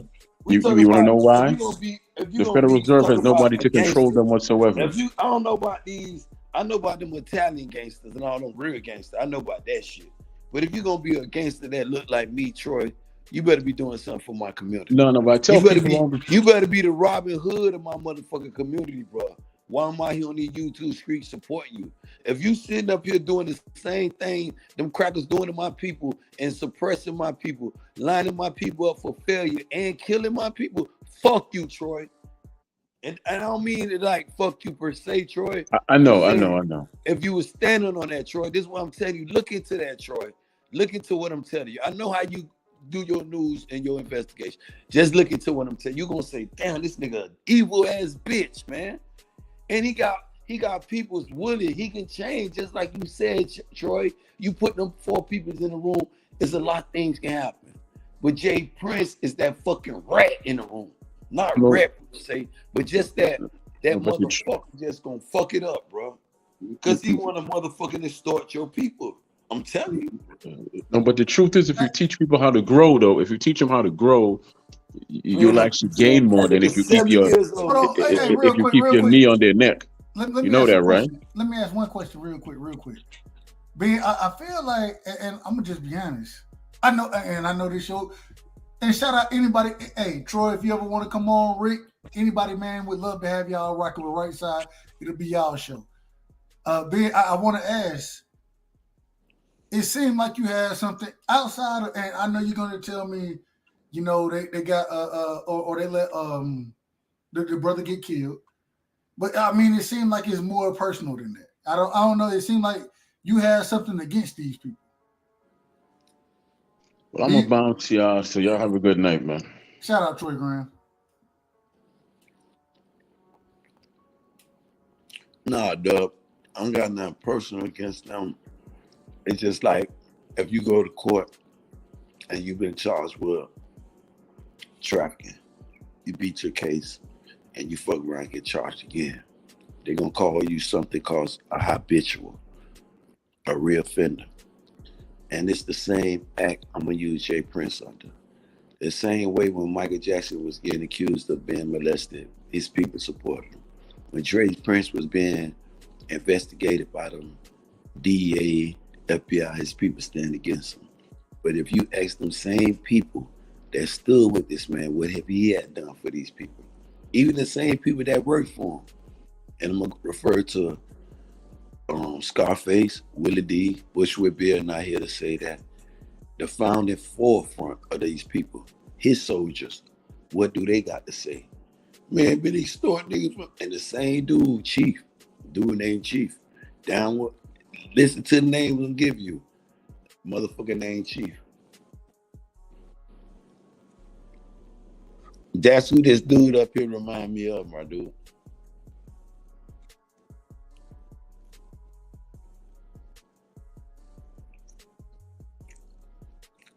So what you saying? You see a resemblance in Rick with somebody else? Yeah, he talking from outside. Then he came up here and say, "Them niggas ain't running shit, nothing." And I'm telling you, Dub Rightside, if you do your investigation, like I just told Troy, and find out what I'm talking about. Just look into Jay Prince. Very successful. Did a lot of. If you ask Cash Money, all them people give homage to Jay Prince. Like, they give homage to him. Now, and you know, soldiers. I want to say this. I want to ask your soldiers, though, Rightside, about you, not your peers. But I want to say, go ahead, brother, go ahead. I don't want to ask your peers, because if a dude that you in the business with, he gonna be like, oh, he's very respected. He gonna always give you your credit. But I want to ask the motherfuckers who helped build your house, the person that's actually working for you, what type of person you are. You'll know that person. Man, that bitch, man, that motherfucker crazy. Jay Prince, very, very smart. Very smart. You know, shrewd businessman. Well, I look at you got to be that way doing business though, right side. That type of person. I got you, but all I'm saying when you look outside that equation though, when you think outside the box, and you say white people do for their community, you know that right side. They donate all that. He did a little shit. But if you're gonna be Santa Claus of Houston, if you're gonna be the man to protect my people, I don't need every time I'm turning around. You got static, brother. You got static in your mic. Respectfully. That's the thing. He's Santa Claus of Fifth Ward, not Houston. He giving him too much credit. You know, yeah, the dude got, you know, some of the HPD on payroll and, you know, got a lot of dirty shit under the table, but he don't run the whole city, you know. So let me ask you, so you grew up, like I said, you grew up on one side, he grew up on another side. Right? I don't even know if he came up on he got control, let me say it that way. He got control of another side, right? Right, Fifth Ward, Northeast Houston, yeah. How many wards are there in? And this is me. I don't know Houston, respectfully, of course. It's by six. It's by 6 wards in Houston, but the 3 main wards are 3rd Ward, 4th Ward, and 5th Ward. Them your main wards in H-Town. All the wards surround downtown Houston. Okay. Okay. So which one? Were you in a ward? No, I'm from Sunnyside. I'm about 11 minutes from 3rd Ward. Okay, so you not necessarily, well, kind of the outskirts, the suburbs of. No, that's the inner city. That's the inner city. Oh, you hold on, Sunnyside inner city? Yeah, hell yeah. That's shit. Sunnyside, the most ranked one, the most dangerous neighborhood in Texas, like top 10 in the nation. Yeah. Man, see, and this is why we gotta have you on the show, because I want to. So let me add this: did anything Ben Israel was talking about? Did you understand? And I'll be honest, hey, it's being show tonight, respectfully, of course. But at the same time, I had no clue what was going. I understand some of what. Go ahead. Yeah. See, that's my point. I don't know. None of that shit he was saying. All I know is just the little shit I said. Yeah, I know Jay Prince got some of the HPD on payroll, and you know they doing a lot of dirty shit with mob ties. But I'm not in the loop. You know, I'm not in the rap shit deep like that, man. I'll be 50 next year, man. I don't give a damn about all that rap beef stuff, man. I'm still trying to live. You know, I ain't trying to worry about all that drama. You know. What?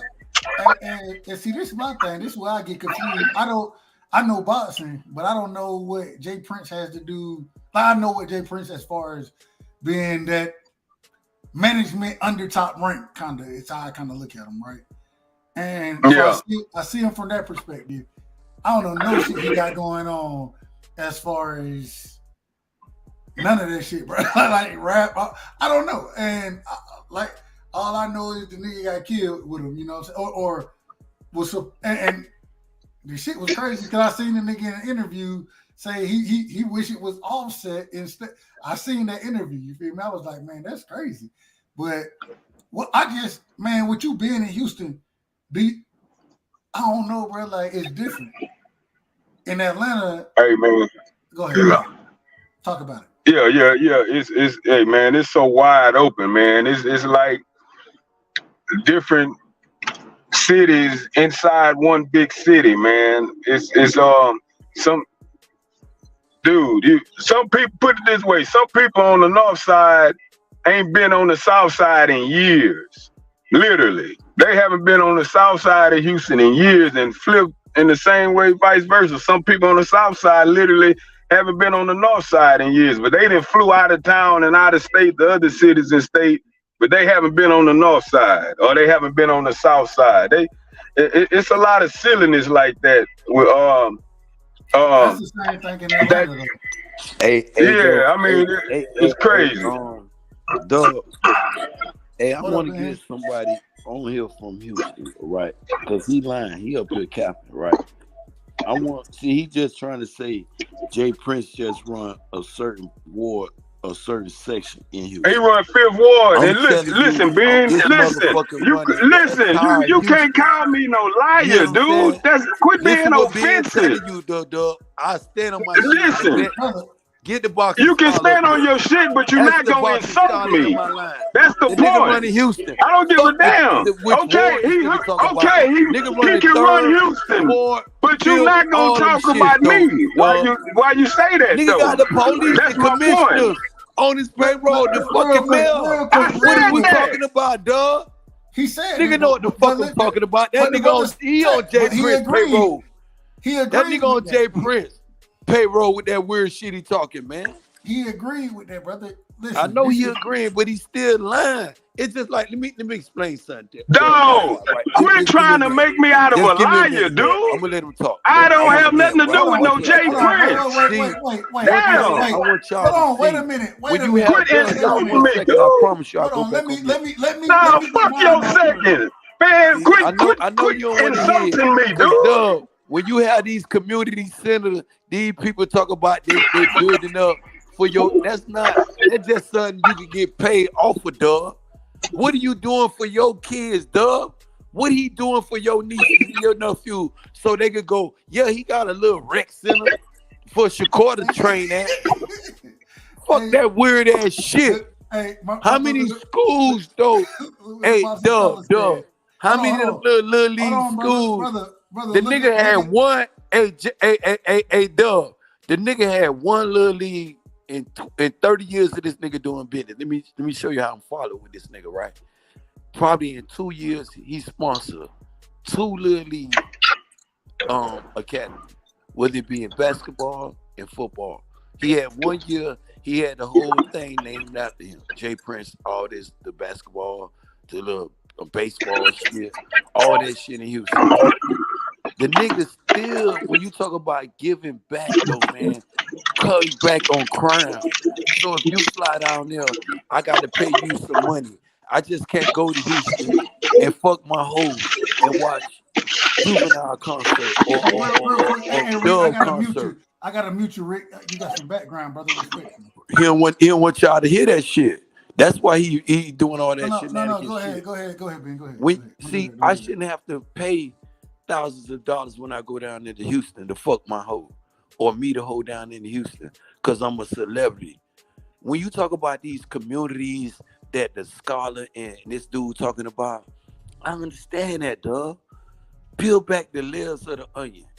Let's look deep in this matter. What really have you done? How many times mob ties is really preventing the crime in Houston? How many times Jay Prince they'll sit there and compliment an artist that done made him $60 million? How many times you sat there and gave Bushwick Bill, an artist that done gave you his sweat, blood, and tear, a burial? $5 fucking grand. Grandmama calling this nigga. Ask him if I'm lying. Beg them people. Donations buried Bushwick Bill. You know that, no dog? Donations buried this man. Fuck Jay Prince, man. Nigga, real bitch. Quick, hey, I gotta cut y'all, Ben Israel. We got my brother in the building, the Boston Scholar. Scholar, I want to give you your greetings as always. You know I got love for you, my brother. Hey, talk to me. I feel like you know something about what we're talking about right now. So I don't really, old dude in the corner, no, man. In Texas, we mind ours, man. We can walk by, unless it's an old lady or a lady being mugged or something. If it's 2 niggas getting down, we're going to just keep on walking shit. We don't even do that much recording shit in Texas. But like, as far as Jay Prince, man, I put him on the same lane I put Master P in. I feel like when you black, people don't like the Master P. If you go type in Master P on Jay Prince, you'll see Master P got nothing but love for Jay Prince because they done did business together. He done gave Master P the game about how to do the 80-20 deal with the distributors. Like, a lot of the game that Master P got, he got from Jay Prince. That's why he always say, if it wasn't for no Jay Prince, wouldn't be no Master P. He always give Jay Prince love. Hold on, wait a minute, real quick. I didn't know that. Hey, Dub. Hold on, Ben. Hold on. We gotta. Hold on. Baby did more for them niggas down there in Calhoun Projects than motherfucking Jay Prince did for the entire Houston. Brother, and it's the same people you say give him shout outs. Why this nigga ain't did shit for his community? And you gonna reach for them people. Motherfucking Cash Money did a lot for motherfucking New Orleans. A lot. Gave back. And this nigga got Houston under extortion like a cracker. Do niggas, bro, in the time of slavery. Fuck Jay Prince. Hold on, brother. Hold on. Wait a minute. This is the problem. I have no problem with you feeling the way you feel, but we want to get the historical record on fact. We want the facts as well as I understand how you feel. But the scholar, he's talking about the facts of the situation. So I need to hear those. I got to be objective, brother. We can't just go strictly off of how we feel about the brother, respectfully, of course. Go ahead, scholar. So he down here right now. You know, he got of course what my brother in the corner told you. He got the gyms and stuff where he give back. The man went back and bought Fifth Ward. Jay Prince owned Fifth Ward, man. Like he went back and bought his old hood. And then like I was reading up on, they said like a lot of cattle in Texas come from Jay Prince. He's a legitimate businessman. And this is where my problem come in with our community specifically, right? Our community, we don't like to fear nobody, especially somebody that look like us, right? Everybody know Elon Musk walk in the room, he got power, right? Because he got money. But when it comes to Jay Prince, you hear all these type of stories to try to discredit this man and make this man out to be the devil. But that's not the case. To fear Jay Prince? No, not saying that at all. Elon Musk. Nobody. Ben, you missing what I'm saying. Man, that's the word you just used. No. This is what I'm saying. A better word than you just used, bro. Nah, I ain't gonna give. I'm gonna break it down to you. Hold on, real quick. Hold on. Real quick. Ben, hold on. Ben, your mic is crackling. We can barely hear you when you're speaking. Hold on, and come back and come right back, brother. Come right back, because see what he don't understand. Oh, go ahead, brother. Go ahead. Well, he don't understand right side. It's not about fear. People respect Jay Prince because he got money. He came from nothing and built that empire that he got. He made Floyd Mayweather his first $1 million payday, according to him. Allegedly, now in his book, he said this. But he's a respectable dude. It has nothing to do with fear. What I'm saying is, why when it comes to Jay Prince, you either got to be scared or not. You either got to pick a side or against them or a side. Nobody does this with Elon Musk. Nobody does this with Joe Rogan. It's only when black people, because people don't like to. They're taught not to be scared of. They're taught to either criticize and critique and tear down black people or shit or be on their side. It's no in between. You can't say. You see when my brother in the corner said, I ain't got no opinion, Ben try to make him have an opinion about it. Why you gotta have an opinion about it, man? It is what it is. Hey, Boston Scholar, I got love for you, my G. But you sounded like you on the payroll too, boy. Hold on. Y'all niggas coming up like y'all on the payroll. Hey, Ben, let me tell you something, Ben. Let me tell you something. Listen to that energy now. This man ain't did. They saying everything. Hold up, dog. Give me 1 second. They saying did everything but gave back to your little niece, that right side. We know about having successful business. I came up and tell you he's a very, very well smart, successful businessman. I gave him all them roses. But nigga, why is everybody being extorted around you? The young rappers coming up. Why is so many casualties? Why so many bodies around you, my G? Ben, you from the streets, man. It's not extortion. Look at the dude in the corner. They trying to tag team. Right side, go on mute. I deal with both of them. I promise you. Easy work. We ain't gonna do all of that. It ain't even. It's only about with the Jay Prince situation. It's an opinion. It's opinion, man. This ain't. Seem like they got all the answers to my questions, and you trying to referee. And you said, I ain't trying to referee. I want the Boston Scholar to tell me something. Do Jay Prince? Hold up, just one thing, respectfully. Do Jay Prince run just only the 3rd ward, or do he run the entire Houston? And that's what I'm trying to tell you. I don't care about what Jay Prince run. I respect Jay Prince, the businessman. This bro. So you in Houston, yes or no? I'm in San Antonio. Oh, okay. I'm gonna ask you because you in Texas, close by. So when you be in Houston, Who everybody talk about? Who the man in Houston? They talk about Jay Prince. Okay, thank you.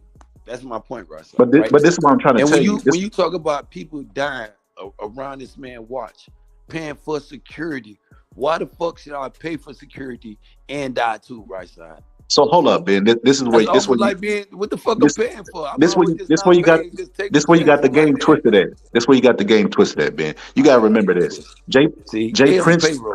Hold on. Hear me out. Hold on, Ben.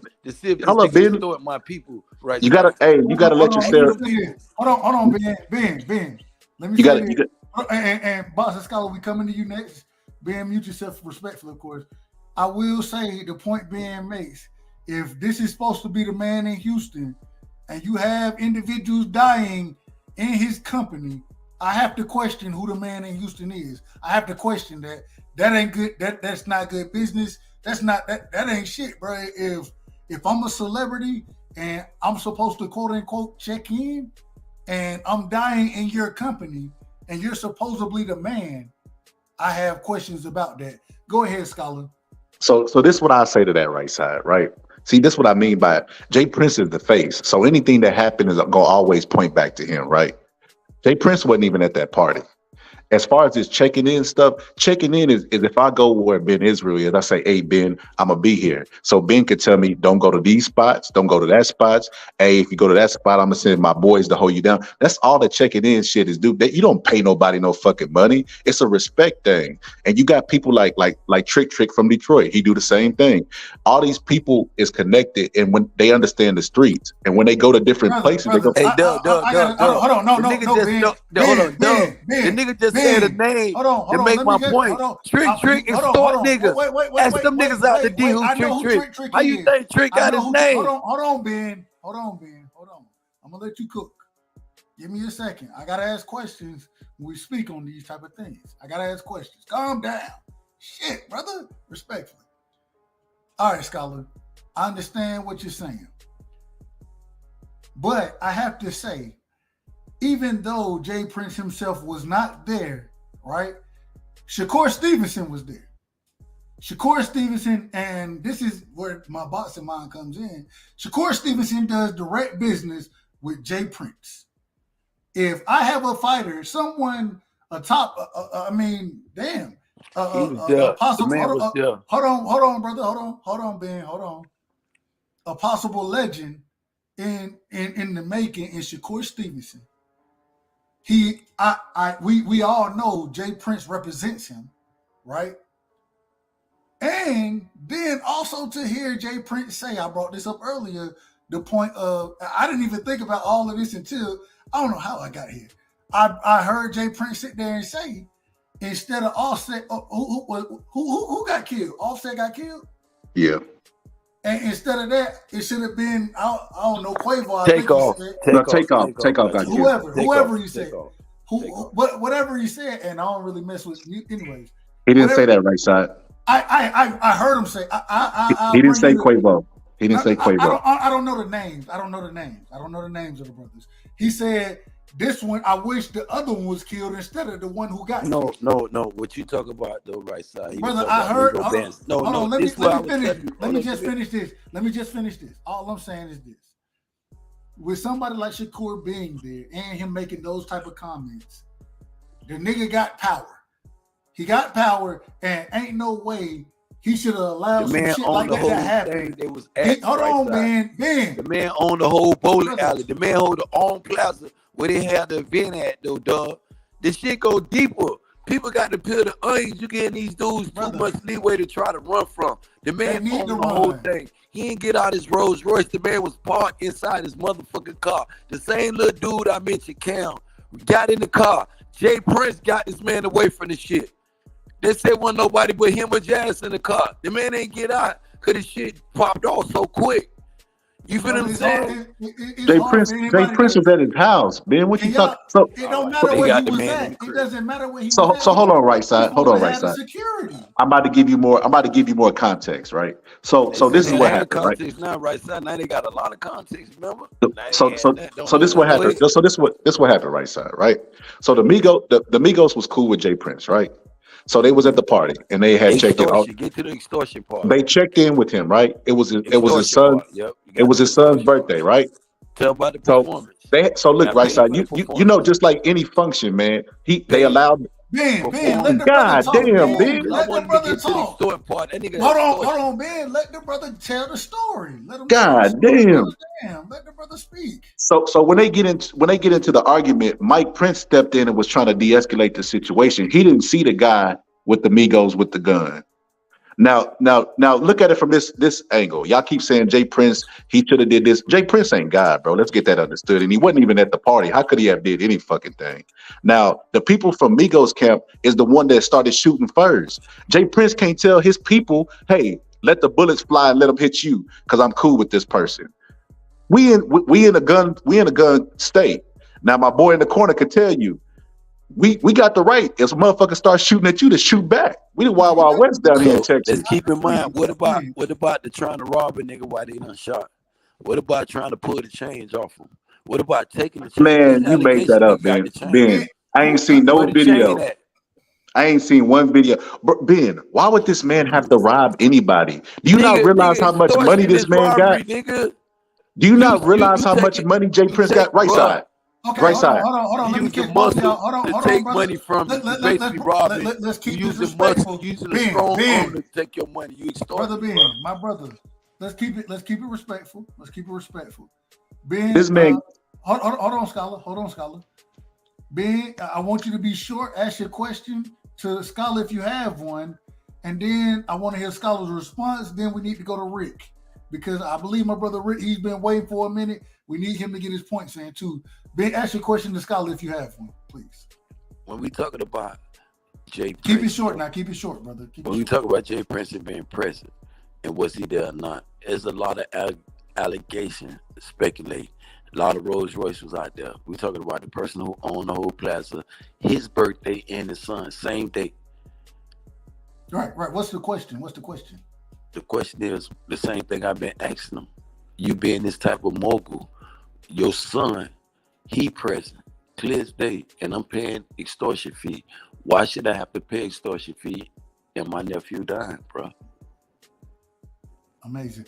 Hey Ben, go in and come back out. We got the static from your mic, but I do. That's a good question, and I don't know exactly. I'll make this quick. I'll make it quick so you can go to Rick. I'll make it quick. Go ahead, answer that question. So that's what I'm trying to say. The internet keep running with these stories, man, and everybody take it at face value. But he is not extorting people. These people is checking in with this man because he has respect. Because there's been people in Houston who come out. Because I mean, like I said, ask my boy Rick. Houston is not. It's a different ball game down there, man. Houston is a beast, and you hanging out at the wrong places, just like LA, you could lose your life. So when people come down here, they check with somebody who got respect.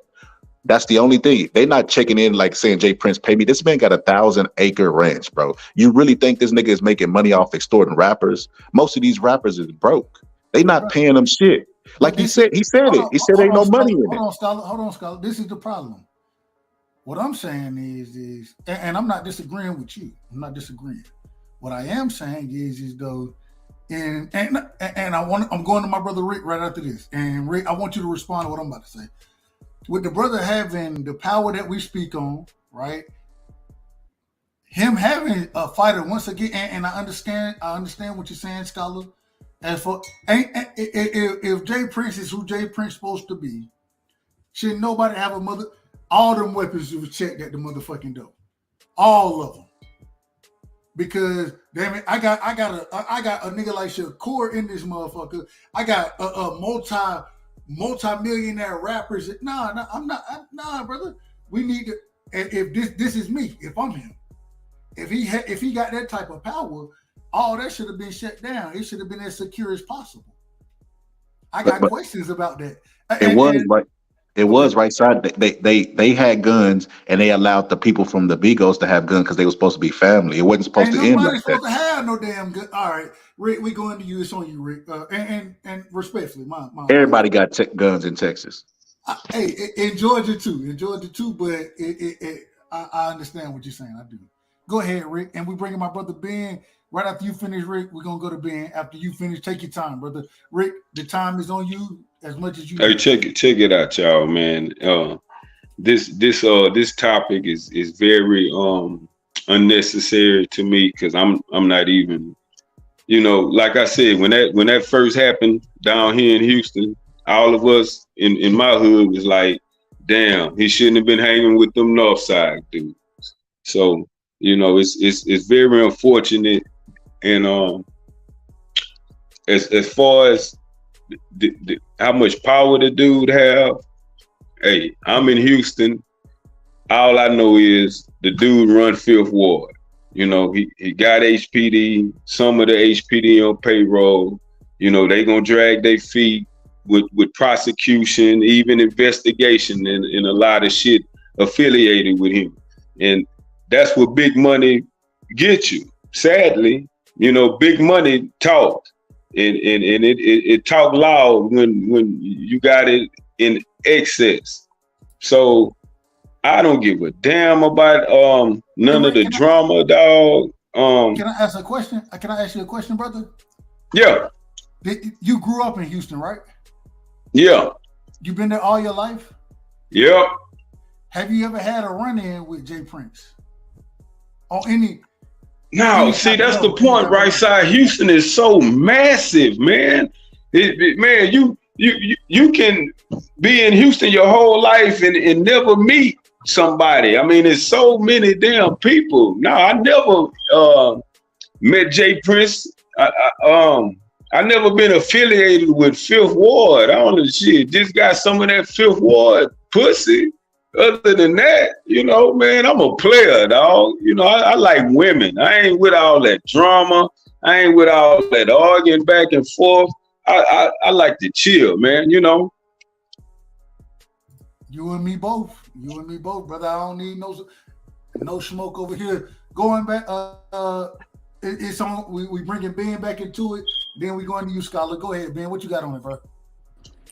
Scholar and motherfucker on this dude on the payroll. I'm standing my grounds though, Dub. And when you talk these dudes' energy, my question is to them, I'm talking about the advocacy, the giving back to the community. I told him about the being successful, Dub. I told you very successful. Cattle, ranch, hay, fuck all that. My nieces, my nephew going down there to Houston. Dude want to talk about, well, I was born in here. He only owned Fifth Ward, 3rd, 4th, 5th, 2nd, 3rd, all the wards. Houston, Prince, I'm telling you. If you down there, though, you don't have to meet them. Everybody else, you're teaching nobody. If ain't your teacher, the mailman. It's their right side. And the thing is sad for me, and just like I tell these other people when y'all go to y'all communities and you trying to gas up your car and you got to have your 40 on you. You got to be armed to put gas in your car now. But then if you look at it, if we're supposed to be this person, you supposed to be down there talking to that little youngin. Nah, bro, you don't need to be blah, blah, blah, woo, woo, woo. You need to be doing this here, blah, blah, blah. But we don't care no more. Till your grandmama get robbed, right side. Till your sister get robbed and get shot in the face down there at that gas station trying to take her Tesla or her Benz. Some shit she just paid, just bought, just fucking, what is income tax? Yeah, income tax money. You feel what I'm saying? Some dumb shit, bro. Till we learn to speak out on this shit is not snitching, bro. If you wrong for this shit, bro, you wrong, bro. You sitting up there in Houston, knowing this man got your whole city under fucking extortion, and you niggas won't cry out. It take peoples on the outside city to see this shit, to visit this shit, see what's going on, and know this shit like New York. Houston is like motherfucking New York, dog. Them niggas in New York under extortion. To this day, them niggas got Sicilians and the motherfucking Italians taxing their ass more than a common on goods, whatever. Them niggas in New York under extortion. To this day, them niggas got. Who got the playback on? I was about to say who. Somebody doing it to me, huh? Ben, you listening to your own voice? Ben, that's you, Ben. Yeah. That ain't me. No, that was you, brother. That was you. Nah, boy. So this what I add to that right there. Go ahead. I'm gonna say this, man. This is so crazy. Jay Prince is in a lose-lose situation. You know why? He a black man with money, And when you a black man and you done made it to the height that you done made it, you done beat it, the FBI and survived the North Side versus South Side beef and all this shit that you done survived, it's a big ass target on you. So everybody gonna have something to say. I can remember when this first happened, they said, "Oh, Jay Prince don't really care about him. Look, I bet he don't go to the funeral." Then when he said he was going, they said, "Man, I can't believe this man gonna go to the funeral." Then him and his sons decided not to go, and then they said, "Man, I can't believe he ain't go." It's no winning in the public side. But I'll say this, you know, whenever entourages are beefing, everybody always know it's never the superstar that sets shit off. It's the nigga that needs to prove something and prove his belonging. Yeah, and that's the nigga that normally sets stuff off. And in this case, if Quavo would have never had that dude with him, it would have just been an argument. Nothing would have happened. It'd have been an argument because he was walking away. He said, "Let me get out of here." He was talking about putting hands on somebody, what it sounded like, but he was walking away. And it was the tag along nigga that ended up shooting, the nigga that ended up snitching. That's the nigga who gave the nigga the pistol, dog. Well, hold up, Ben. I'm gonna say this. I'm gonna be done with this topic because hold on, like my boy Rick said, man, this is a dumbass. He walked in the party with the gun, Dub. You said nobody gonna be here with no gun. Yeah. Ask the nigga who gave him the gun. Hold on, man. Let's just hear me out. Hear me out. You can say whatever you got to say. Get the gun, Dub. Ask him that question. Hey, the first time I ever heard Rick talk, man, I already knew Rick was from Texas because he got that certain swag, man. We chase bitches down here, man. We don't be worried. We don't be worried about talking about Jay Prince and how we on the payroll. This man just said he never met Jay Prince, and you still trying to say he on his payroll. Shit. Ben, ask the nigga how Migo Bands got the gun. Brother, if you keep going at this rate, we can't ask no questions because you're interrupting the entire panel. You got to at least let's be in decorum with it, and then you can ask questions. But damn, you can't overrun everybody, brother. Respectfully, you can't do that. I mean, come on, brother. So now, if you want to ask a question, don't cut him off. Okay, here goes the question. How did Migo Bands get the gun? That's the question. Thank you. That wasn't hard. It wasn't hard at all, was it? Now, keep that question in mind. Now, no. Ask the nigga why they talk about. And let them answer. And you said everybody wouldn't have a gun. Ask how Migo Bands. He just said Migo Bands started the shit. How he started the shit? Who gave Migo Bands the gun? Answer that question. Ben. Who gave Migo Bands the gun? The question. Ben. I'm telling you to ask it. Don't ask me to ask the motherfucking question. Ask the brother the question. Stop talking so much and ask him the direct question, brother. That's it. Ask him a direct question. Go ahead. Hey, Jackie. Ask them niggas how Migo Bands get the gun. Y'all, both of y'all. You and Boxing Scully, you and this dude go in the huddle and come back out with the answer for me and Dub. How the nigga get the gun? Since you want to say Boxing Scully, Migo Bands set it off. How did Migo Bands? Who gave Migo Bands a gun? Where his gun came? Okay, so I'll answer it. Because I think Rick said he won't talk about either boxing or talk about getting some bitches. He don't want to talk about this shit. So I'll talk about both of them with y'all. But I answer it. So this is the story. This is the alleged, because I don't know. Allegedly, Jay Prince's son Jazz allowed him into the party with the gun. So I don't get what your point is. If Jazz allowed him with the gun, so you saying Jazz allowed him in the party with the gun so that he could shoot at them so they could return fire? No. Both of y'all. If I'm extorting somebody, they ain't get no guns in that bitch. Stop lying, Boston Scholar. Hey, Dub right side. Jay Prince gave the nigga the gun. Bro, he wasn't even there. He gave the man the gun. Put money on this. I put money on that. Bet. He wasn't even there. Prince gave Migo Bands the gun, dog. Fuck, they done had this shit set up, bro. Hold on, wait a minute. Hold on, Ben. Real quick.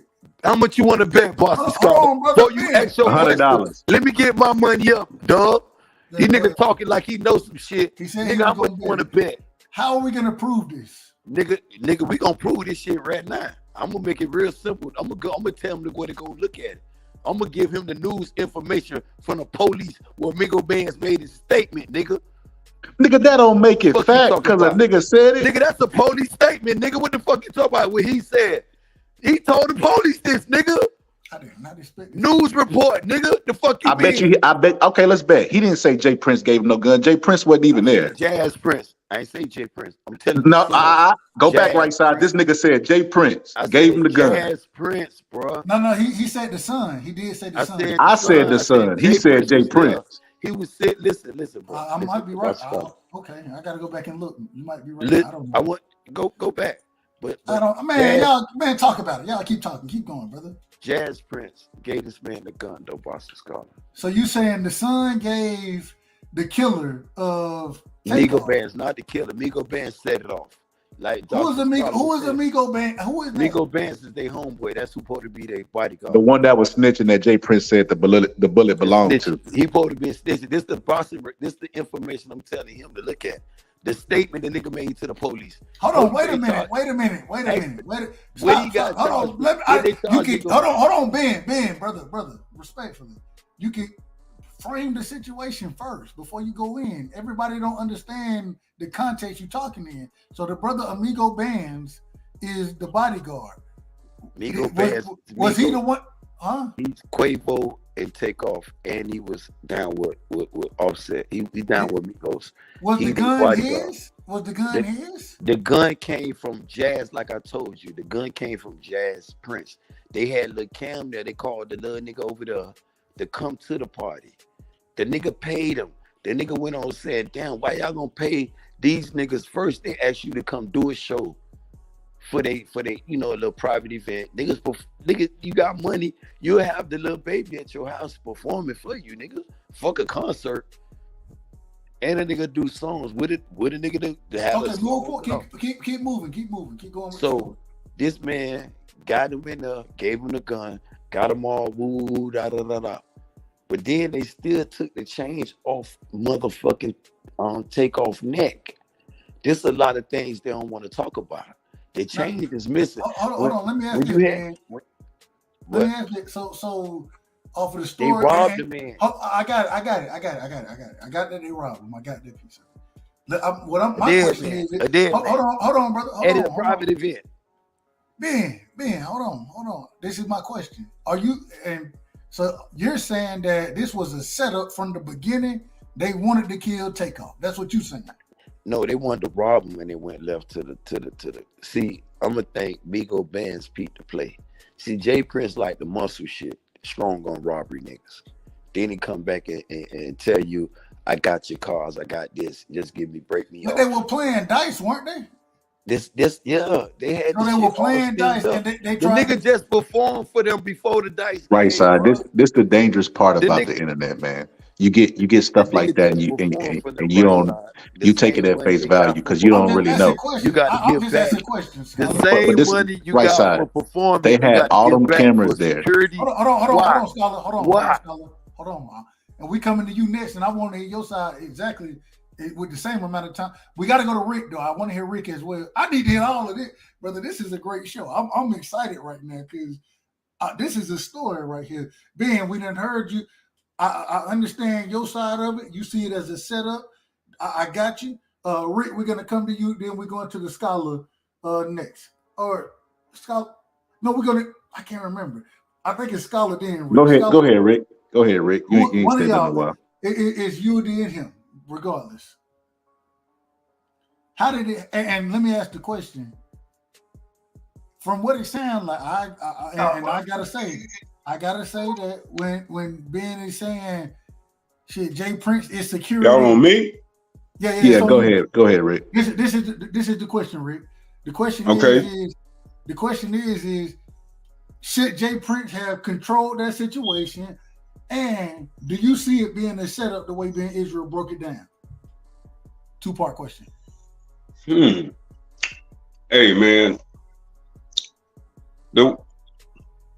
see, dog, right side, Ben, Scholar, boxing Scholar.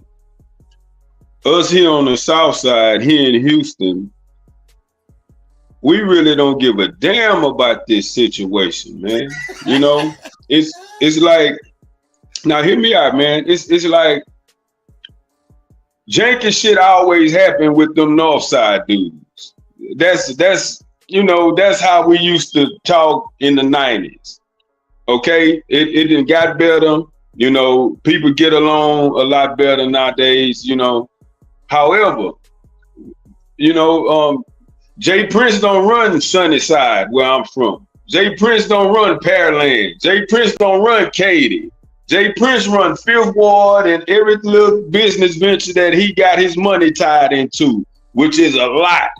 So, you know, this not even a big story down here with us no more. You know, it's people that moved on. You know, ain't nobody in their feelings behind it. It's another sad situation of a young black male losing his life. Another chapter added to the goddamn book. That's the point of this. You know, Jay Prince is just a small pawn in this whole big ass chessboard. White supremacy is the big booger bear of it all at the end of the day. Jay Prince ain't killing unarmed black people.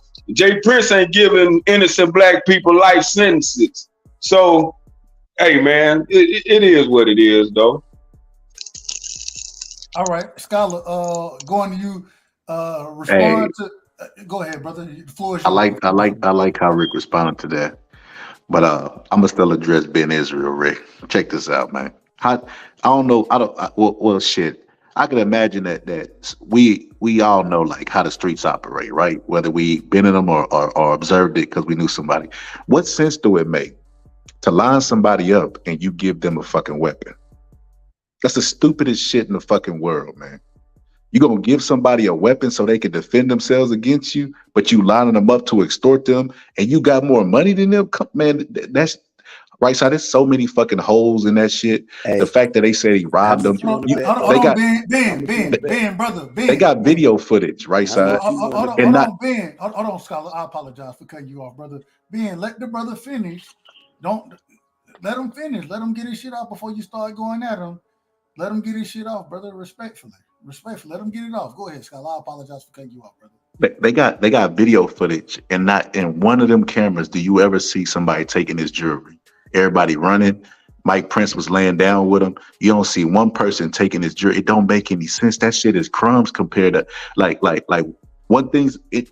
Somebody can tell you anything about Jay Prince. One thing they'll tell you is he's a money getting motherfucker. Ever since the shit about the 90s, 80s, whatever.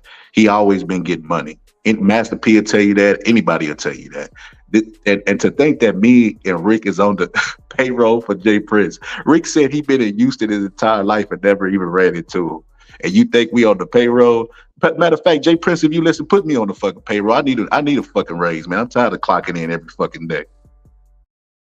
Hey, real quick, and then we coming to you next, Ben. I want to respond. I gotta say this. I ain't gonna hold you. When I listen to everybody's sides of the story, I do feel like Jay Prince is pulling some strings, and if he really wanted to contain this situation, he could have contained this situation. That's how I look at it from a distance. I don't know it like y'all do. I say that to say this. At the end of the day, Ben, and Ben, you know, I got to be honest with you. To say these brothers on the payroll, I think that's going a little far and being disingenuous because they coming up here in good faith, having great conversation. So we pass it to you, Ben. Keep cooking, bro. But I would say you can't say that these brothers on the payroll. I think that's. I'm just saying. I take offense to that to some degree myself. Go ahead, Ben. It's on you, brother. I would like to allow my time to go back to Rick, because Boston scholars say he's gonna agree to what Rick said, but he's gonna address Ben Israel. So I want you to listen at what Rick said again before Ben Israel respond. And if Rick have the pleasure, just repeat what you just said, my brother. I'm gonna show you how easy for me to tell you why they're on the payroll. Hey, and Ben Israel, do me a favor. Your mic didn't start back popping, brother. So go in and come right back. Right side. This is another thing I want you to consider. Okay. My brother Rick was talking about white supremacy, right? And talking about black people. The only people that are allowed to be victims in this country is every other person but a black person. We tell them like, man, they shooting us. Pull yourself up by the bootstraps. Why is it this situation where a man wasn't even there. I don't know if you got kids, but you would never want to be, if your son grew up to be a killer, would you want to be responsible for that man? So listen, if they blame right side, wouldn't you be like, hey, I raised him the best I could? This is the thing. I'm one of those, and hey, I understand how we want to talk about Jay Prince coming in. Don't bring white, white supremacy, all that kind of nonsense. I ain't got no love for it because I ain't got no control over it. I ain't got no control over this situation. That's why, if you notice, I'm very objective from the point of view that I'm gonna take. So, hey, if we're gonna go white supremacy, then that's a whole nother conversation that we need to have if we're gonna go that route. No, but it's not right side. I don't think that's the route to go in this situation. Because you're missing my point. This what I'm saying, right side. White supremacy shapes how America views us, right? Hold on, Ben. First, Ben gave his time to Rick. After Rick go, we're gonna go back to Ben. Then we come to you, Scholar, on that one, just simply because it was on Ben. Rick, if you want to pass the time to anybody else, that's on you as well. So go ahead, Rick. Ben gave his time to you. I don't know what more needs to be said. I think my point is made pretty clear. All right. Ben, coming back to you, Rick, he said, hey, he ain't got too much to say on you passing the time. When you got these people be talking about they use white supremacists, we looking at Jay Prince like he, what he did and blah, blah, blah, blah, blah, blah. No, this is a brother though, right side. This is a person I'm supposed to be able to come to your house without worrying about getting killed. I shouldn't have to be worrying about the KKK. I go to their house, I should worry about getting killed. That's a cracker. I shouldn't even be going to his house. Fuck him. But I got a brother who told me to check in with him.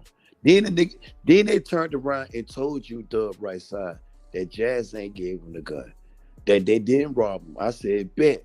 How much do y'all want to bet? My energy has not changed yet for you dudes. Hold on, Ben. The scholar said public record. What I'm the talking scholar about. said the scholar put 100 on it. What I'm coming the scholar from. put. I want to know how much you want to bet. Hold on, wait. You saying you kept the same many? The scholar, he said he put 100 on it, brother. He put that up. Okay. I believe. Okay. Scholar, am I wrong about that? No, I said 100, but we're gonna have to go back to the clip where he said Jay Prince. I'm finna tell him, read what the statement was, what he said. Go to Houston News. The shit happened on November the 31st. So that's, October, the 1st. The statement came out by the 7th. Google, the shooting about, Hold on, brother. Hold on. And watch what I'm on the computer right now. I'm gonna bring the article up. You saying you're gonna prove it? Hold on, brother. Hold on. Ben, calm down. You saying you're gonna prove it? I told you Google it. I want you to read it. Hold on, brother. I'm trying to ask you what to Google. That's what I'm asking you. It came from Houston News. News. Say Migo Band's statement. Houston News. What's his name? Who? Migo Band's statement. Spell that. Migos. M-I-G-O. Migos. With that. Band? Yeah. Band? Statement. Right. Okay, statement. Now let's see what we got. All right, it came up. The first thing that came here. We're gonna do this the right. What? Yeah, I know. I'm gonna and share. Then guess what though? Hold on, brother. We're gonna share. We're gonna share with the people. Let me finish right side before you read it. The same statement that you finna read. Jay Prince took this same statement, a police statement, to $1 Million motherfucking interview, right? $1 million information, and read the same shit that's saying what he got. This is why Jay Prince was mad about Migo Bands and hoping he got killed. Talk about this nigga should have got killed. Talk about my son gave him. Everybody said, damn, even fucking Junior even said, yeah, Jazz gave him a gun. All right, brother. All right, let's get to the fact. Ben Israel, I'm gonna see if you. Let's get to the article. Hold on, Scholar, real quick. My apologies. Let's get to the article before we get to all that, because this is what we're talking about is a matter of fact, right? And so, no matter of fact, police statement. Where are we at? Is it this one? What? Let's see. Takeoff tribute music. Okay. Takeoff stray bullet. They say they Takeoff killed by a stray bullet right here. Brother, what? Give me. I need a little more information. You're not going to be able to find it, right side. It's an open investigation. I don't know how Jay Prince got the records that he got, but I'm gonna see if you're a man of your word, Ben Israel, because you didn't say Jazz Prince, did he? You said Jay Prince. Go to the bottom. And I'm a timestamp this episode, and I want my $100. I'm gonna send right side my cash app to send to you. Update at the bottom, right side. At the very bottom. Yeah, you gonna see where it say update. Because he talking, he don't want you to get to the bottom of this shit. If he don't get to the bottom of this bullshit. I mean, I'm with Rick on this. I could care less. This shit old in Texas. That shit to Dove Right Side boxing, nigga. Because I don't want your money, nigga. Donate that shit to charity. Okay, I'm gonna go back and timestamp where you said Jay Prince. Jay Prince a bitch. We gonna show you this statement right here. See the statement at the bottom, man. Wait, okay. There you go, nigga. Migo label share statement after. Okay, there you go, nigga. Shut that. Open that shit up. I told you it was there. Now read this shit. It came from the police. Oh look, fuck all that shit. That's the one. Open that shit. See what he said where he got the gun from. Can you see it? I can't even see your shit on my shit, bro. Oh, okay, let's see. The nigga was telling. He told the police though, right? Okay, here we go. When I came in town, my security need a gun. Quavo asking Chaz for a gun, right? He said, what you need a gun for? We got your back. He said, man, we might slide somewhere else, though. Jazz gave the nigga the gun. The gun that the nigga went off popping off at the dice game. While he popped off at the dice game, you got the little nigga named Cam sizing that nigga up from day one. Quavo knew the shit. It wasn't Takeoff. It was out. It was Quavo. A lot of people but this ain't the right article. This ain't the right article. Read the shit. I can't see the shit. It said this is what it said. It said the record label of Migos, quality music, blah blah blah blah blah blah. Nah, fuck the quality music shit. Hold on, brother. Hold on. I'm trying to get to the quotes. Here we go. Here come the quotes right here. This is from their statement. Starts with, "It's a broken heart. There's that whatever. Nothing. Senseless violence and a stray bullet, another life." Nah, bro. Man, type in Migo band. Right side. I told you you wasn't gonna find it, bro. You gotta pay for that police statement. Everybody know that. And it's an open investigation. I don't know how Jay Prince got it. Man. So this is my point. They want to tell you they know. I can't even see your shit. The shit there though, bro. I'm telling you. Go to $1 million worth of game. Google that shit up. And they asked him why he got the police statement. And this is what the shit the nigga was saying in the $1 million worth of game. The same on shit on YouTube, the $1 million worth of game podcast. Yeah, Jay Prince was there with the statement. Reading the shit told the other nigga to read the shit. The nigga told the police where he got the gun from. And the nigga still don't want to believe that shit. Well, like I got a timestamp right, so I'm gonna go back and timestamp it where he said Jay Prince, and I hope he a man of his word. I hope he sent me that $100 because he didn't switch up and said Jazz. But I just wanted to say this, right? When I was talking about white supremacy, this is what I was talking about, right? No. Quote the motherfucking Louis Farrakhan. Louis Farrakhan, right? Louis Farrakhan got banned from Facebook. He didn't get the gun from him.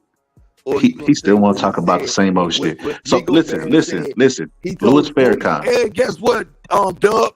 The nigga took the police where he buried the gun at too. Fuck is you talking about? The nigga took the police where he buried that shit at too. They got the gun. The nigga know that why Jay Prince mad. He scared the people for the die his bitch ass. Fuck that. Oh, wait a minute. Okay. Wait a minute. Hold on. We got the information.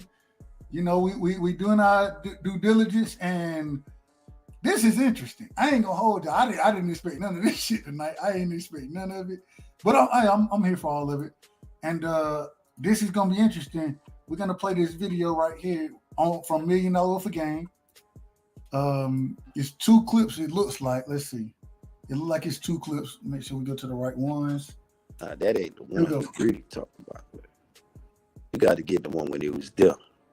What hold on, what do you mean? When this Prince family million, not this one? The one when they had Jazz, Junior and Mike. Yeah, that's the family right here. Let's see what happened. Let's see what they say. Let me see. This ain't the one that was there. Oh, all right, brother. Find the one and put it. It was on it. Go ahead with this one. But they was sitting up around it. Hold on, brother. Let me see if Go I ahead, can. play it. Might be this one. I can't see your background. Might be this one. Hold on. Give me a second. Yeah, no, Play it. I'm new. Hold on, brother. Hold on. Give me a second. All right, we're gonna do that. We're gonna cut the music off there. We're gonna go back here. And now present again. $1 million. Share. Let's see if we can hear it. Tell me if y'all can hear this. You was the one that took Quavo on the. Can y'all hear that? Yeah. All right. To the hospital. Y'all still was together after the fact. I stayed with Quavo. We stayed out there probably like 2 or 3 hours together before we all parted ways and made sure each other was cool. Like me and him stayed out there. Like one other person pulled up, but it was me and him that stayed out there for hours after this transpired. So yeah, so it's just interesting how, one can take a 3-second lie, you know what I mean, and contaminate, a bunch of damn fools that'll believe anything that they see. And when in actuality, as you can see. Now, real quick, I gotta ask this, and I ain't gonna hold you. I ain't never really seen Jay Prince in person. This brother right here that I'm going, this is Jay Prince, right? This is Jazz Prince. No, that's Junior. That's Mike Prince in the middle. That's Junior. That's Mike. Yeah, he's saying it right. This is Mike right here. Yeah. And this is Junior. Right on. Yeah. Shout out real quick, man. Shout out to my brother Major Key Boxing. Major Key, if you want to come up, brother, link is pinned at the top, bro. We going over this. Hey, we in deep right now, brother. We in deep. So, all right. So we listen. Hold on. Let me make this full screen for the people. All right, here we go, guys. These two was with Quavo, you know what I mean, from beginning to end. They dropped him off. They never left his side, because here's the thing. Takeoff is not the only one got hit that night. You know what I mean? A friend of ours daughter got hit in the head. So somebody could have been mad about that and wanted to come back and do some things. So they was there with the homie. And whenever he decide to speak, he gonna validate everything we saying. Quavo, you know what I mean? Because he know he was never abandoned. He know he was never disrespected. He know every time he have came to Houston, it's been nothing but love and respect. That's why he came so many times. When you hear Houston, you hear mob ties. Talk about it. Some people would say that it's some type of protocol for people to check in when they come to the city. And this coming from a person like me and Gil, we ain't never check in when we came to the city. So is there supposed to be a certain protocol for people to check in? No, and I begin with me, and then he can speak, and they can speak for the other generation. But I'm a never, you know what I mean? We don't have time for no sucker shit. Niggas snitching on this song. A lot of Let them people talk. from the different police departments and all these different people want to insinuate like we extorting people. They have to check in. Man, that ain't no money in that shit. I wouldn't have. I got more money than I could spend, right? So I don't want to say, go Gil, that shit ain't gonna work. It ain't gonna turn out right because real niggas ain't gonna have that no way. Check in for what? But on the flip side, there is what you call a brownie point to be able to have us as friends. You know what I mean? I don't want to impose or force myself to embrace nobody. But by the same token, those that I respect and I befriend, there is a difference coming. You heard that shit right side? Ain't no money in that. He got more money. Wait a minute. Hold on, guys. Hold on, fella. Both of y'all. Hold on. Wait a minute. The police statement. Let the nigga. You need to go back so he can read the police statement so he can tell you where Migo Bands got the gun from. This one got them niggas mad. This one got them real pissed off, right side. Hold on, this one real got quick. Them niggas real pissed off. All right. So you real quick, Ben Israel. Before I get into your point, I gotta say this. I want to finish this, but it's interesting. Real quick, man. Shout out to my brother Major Key in the building. Salute to you, Major Key. What's going on, fam? Major Key, you there?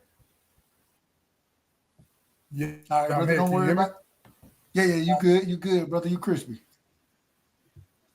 All right, So yeah. real quick, I just I had to reload my laptop right quick when I came in, so it was good. Bro, we cooking on the J Prince. We got some Houston brothers here, respectfully, of course. We got my brother Ben Israel here. This Ben Israel, this is his Rockin' With Rightside show. So, hey, Ben is the guest, respectfully, of course. And Of course. Shout out to Ben. now, Shout out to Ben. We had some smoke in the past. I know Ben. So the question is, and I asked you before we finish the video, or before we finish or get more into this video, we're talking about Jay Prince, the control he has over Houston. It seemed like Ben feels there's some extortion going on, other things going on. But how do you feel about it, Major Key? From what I know, growing up, hearing about Rap A Lot and Jay Prince, and the fact that everybody from everywhere in the United States that matters knows who he is, right? I would say that don't jump to conclusions because he's an old school cat and think that just because you a rowdy new school dude, right, to try to jump the gun on the old school cat like Mr. J Prince. He's dipped his hands in a lot of cookie jars because he had a lot of money, a lot of influence. I grew up learning about him, even though I was in the Bronx as a Puerto Rican dude. I knew about Jay Prince. See what I'm saying? That's how far reach his name was. So when I moved down south, it was even more relevant, and I understood even a lot more that this guy really knows what he's doing. You know what I'm saying? So with that being said, some people feel like because this is an old school guy, you know what I'm saying? We don't really know about it. It's really ignorance, really. It's not that they're saying it, it's just that they don't even know what to say. They just think that this is an old school guy, you know what I'm saying? We don't understand his past, and so they jump to conclusions. But let me tell you something. Once you got your foot stomped in the ground, you got 10 toes down for so many years, it's not easy for somebody to just come through, walk through, and disrespect you like that. You know what I mean? You got a lot of connections, you know what I'm saying, around the United States. I don't even doubt that Jay Prince, when he talks, is saying the truth, whatever comes out of his mouth. You know what I'm saying? Hold on, Major Key. Now, let me ask you this. And I see you got a lot of reverence for him, which I have no problem with that at all. I got to ask this question, and this is really what the conversation comes to tonight, at least. Okay. So, we know that he more or less is the manager for Shakur Stevenson, right? Mm-hmm. And we kind of got into the situation, speaking on the situation that happened with, I believe the brother, is it Takeoff who got killed? Is that the one who got killed? Yeah. Okay. Quavo was having a dice game, whatever. Right. So with that situation, my brother Ben Israel, he's saying that, and I agree with him. I do agree with this piece of it, where he's speaking on with his son being there. I believe the junior was there, and with him being the man that he is in the city, right? He should have had that in this situation, it's really on him that Takeoff was the one who was killed in that situation, because go ahead. What's your thoughts on that? No, it's not that easy, brother. It's not that easy. Talk about it. Easy. It's not that easy, bro. Like not you can't be in charge of every fucking animal in the fucking wilderness, bro. You know what I'm saying? Here's the problem. There was a situation where he wasn't even supposed to be subject to that. That happened off of some sideline shit that happened, and there was disrespect going on that sideline. And this is allegedly, because it's just what I've watched and heard and observed. You know what I'm saying? So I wasn't there. I'm not the expert on it, but if you ask me my opinion, I'm just saying that Jay Prince is not the type of dude that wants that type of shit on his hands. That's why he's cleaning it up. That's why he's even vocal right now. He's not the type of dude to be vocal. Let's hear hold on, Ben. Hold on, Ben.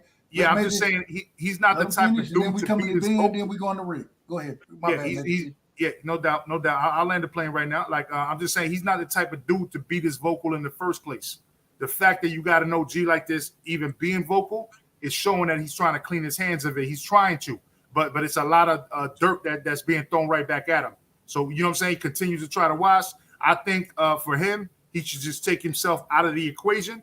But I understand that what he's trying to do is cover his son's footprints as well. You know what I'm saying? So I really can't get mad at that. You know what I'm saying? It is what it is. Talk about it, Ben. And you know, and that's the point I was making, though, Doug. This is why I want you to go back and listen to what he's saying. What Major Key's saying, he's on point with he's saying. Because if it was my son, I'm gonna do the same. Ben, you popping. Your mic popping, bro. Your mic. I'm gonna do this. Hold up. What I sound like now? Say it again. Yo. You good? Go ahead. You know, if it was my son, no, you still popping. You still popping. My bad. Still popping. Rick, go ahead. Then when Ben get back, we'll go to Ben. Go ahead, Rick. My apologies. Anything on what Major Key just said? Hey, man. Like I said earlier, man, it is what it is, dog. I'm not in the loop on all that info, and I'm right here in Houston. But hey, that's that North Side shit, dog. Hey, that's all I can say, boy. That's that unfortunate North Side shit. And he made an excellent point as far as you can't control every goddamn beast in the jungle. And Jay Prince surely didn't want it to end tragically this way and have this much blood, quote unquote, on his hands from his people. So it's a bad look. But hey, man, karma works in mysterious ways. The universe sees everything, man. And when you work under the table dirty long enough, eventually your ass gonna be exposed. Something gonna malfunction. Something gonna bubble over. You can't fake the funk. If you're gonna walk a straight line and be for the people and promote positivity, then you can't be still trying to hang on to this street shit and keep the image of the thug gang banging pusher, you know, that I got control, I'm the man, let me pop my collar, you know, dog. Hey, we too old for that gangster bullshit life, dog. I'm trying to stop these young dudes buying guns every day when they come to the house in the hood. Hey, man, that's what I'm about. I ain't about all the gossip, the he said, she said. I'm grown, cuz. Let's just proceed. Amazing. And everything, I don't think anybody can disagree with the brother just said. Being active in the community. I cannot at all. Working. I 1000% agree with what he just said. Facts. As a father of 9 children, 1000% agree. Facts. Being active in the community, and like the brother said, it's crazy because we do get locked in on these type of situations, but at the end of the day, what are we doing in our communities? And that's what it really comes down to. It's strange. They say Go now ahead, son Jay Prince is active in his community. When I said, give me the receipts, like Major Key used to tell me a long time ago when me and him used to battle. But I come with major receipts now. Play the motherfucking tape, dog. Let them niggas hear. All right. Okay. Me and him got $100 bet. Major Key. Do I need to go back? He got the police statement telling him Jazz Prince gave this motherfucker the gun. Yeah, he set it off, but he's motherfucking bodyguards. He did what he's supposed to do when I see you finna get robbed, motherfucker. And he was coming back from the bathroom. He got mad because he told the police where he got the gun from. All right, here we go. I'm about to play it. Do I need to go back, brother? Do I need to go back? It's when he gave him that paper. You're gonna see him handle some papers. That's I didn't see this whole interview. I didn't see the whole thing either. I'm trying to read the damn subtitle at the bottom. Okay. My bad. I'll mute myself. My bad. I didn't know you was gonna play it. No, you did. Hold on. My bad. I ain't played it yet. My bad. All right, here we go. Wallow, Mike Prince. What happened? Ben, you gotta give me something. You gotta let me know somewhere where it's at, brother. I can't see your screen. I'll tell you my shit fucking up, bro. If you just let it play, he gonna tell you what he was reading. Because Jay, the paper, I don't know if that's that in his lap from where you got it from. It look like it's already in his lap. but you're gonna see the nigga reading from a paper. And I think when you was playing, he was reading from something right there. But you just supposed to go back just a little bit when we was when you first played it, because I think he was reading the statement then. Because you had played. I'm looking through it right now, trying to figure out where. Come on, man, we gotta.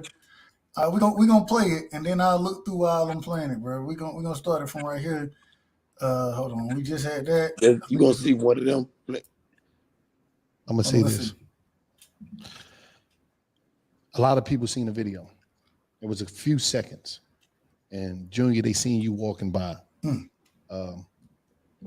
We understand that, Quavo, Takeoff, they was down here with y'all, but they seen you walking by. He's laying on the ground. You got Mike bending down, and they seen you walking by. What took place there? This the crazy thing about that video, right? Is one scenario is that they see Mike on the ground trying to help Takeoff, but in the video, Mike was right behind me. People didn't peep that. People think that I'm the one who had a voice. I mean, I'm the one who was speaking in the video when I wouldn't. If you go back and look at the video, Mike is walking right behind me. They took 3 seconds of a situation where I was caught on video and turned it into what they wanted. In front of Jay Prince in front of. But in all actuality, we had been there for a while. Mike was following me so we can go to the restroom so he can wash the blood off his hands. And so he can enlighten me to what transpired, because I wasn't even out there when this transpired. I was inside paying a bill. So I had no knowledge of what had transpired outside. As I'm walking to I just got done paying the bill. As I'm walking.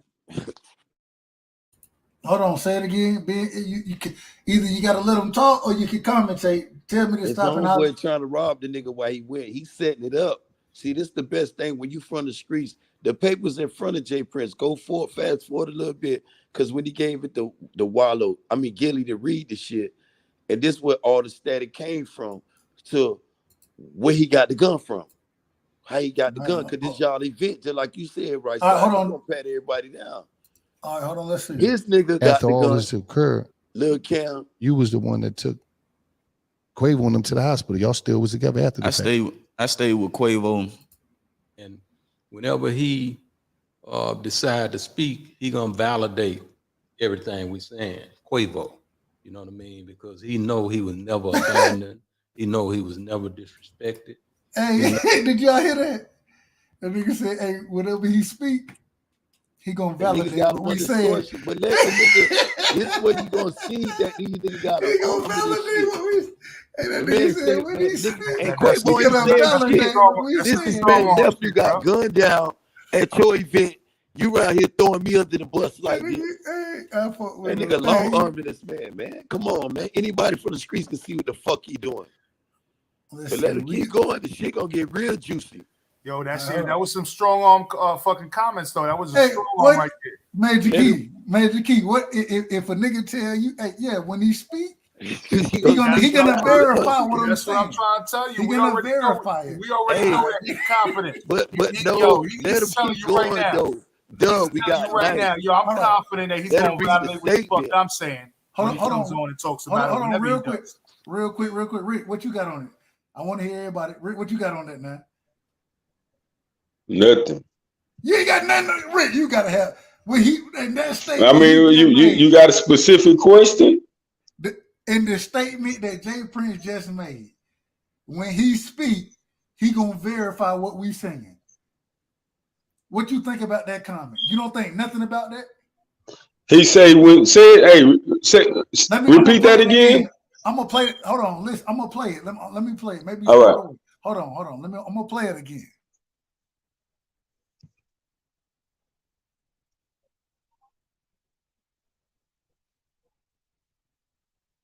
You know what I mean? From beginning to end. They dropped him off. They never left his side, because here's the thing. Takeoff is not the only one got hit that night. You know what I mean? A friend of ours daughter got hit in the head. So somebody could have been mad about that and wanted to come back and do some things. So they was there with the homie. And whenever he decide to speak, he gonna validate everything we saying. What's your thoughts on that, Rick? Whenever he decides to speak, he gonna validate what we saying. Oh, all right, I got you. Hey, my thoughts on that is all I hear Jay Prince doing is damage control. He trying to he trying to ease as much tension and vitriol away from him and his sons as much as possible, even though he know this looks bad. That's what I hear. I hear a hit dog hollering who has the resources and the pull to pull the wool over people's eyes and get away with shit that ordinary people that's not able to get away with. So what I hear here is nothing alarming. This typical hood shit, motherfuckers that lie when the shit hit the fan, that they try to hold what they got. So Rick, that's what I see here. I'm gonna tell you what you just said from the typical hood shit I know. I done heard niggas. Hey, I know you want to pay that? Say what I said. You want to pay that? Hey, I know the power I will, nigga. I know the motherfucking power I will. Hey, when you speak, nigga, hey, we'll see what happens. I done heard that before. Let's move. I want to hear more. I want to hear more about this interview because this shit it's getting good, bro. It's getting good. Let's see what's going on. Hold on. Quavo, you know what I mean? Because he know he was never abandoned. He know he was never disrespected. He know every time he have came to Houston, it's been nothing but love and respect. That's why he came so many times. When you hear Houston, you hear mob ties. And some people would say that it's some type of protocol. Before we get to the protocol, just look how Wallow looking. Look how Wallow looking when he asking the question. Look, and remember who Wallow and Gilly is. Remember who they are now. Look how he looking when he asked the question, bro. He know it's something there. Watch. For people to check in when they come to the city. And this coming from a person like me and Gil, we ain't never check in when we came. This coming from a person like me and Gil, we ain't never check in. You heard it now. You see Young Prince though, he got the defensive look, bro. He got his arms crossed and shit. You see you see Jay Prince whole fucking statue change. And you see homie all the way on the left, like, looking at him like, are you honestly asking that question? Checking in with us now. Oh, all that last shit. Bro, you in Philly, nigga. Bro. You in Philly, nigga. Keep going. You gonna hear some more shit. And why? This is the interesting part because we know who Gilly and Wallow are, so we know it's been situations. Let's talk. Came to the city. So is there supposed to be a certain protocol for people to check in? No, and I begin with me, and then he can speak, and they can speak for the other generation. Wait a minute. What the OG just said. Nah, I'm gonna begin with me, and then I'm gonna let them speak for them over there. I'm gonna let you know what's going on with me, but I'm gonna let them have. We two different people. We got two different systems. Look what he just said now. Look what he just said. But I'm a never, you know what I mean? We don't have time for no sucker shit like that. Now a lot of people from the different police departments and all these different people want to insinuate like we extorting people. They have to check in. Man, that ain't no money in that shit. I wouldn't have. I got more money than I could spend, right? So I don't want to say go give you. That shit ain't gonna work. It ain't gonna turn out right because real niggas ain't gonna have that no way. Check in for what? Brother, did you just see what happened in there? I want to hear everybody's thoughts on what the brother just said right there. I want to go to Rick first, then we go into Major Key, then Ben. Rick, what did you just hear the brother say right there? What did you get out of that?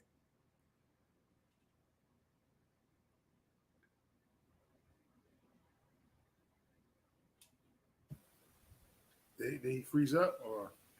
Rick, you there?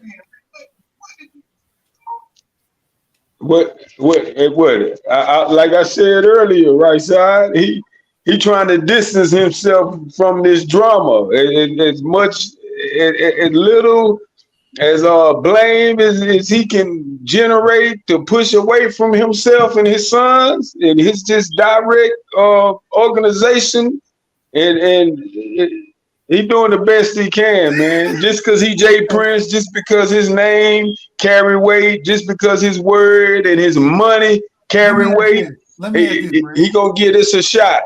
But hey, man, all I see is damage control. Damage control. Let me ask you this.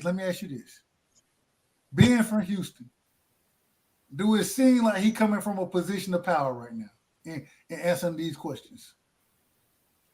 You say as a position of power, as in what? What you mean? In the way he's answering the questions, does it seem like he's coming from a position of power?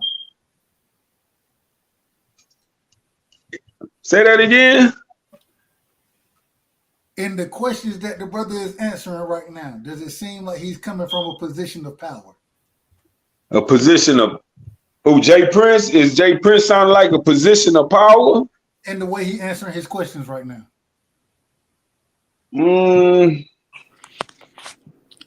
don't know, dog. He sounds like somebody that's just trying to cover his ass to me. And power or not, he just sounds like that to me. Is covering your ass a position of power?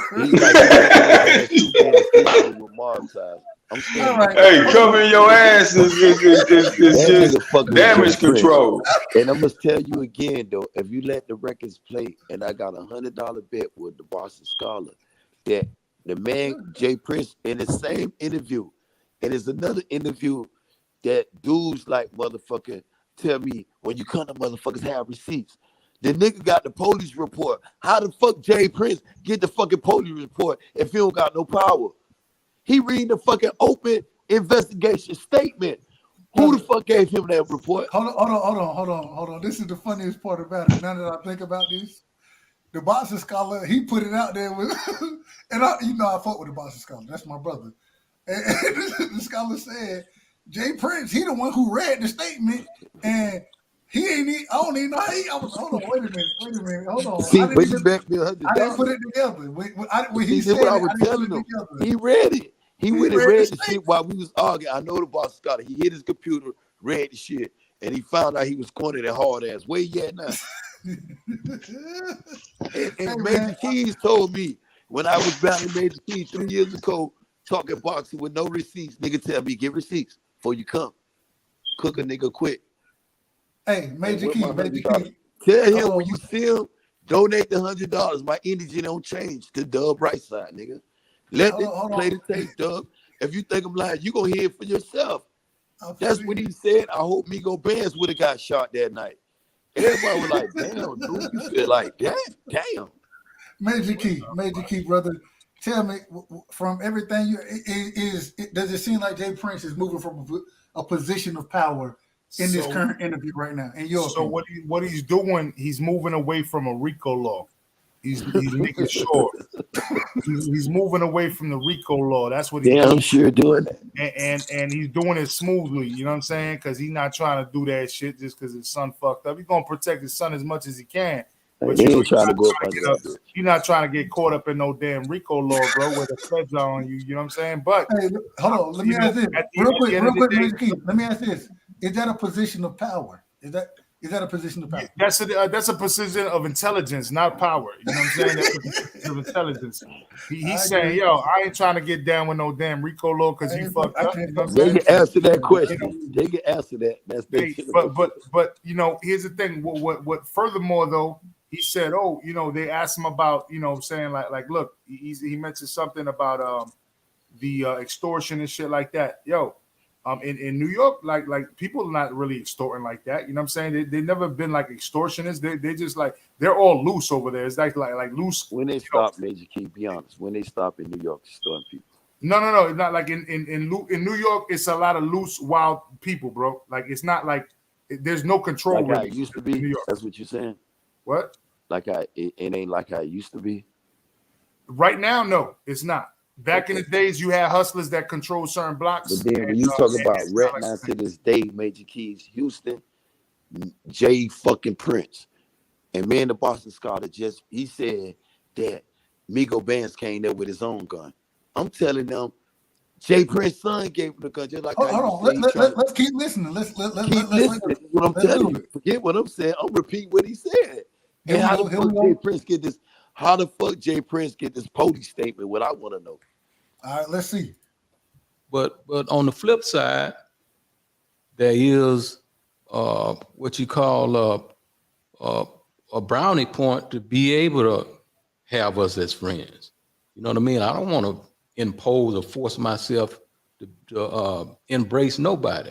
But by the same token, those that I respect and I befriend, there is a difference coming into the city as our friend versus by yourself. You know what I mean? And the difference is we are respected. You know, we are respected, and everybody with us, we're gonna demand that they be respected. But it ain't no trying to extort or trying to force. We don't need that. That's fake love. Right. We don't want that. Because it seemed like, and why is it that? Hold on, I want to speak on that first. First. And that's what I was going. It's funny because I was like, "Is that the video?" Let me see. Go ahead, man. Yeah, no, because he just said what I said. That New York. You see, I was saying New York doesn't try to extort, but he was playing the opposite field there, and he kind of dry snitched on himself a little bit there by saying we don't try to extort. You know, it's better to be a friend of ours. Why is it better to be a friend of yours? You shouldn't even talk about that. Say that again. Say that one more time, bro. It's better to be a friend. You shouldn't be talking about it. It's not better to be a friend of yours when it's available on YouTube and everybody knows it. It's supposed to be a private thing. You know what I'm saying? Come on, dog. Like you can't say this on YouTube, bro. This is the problem, though. That he's gotten so comfortable, he's moving so freely. And when you say something like that, that's from a position of power. The same way I just asked the question earlier, right? How he responded to something. So he, in one sense, he had to give some shit up. You know what I'm saying? He had to respond as far as distancing himself, but then he still had to come back and do what? Show that he's in a position of power. Exactly. Yeah. What did he say? Certain shit like that, though. You can't say. You gotta watch shit like that, bro. Like, yeah, you can't say, bro. I'm sorry, brother. I just want to say that, like, I just wanted to, like, really put this, like, to anybody that doesn't understand what we're saying, right? You can't say, yeah, it's better to be our friend when you come into our town. What does that mean? But that's only natural. But that's what but that you can interpret that many ways, though. Like, you know what I'm saying? That's kind of snitching on yourself. Why is it better if I go into Houston as a tourist versus a friend of yours? What if I don't want to be a friend of yours?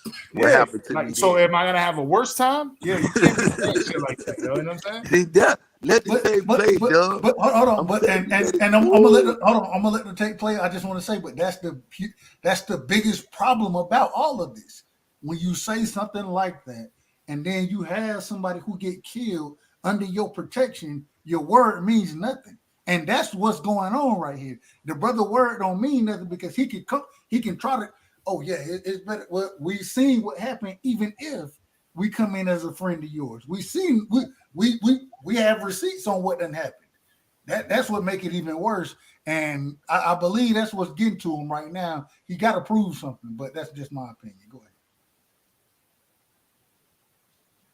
Where's Philip H from? A high percentage of things that take place that might go wrong in this city. Why is mob ties and Rap-A-Lot always blamed? Man, you know, all of my life, damn near in this game, that's been the case. You know what I mean? It's almost like I view our brand like a Nike brand in the streets. You know, everybody wear it. You know what I mean? Because it's something proud to wear and feel good about.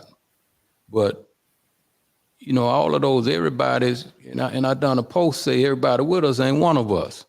You know what I mean? Everybody wear that hat, wear that attire. You know, you can't give them to me. You know, you can't give all these people that wear Nike and may go shoot up, bang, bang, or whatever in Nike attire. Y'all don't try to give it to Phil Knight, whatever that dude name. You know what I mean? So don't try to give me that shit, but they do. You know what I mean? And I learned to accept the things that I can't change the things that I can, and have the wisdom to know the difference. You know what I mean? Because, you know, with us and with the success that we have attained for so many years, brings about a certain jealousy and envy and all that kind of shit with it, man, until, you know, it's like a snowball effect where you really can't stop it. You know what I mean? You know, I give you a story my 114-year-old great grandmother gave me. She said, people are going to say what they want to say. You just don't let it be so. So I live that life of just not letting it be so. This episode of $1 Million Worth of Game is also brought to you by the Busch Light Clash at the Coliseum. Return to LA on Sunday, February 5th at. Man, we're gonna fast forward through the commercial, of course. What did y'all take off that shit right there, bro? What did y'all take off? And we got my brother Boxer Scholar back in the building. Shout out to the brother Boxer Scholar. Scholar, we're gonna come to you first. Then we're gonna go around. We're going to Ben Israel, Major Key, and now wrap it up. Then we'll get back to the video. What you got on the Scholar? Man, I just went back to timestamp. I want to make sure Ben Israel man of his word, because he said Jay Prince, and I said Jazz, and I just want my 100. That's all. Man, I just said the son, Jazz, gave the man the gun 100 times. He keeps saying Jay Prince. First you said they didn't give him the gun, whether it be Jazz or We ain't even got to argue about it. It's on video. It's timestamp. That's why I told you to play it. You told me what my receipt said. I told the niggas is a news statement, and it was on $1 Million Worth of Game. I told you all that. This So right side. If I timestamp it and you hear it, right side. Right side. If I timestamp it and you hear it, talking about? Are you gonna criticize Ben for not being a man of his word? And you gonna see who gave him the pistol. Jazz gave the nigga the gun, and that's the $100 bet. Just I'm on mute. My bad. I'm on mute. Hold on. You should. Hold on, Ben. Hold on, Ben. Hold on, brother. Listen. And Scholar, if you got it, you can either play it, send it to me, whatever you want to do. But if you have it, no, I'm gonna call a spade at the end. And once again, it has to be very conclusive as far as the videotape goes, regardless. So, if you got it, brother, play it. If you want to now, or you can hold it if you want. No, it's your video. I can't play it. He said it during your live. He said Jay Prince. No. My live public. I said Jay Prince was there, fool. Can you timestamp it? Can you timestamp it, brother? Yeah, I got it. I got it timestamped, but it's right now. It say 55. Got Cam away from the shit, nigga.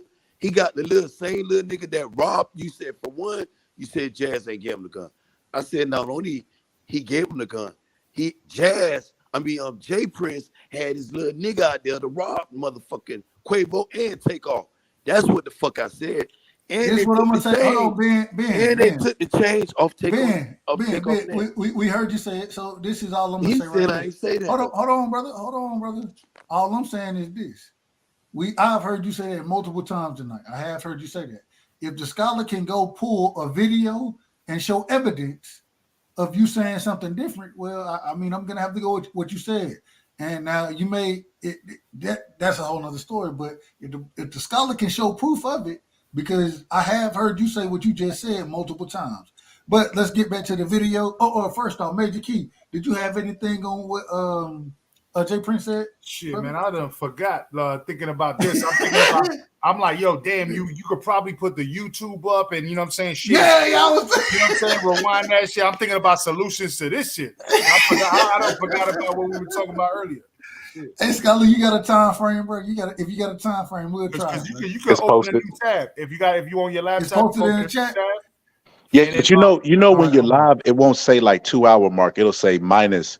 So it says minus 56. Oh yeah, you're right. Hold on. Watch this, y'all. Yeah, you're right. He's right. I'm fancy though. I'm fancy. He's right with that. I forgot about that. Hold on. It'll say what? Oh, he said, Boxing Scholar. These dudes you trying to just deviate. Let the tape play, man. They want to go back. I want to go forward.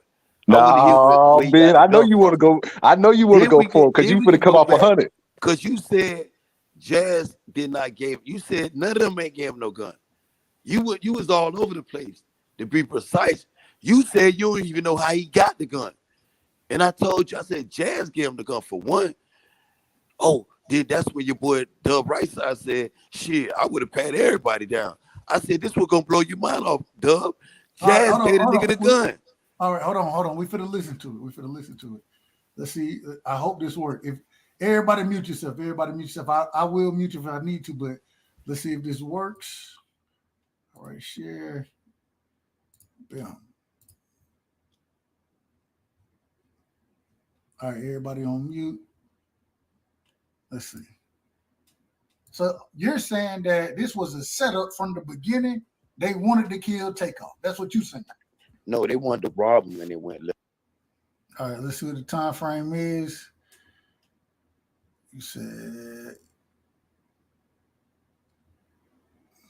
we're gonna go right there. I think that should be what we got. Let's see. Jay Prince is security. Y'all on me? Yeah. So go ahead, Rick. This is the question, Rick. The question is should Jay Prince have controlled that situation? And do you see it being a setup the way Ben Israel broke it down? Two-part question. Hey man. I'm still live. So your time frame, your timestamp is 6 minutes behind, probably. I just thought about it. That was damn. I feel dumb now. Why didn't I think about that before? All right, let's move forward. My apologies. But next time, hey, Scholar, and I gotta have you on as well. When we on, go make sure you cap the video and hey, I'll be on being Israel next. Ben know it ain't that personal. You know what it is. So, all right, let's move forward. I apologize. Damn, man. So what was the question originally about Jay Prince? I forgot what he said. Me too. So we're gonna move forward and listen. All right, no doubt. Yeah, we gonna get 5 p.m. The question was how the fuck he got the gun. Hold on, man. That was the question. And I told him Jazz Prince gave him a gun, basically. Getting off the net covers. You really can't stop it. You know what I mean? You know, I give you a story my 114-year-old great grandmother gave me. She said, people gonna say what they want to say. You just don't let it be so. So I live that life of just not letting it be so. This episode of $1 Million Worth of Game is also brought to you by the Bush Light Clash at the quick time. My class break. Make sure you say about Wiz Khalifa. So you tell them with yes. By what standpoint, what's the time, man? Check that out. Let me ask y'all a question. What's the from the Prince family standpoint, what's the worst? What is the when you get into feelings, what's the worst feeling that y'all had that from what happened that night? Like what eats at y'all the most of what happened that night? Other than Takeoff here losing his life. Let me just say this. I don't think I heard you say other than that, but that's at the top. You know what I mean? He lost his life. Other than that, the worst thing to me is this clown that came here. I wish he wouldn't have never came with Quavo. I wish he wouldn't have never brought this nigga into Houston because he can't think. You know what I mean? This whole root of everything happening is from his actions. And to be frank, honest about the situation, I wish that bullet would have hit him instead of Takeoff. God damn. Did y'all just hear what the brother just said? Ooh, damn. We Major Key, we starting with you going to be in Israel, and then the boss. Brother, first and foremost, when they asked the question, you seen the brothers on the left look at him like it's your turn. We can't answer that question. And he you know, you the diplomatic one. And he said, you know, I wish, you know, he wouldn't have never even come to Houston. Well, why? If you got that shit on lock, number one, right? Number one. But, you know, since this happened, I wish it would have been cause Quavo, because he don't think right. He pretty much said that, hey, probably it's ended up because of Quavo not thinking. You see what I'm saying? So it sounds like he's saying too much, bro. He's saying too much. I'm not gonna lie. He's saying too much. That's what I'm gonna leave it at. And when I popped up on the channel, remember, I was saying, yo, this is an OG. You know what I'm saying? Like, this dude's too smart for all this shit. And now I'm listening to this shit for the first time. I told you, I didn't hear this shit before. Yo, he's saying too much. But hey, this is my first time hearing it too. Man, this is my first time hearing the full interview. Let me put it that way, because I've heard this clip right here. But I wasn't even expecting it the way it just came out like that. I wasn't expecting it right then. Scholar, what you got on what the brother just said? Then we go into my brother Ben. What you got, Scholar? He not saying Quavo. He talk about the dude that was with him. Because in the same interview he said Quavo quiet about it now, but he gonna speak about it later. Wait a He's not minute. talking about Quavo. He's talking about Migos bands. And the reason he said Migo bands shouldn't have been with him is he's saying that Migo bands sparked it all because Migo bands the one that shot first. If Migo bands wouldn't have been there, wouldn't have been this situation. Is what he's trying to say. Wait. Hold on. So I want to rewind it and play it in its entirety. No, don't play it. Don't rewind it. Let it keep going forward. No, hold on. Wait a minute. Because you're gonna miss is a Wait a long minute, tape. brother. Wait a minute, brother. Hold on, Ben. We're gonna read because I want to Scholar what he just brought up. He just said that they're not talking about Quavo. They're talking about Migo bands. Yeah, they talking about Migos because they said that's why he said they shouldn't have brought him into Houston. Because remember I told you Migo bands is their security. That was their bodyguard. So Migo bands started right. He right with it, but I want them to get who back. gave the nigga the gun. That was the whole topic with being him. All right, here we go. Let's listen. Let me ask y'all a question. What's the from the Prince family standpoint, what's the worst? What is the when you get into feelings, what's the worst feeling that y'all had that from what happened that night? Like what eats at y'all the most of what happened that night? Other than Takeoff here losing his life. Let me just say this. I don't think I heard you say other than that, but that's at the top. You know what I mean? He lost his life. Other than that, the worst thing to me is this clown that came here. I wish he wouldn't have never came with Quavo. I wish he wouldn't have never brought this nigga into Houston because he can't think. You know what I mean? This whole root of everything happening is from his action. And to be frank, honest about the situation, I wish that bullet would have hit him instead of Takeoff because he was the one that deserved that. You know what I mean? Takeoff didn't deserve that. You know, so that's the worst thing that I could think of because if he don't make that move, then the night is everybody's still here and live to see another day, and you know what I mean? It's bubbly and lovey-dovey. Right. You know. And I understand that, you know, the Takeoff situation is the most important thing, you know what I mean? But I'm saying, you know, other than that, from the Prince standpoint, it might be like that it ever even was possible that it could happen. Yeah. You know what I'm saying? Yeah, no, real clearly. And you know, as I said, man, the root, you know, everybody, even the police department, want to get around the root of what really happened. Now, there's a law that goes on around the world where if me and you go rob a bank and, you know, the police or somebody is shooting, trying to protect that bank, right? And hit some innocent person, who you think get that charge? The person that shot that innocent person or the root of the situation that was robbing that bank? The root. Okay. That's what we're dealing with right here. You know what I mean? This dude is the root of this shit. You know what I mean? And from what I done read in this police report, you know, where he's, you know, telling on everything he can tell on Jazz, and you know what I mean, he moving on to telling on who trying to be robbed, and let him read the report. Nobody who want to rob, you know, them little dudes, the last thing they would have done was violated and try to rob Quavo.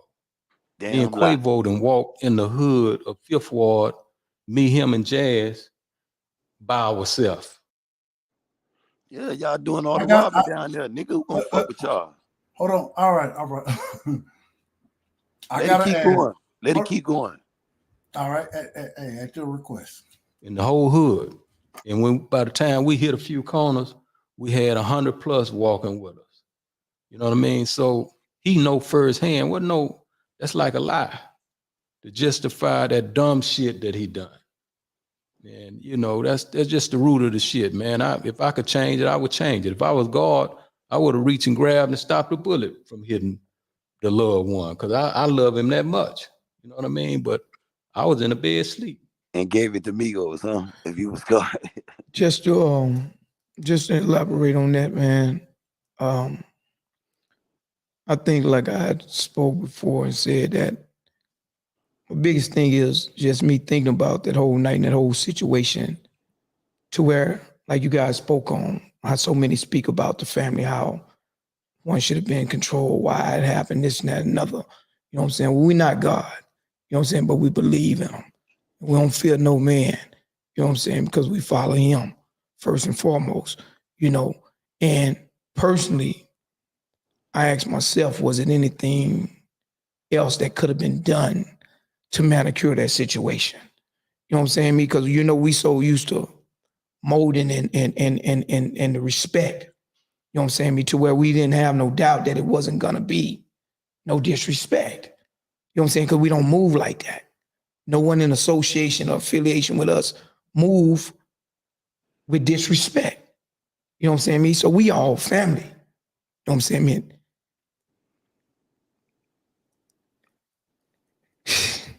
And just to see the way that my family is being betrayed.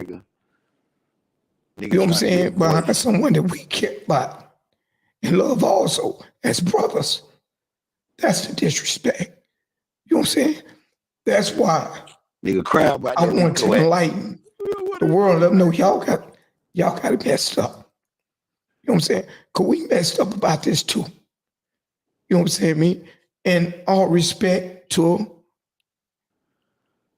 Takeoff's family. You know what I'm saying? His loved ones. We love them and respect them too. You know what I'm saying? So it's like 1 hour was took that night. You know what I'm saying, man? Like, bro say, behind this clown, man, we don't move like that. You know what I'm saying? I mean, when we say move, we move. When one leg move that way, the other leg gonna move that way. We don't have no out of bounds clown shit going on in our family. This nigga came down here and he was out of line. And he stepped out of bounds, man, without permission. Quavo told me, after I told him, I said, nephew, stop talking about basketball, leave it alone. He said, Unc, you right. Let's go. Because I don't want to do nothing to one of these niggas before I do something to one of these niggas. This dude took upon himself to go trying to violate people that didn't violate nobody, that was sitting there humble, wasn't exchanging words, wasn't being disrespectful. He just decided he wanted to be a bully that night and prove something to someone. I don't know, probably because he's the biggest guy out there. I don't know what it was. But we started walking off. You know what I'm saying? Didn't nobody in the family violate nobody. A man is going to defend himself. So I can't tell a man not to do that. You know what I'm saying? And I didn't even see that coming. You know, as soon as he made his move and struck an individual, I'm like, what you doing? But everything happened like that. And I didn't see no gun in his hand, because I would have spoke on that. You know what I'm saying? I didn't see that till clippings after the fact that he's already standing there. So he already. Did the brother just say, I didn't see no gun in his hand because I would have. You got to play the video. The man made a statement, say he had a gun out before he took a swing. He had his mind on something. There should have been. Everybody else to go. You see what I'm saying? But it wasn't something that we could control, see coming, stop, or none of that, because it wasn't one of ours. You're not of us. Because you was of us, it wouldn't have never happened. You stepped out of bounds. You know what I'm saying? And if they listen to that tape real good, they can hear the little homie. They can hear the little homie saying, man, if you took that wrong, I apologize. This is what the little homie was telling Quavo. Man, I apologize if you took that wrong. I was just talking about basketball. You know, how humble can you be? After apologizing like that, a nigga gonna hit him with a pistol? Hey man, you know, like I say, under no circumstances did Takeoff deserve what he got. But boy, look at here. That other clown, hey man, that's where it's at. You keep people keep talking about, you know, and I'm just speaking on it because they keep attaching it to your name and your brand and what y'all build. Keep talking about dice game, whether it's in this situation, whether it's in this Duke the Jeweler situation. People keep speaking of that. And to Duke the Jeweler, rest in peace to him and condolences to his family. I don't know the brother, but I know he came down here. Yeah. Things transpired. I don't have no knowledge of it, but they keep talking about. Damn, I forgot about Duke. Shit. Another name, Doug. Yeah. Can y'all elaborate on dice game when it's tied to your? Say that again. That was another name I forgot to tell you about. They had crossed up Duke the Jeweler, man. I forgot about him at the Boosie show. Now listen to this shit. My man, number one, he looked like Radio Raheem. He sound like Radio Raheem right here. Jay Prince sounded like Ben Crump when he was trying to spin that shit real quick. You know what I'm saying? Shout out to him. And then motherfucking this dude interrupted and got very emotional and started talking a little too much. You know, I'm glad that Jay Prince took it back over. You know what I'm saying? Before he said too much. Scholar, what you got on it, man? What you thought about that? I think they telling the truth. You know, one thing that made me believe, not the internet, because the internet gonna fill in the blanks and add in ninjas and all kind of crazy shit. Quavo ain't spoke out against Jay Prince. That's right there. I mean, it must be validity what they said. All he gotta do is tweet and be like, "He a motherfucking lie." From the beginning, that's what they was saying. He ain't gonna say shit, not against her. His nephew got killed. Nigga ain't gonna say nothing against y'all. Like, damn, y'all didn't protect us. Like, damn, nigga, we gave you back the 50,000 you gave me to protect us, and my nephew got killed. He ain't gonna say nothing against none of that, or he gonna get the same treatment. Mob ties, roll the tape, though, dog. He not even in Houston. He good. So you think that Jay Prince is gonna kill him while the whole world is watching? Man, listen. Come on, man. That's Ben what, Israel, I guess that's you what watch too much movies, bro. Why he didn't say nothing? I'm telling you why he didn't say nothing. He didn't say nothing because what they saying is true.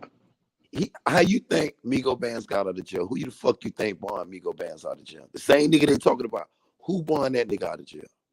Quavo. You know why? Because how the nigga got down there? Quavo. Who gave me the gun? Jazz. Damn, Quavo, you gonna get me tied up in this shit? He told Offset that shit. Offset went in. Damn, dog, you got them niggas.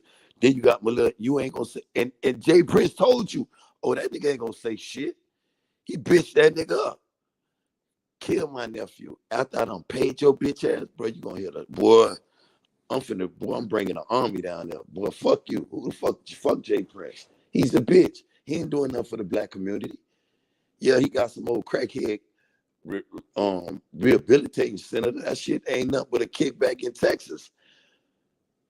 Nothing but a kickback. But what about the little kids that need something? Yeah, we know about that center. You know what I'm saying? Come on, man. That nigga ain't doing shit but causing more problems than he doing good. And I don't want to hear that shit about, oh, y'all always want to tie black men. That nigga doing more havoc than damn near than some of the rednecks down there in Texas. And he a nigga. The fuck are we talking about? Giving nobody no motherfucking pass. And play the tape. His son guilty as hard of that fuck shit. That's why Jay Prince got his thumbs in his ass. He know his son finna get fucking indictment. All right. Let's move forward. We're gonna move forward with the video. Let's move forward with the video. Y'all. I mean, I know people were associating me with that Duke the Jeweler situation because I went to Labusi pool party and he happened to be there and he happened to be standing on me. I mean, right next to me. The truth is, I never met him before. I had no idea who he is. I didn't even know he was a jeweler until after his passing. And then the night of that game isn't the night that he got killed. He got killed leaving Boosie concert the next night because somebody tried to rob him. So, you know, the internet play internet games. But this is a situation with a dude that I didn't even know. I ain't know his name. I had no knowledge of him. I ain't know he was from Chicago. I ain't know he was a jeweler until social media started trying to point a finger because he was standing next to me, and it's just unfortunate that something transpired after another dice game, but neither incidents had anything to do with a dice game. Yeah, you know, niggas gonna gamble, man. You know what I mean? It's, you know, all around the world, you know, people gamble, people Hold on. do different. Hold on. Wait a minute. I'm sorry. The nigga said, hey. You laughing because that was that Ben Crump shit I said again, right? Like, bro, and then you said, hey, you know, it's just unfortunate that some shit happened around another day. Man, nigga gonna gamble, man. We gonna gamble. I'm like, hold on, wait a minute, bro. Is that the argument? What R. Kelly said, players gonna play, ballers gonna ball. We gonna gamble, bro. Nah, we gonna gamble, bro. We gonna gamble. Fuck it. Different things, man, and that shit was happening before we were born. It's gonna be happening after we die. You know what I mean? But like, I know a little something concerning that situation too. And you know, from what I understand, it wasn't even no robbery. The man had all his jewelry on. You know what I mean? So that's some Chicago business. You know what I mean? And I hate for people to blame shit on my niggas here in Texas, in H-Town, that they ain't even got no fingerprints. That nigga snitching on niggas from Chicago. Them niggas wasn't even at the party. Trying to blame it on us first. Nah, them your niggas. And they'll take it everywhere else. But say that again. Snitching talk about that some Chicago niggas. It wasn't their Chicago nigga. It was his niggas in there. His niggas. Nigga talk about that was some Chicago nigga shit. I agree with what he's saying. Yep. Trying to move, trying to pull some shit over your eyes that quick. Get them Chicago niggas. Nigga, we in Houston. Nigga, we in the United States of America. Fuck that shit, bro. You should be able to travel, bro. That's our 14th Amendment right, bro. What the fuck? Man. Scholar, got anything on that? Scholar want to hear where that gun came from. I want you to keep the tape playing so you can read the police statement. Because I want to know where Jay Prince got the police statement from and why he's so mad. Yo, can I say something though? Ben, can I say something about that? You can, I'm not gonna lie. You can get a FOIA request, which is a Freedom of Information Act. I know you can do it. This is why I was telling him that the statement it came on the news. The news people was reading the police statement. And I told him to go, Doug couldn't put it up. So I know $1 Million Games had it. He had it in his hand, gave it to him. Because when he get through reading, Waller was trying to give it back. I mean, Gilly was trying to give it back to him. And he was saying, nah, y'all keep that shit. Yeah, just let it keep going. You gonna hear it. And he said, Jazz. All right. The nigga told him, Jazz Prince gave me the gun. Nigga went to tell him. That would make motherfucker Jay Prince get all, nigga, you snitching on my son? Fuck, nigga, you killed my nephew. Oh shit, I didn't see that part. Okay, I'll watch it. Because it's different. It's different time frames in the state though. That shit ain't real. What is the meaning, the definition of mob ties? Movement of bosses together in elevated structure. Ain't that powerful? I never knew. No, I never heard it that way. Basically, our goal is say that one more time. Movement of bosses together in elevated structure. Oh, okay. So all this here, you know what I mean? All these related. You know, all this here, these bosses. This here, that's all boss brands. That's Drake. Carl Crawford, 1501. That's Megan Boss. Mob Ties. You know, Finesse, Honeycomb, and then the one and only. I love this shit. Yo, one and only, the motherfucker that broke the doors down. Yeah. Oh, good. Absolutely, man. But it's, you know, I love that name, man, and I wanna talk about that for a minute because, you know, the enemy wanna belittle us to gain gang conversation and all that small shit. And that ain't what I put in him from a boy. You know what I mean? From a babe. I didn't put no all that weak shit in him. You know what I mean? He has an entrepreneurial mind. This is something that he dreamed. You know what I mean? He been dreaming, blood, sweat, and tears went into this name, and it wasn't on no negative bullshit that they try to paint the portrait on, you know. So now you know the move, you know the meaning, you know what I mean? A movement of bosses. You know what I mean? A movement of bosses. If you don't remember the rest, just remember a movement of bosses. And if you qualify, let's ride. Now, you know, Jazz. How you know, Jazz not here to speak, but how did Jazz feel? You know, knowing they was coming down here for him. Yeah. Jazz, man, was heartbroken, man, because, you know, Quavo them came down because Jazz was having a surprise Jazz Prince Day. The city of Houston was giving him his day. And Quavo and Jazz is, you know, like tight, you know. So he was coming down to support his brother and, you know, be there for him on a moment like that. So you can only imagine, you know how he feel. And the other piece was, you know, he even tried to get him to leave with him because Jazz he wasn't there when everything took place, but he was there earlier. And he asked Quavo to leave with him, but the homies wanted to stay and hang out, you know, which was, you know, a noble thing to do, you know, not thinking all this shit. Niggas like to party, like to have fun. So he decided to stay, but he was heartbroken by this shit, man. You know, he was heartbroken all the way up until this day. How do you, it was a lengthy police report. Yeah. By the guy that was mainly involved with this situation. And how do you feel about things that were said in that police report? Man, you know, if Gilla would be so nice to just read some of this police. Boy, here it go. Some of the Boy, things here it go.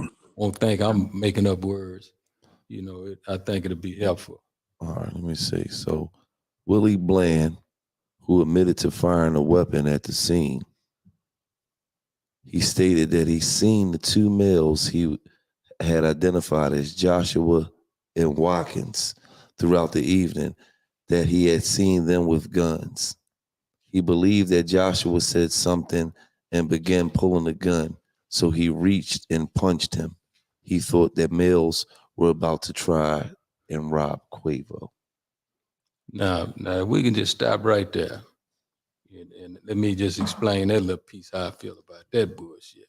Now, clearly, this Bland dude and gave a police report that he seen these two guys with guns earlier. But these the same two guys that he decided he was gonna punch with his gun out and hit them with a gun. What do you think gonna happen? You know what I mean? You seen these niggas with guns and you gonna hit them? Jay, you know, I these respect people, that these right same guys that he talking about, man, if any enemy would have came their direction, they'd have had some problems. But as you can see, this clown saw that and decided, I'm gonna try them two guns with my one.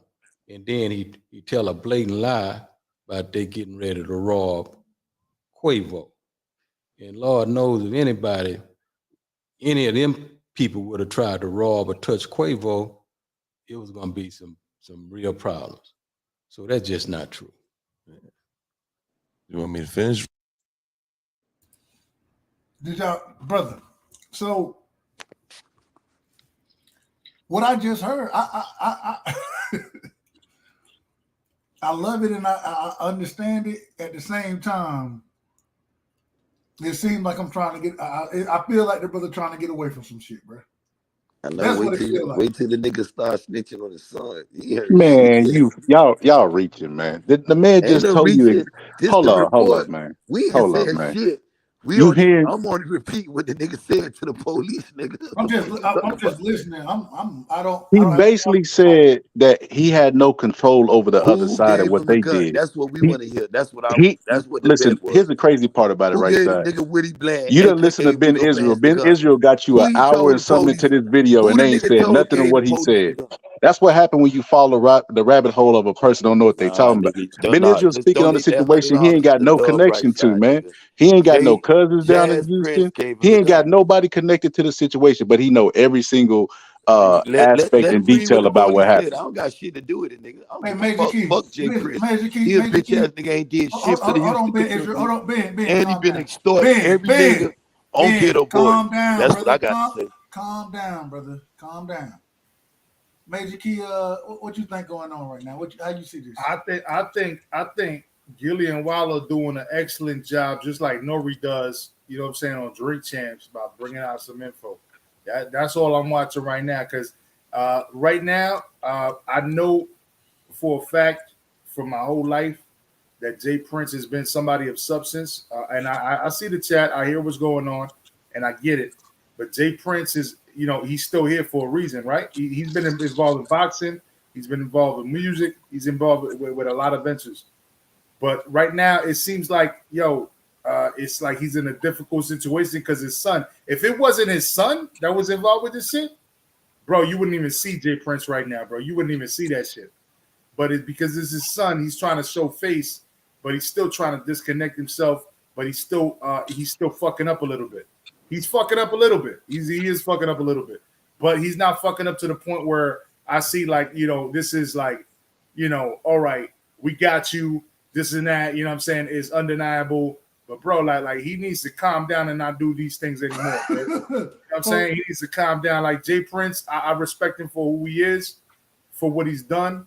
And I don't need him to start retracting and shit like he got dementia, bro. He should know who he is. You know what I'm saying? All right, so I want to get back to it. But you being outside of myself, you being the one other individual who don't got a dog in the fight, respectfully to the scholar and Ben Israel, I just want to ask, at this current moment in time, right?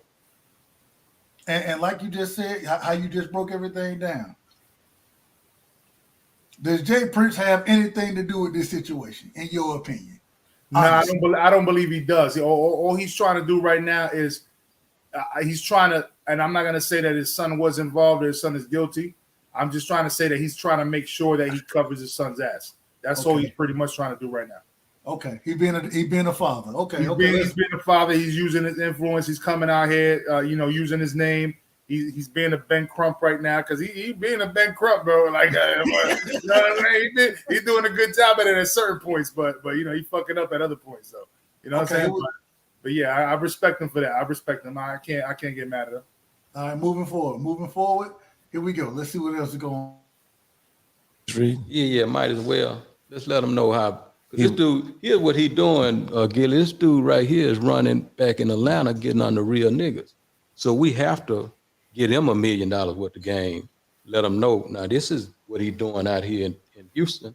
Now, if he running up under y'all, and you embrace him, that's on y'all. But I can't hide it from him. I want him to know. Yeah, and I know y'all them kind of people, so let's let them know. Hold on, wait a minute. Now, what was that? Somebody speak on what he just said. I'm gonna be honest with you, bro. I had a fly trying to go over my beard, bro, and I was trying to swat it away, and I didn't really get the whole shit, bro. Ben, Scholar, anything on it? Or we'll just keep going. I missed it too. I got you, but I want you to keep going because I want this nigga to donate you $100. Can you explain real quick? Probably Cameron Joshua Doug. shooting at him. So he began shooting. What up? Now I was gonna say, can you just explain real quick what happened? Because that was only like 10 seconds of you know what I mean? Can you explain what happened?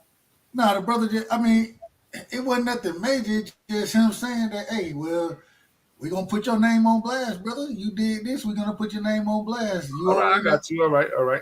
Okay. Oh yeah, that's how the streets operate, man. When you get paperwork, they supposed to put your paperwork in the streets. I'm just asking. No, he right. I mean, you know what? discovery is for a reason, bro. Like discovery is for you know, if you fuck with it, you fuck with it. If you don't fuck with the streets like that, then you're not you know, you're not a gang member, you're not gang banging and shit like that. Then you know you're not somebody that people should be acting like you supposed to live on a street code. You know what I'm saying? It is what it is. There's different ways to operate. And if you were just a family member, you're a hardworking citizen, nobody should put you on that plate. But if you a gang member, if you know coming through acting the way you acting, then you know that's different time. That's demon time. I feel you. Moving forward, let's do it. Shooting at Cameron Joshua. Video showed that Joshua ran back inside the bowling alley, but there is no video evidence showing him firing a gun. Now, just this little piece of who he's saying, just when he put my son's name in his mouth. From right here, a large black male with the victim's group later identified as Willie Bland is seen either striking or... No. Let's go to Paul where he say who gave him a gun and all that kind of stuff. But Willie Bland further stated he initially obtained the gun that he discharged from Jazz Prince, who was hosting the group. Hold on, stop Willie right there. Takeoff and Stop right there, Quavo Doug. while they visited right Houston. there, Doug. Willie stated... Thank you. Doug, stop, Doug. What? Now, tell this nigga who they said, a police statement said the nigga say he got the gun from. Jazz who? Jazz Prince. Nigga, tell me see that $100. Right side, put your motherfucking cash up in the link. We ain't even got to keep debating that, man. You said Jay Prince. You said Jay Prince was in a Rolls Royce, and he gave him the gun. That's what you said, man. On and on. I said that part too. Now let me clear that up. I said when the little nigga Cam left the scene, it was people that saying Jay Prince the daddy. The same nigga ain't never got out the Rolls Royce was there. This how the nigga Junior and Quavo was still there. But the nigga left the scene. Cam, I'm talking about. They little hitter. They said the nigga got off because he was finna get out. The shit happened real quick. Jazz claiming he paying ties to who? Bitch, your daddy own the whole motherfucking plaza. Who the fuck you got to pay ties to? And you said that Jazz did give him the gun. The man, I told you, I said, Jay Prince mad because the nigga told the police where he got the gun from. That's the only reason Jay Prince got static with the nigga. Because he snitched on Jazz. He ain't supposed to mention Jazz. But you said he didn't. And I told you he did. Let me ask that one question. $100. And now we got to that statement. You said that $100 to Thug Brightside. I got no horse in this race. Whoever won $100. That's all I want you to get. And you can rewind it again. Please rewind it again, Dub. Before you rewind it again, let me just say I got no horse in this race, right? But I'm gonna just say, like, it's so sad that right now we applauding the fact that we got paperwork up right now. That's fucking snitching in the era I was brought up in, bro. I was born in 1980. It is snitching. Bro. You know why it's snitching? It's fucking snitching, bro. I was born in 1980, bro. 1 minute he said, I'm 42 years old.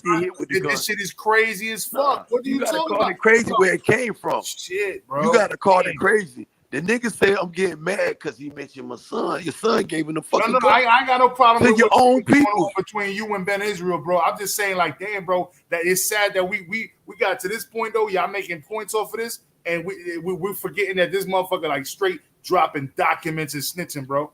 That's and he supposed to be Jay Prince. This the same motherfucker running Houston. Wait a minute, though. Hold on. Wait a minute. Now, in one breath, we're gonna say that he snitching for dropping documents. He is snitching. Hold on, Ben. Hold on, Ben, brother, Ben. Hold on, let me make my point.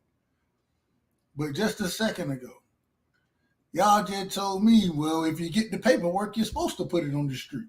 That's what it is, right side. Jay Prince ain't snitching. Hold on, brother. Hold on. It can't be. You owed $100. You hold on, Ben. Hold on. It can't be both ways. I got. Is it snitching or is it supposed to? Or what's that? I mean, who you asking? Who you asking, Doug? Everybody. I mean, I believe Major I can answer real quick. I can answer real quick. If you are in the streets, right, and you're supposed to be an OG, and I got paperwork on you, this is not supposed to go on the internet.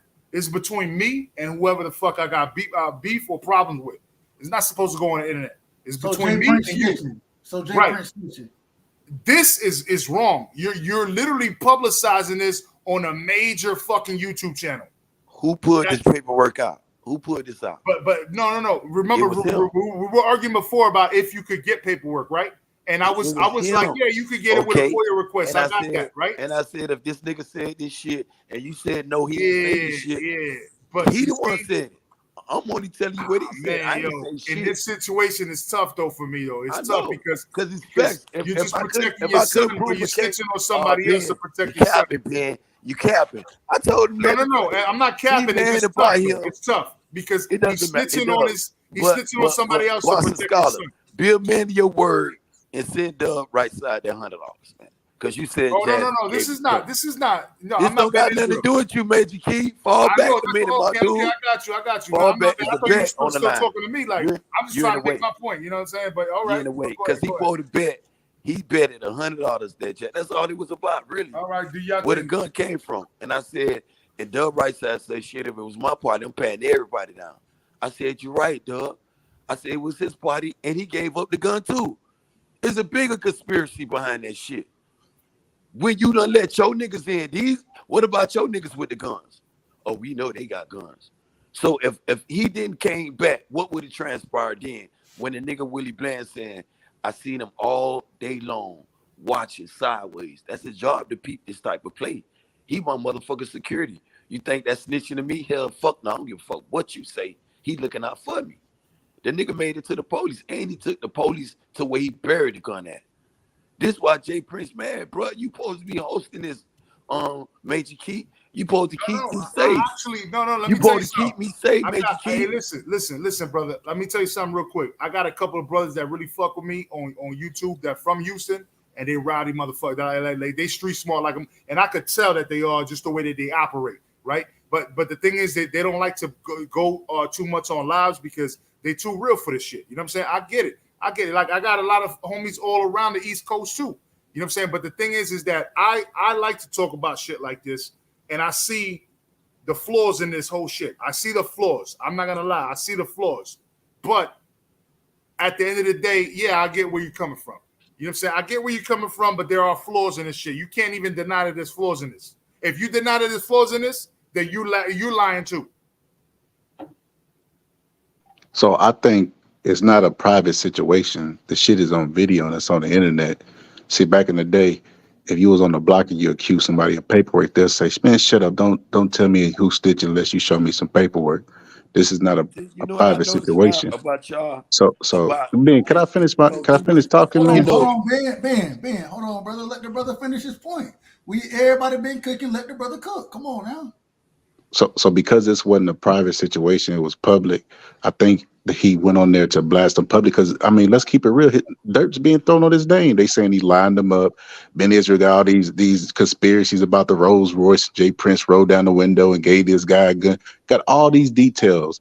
But like I said, don't know nobody in Houston to confirm this story. This is crazy. The internet is crazy, man. Amigo bans the gun early in the day. I ain't said he rolled no window downs. You making up your story as you go about Benjamin, bro. You got to learn to keep your facts in order, my G. If I tell you something, I ain't changing shit I said, my dude. Ben Israel, do you know anybody that's connected to this story? And you owed out 100. Just send it to Dub Rightside, my boy. You right. I'm gonna go back and timestamp because you said Jay Prince gave him the gun, but we ain't got that shit again for him and let the nigga hear Dub Rightside who gave the nigga the gun. Jazz Prince, nigga. I told you.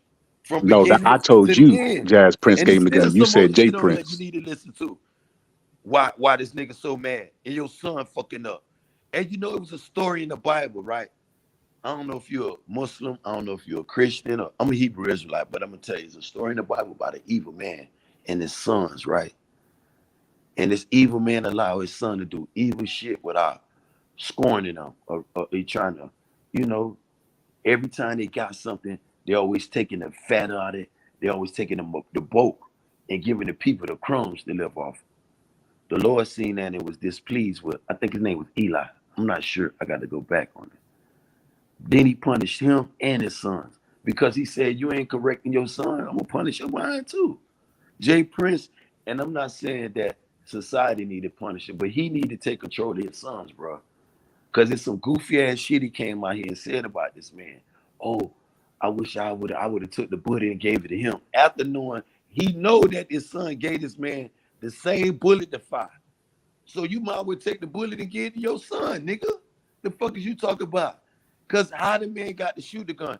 Migo Bands wouldn't have no gun if Jazz wouldn't have gave him the shit. Let's start with that. Jazz the one gave him the fucking gun. He probably gave all the rest of them niggas the guns too. If you want to go in deep details, we just don't know the Jay Prince probably could hit him with what we call, in Puerto Ricans call it cocotazos. It smacks against the forehead. Like, bop, bop, bop. You know what I'm saying? That's dumbass shit. You know what I'm saying? Yeah. So that's what he fucking did. Like, he fucking dummy. What the fuck did you do? You know what I'm saying? You fucking idiot. Like, now I got to go do all this shit. So that's why clean it up. And I'm saying, you know what I'm saying? Jay Prince ain't doing nothing wrong. I would not be doing for my son. I know you'll do the same thing about your son. Yeah. You know what I'm saying? I'm not mad, bro. I'm not mad at that. I'm not mad about it. What he need to do, he got to take control of this shit. Every time, and I forgot about Duke the Jeweler. Everybody hanging around Junior, that motherfucker next to him now.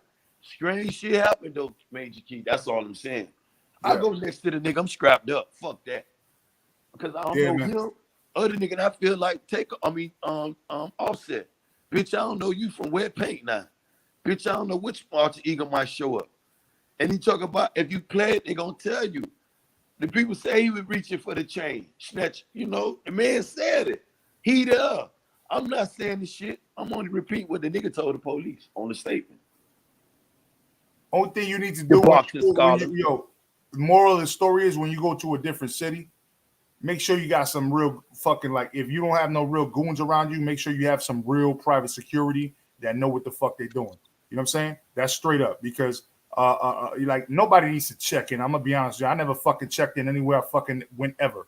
You know what I'm saying? And yeah, I'm not no fucking famous dude, but it don't fucking matter. I still got cool with everybody that I was around. You know what I'm saying? I could survive anywhere you put me in the planet, bro. Trust me when I tell you. I'll be cool with everybody. You know what I'm saying? It's all about laughs. It's all about fucking food. It's all about jokes. You know what I'm saying? Drinking. You know what I'm saying? Like, you know, bitches, weed, drugs. You know what I'm saying? Like, whatever the fuck it is going on in that particular culture, we gonna get along. You know what I'm saying? Hey, you know, I'm not here to bash Jay Prince because I know at the end of the day he's still a father. But you know, the senseless behavior though, bro, with my people, and I'm gonna call it out. You may look at it as snitching. I'm gonna call it awareness, because Shakur Stevenson, a young fighter, you don't need to be around this type of shit, bro. Just the same way Jay Prince said he wished the bullet, he could have stopped the bullet and gave it to Migo Bands. What if that shit would hit Shakur? A lot of people, damn, a prominent young fighter out here with that shit. What the fuck is going on? I can't get mad at that statement. The bigger the repercussion.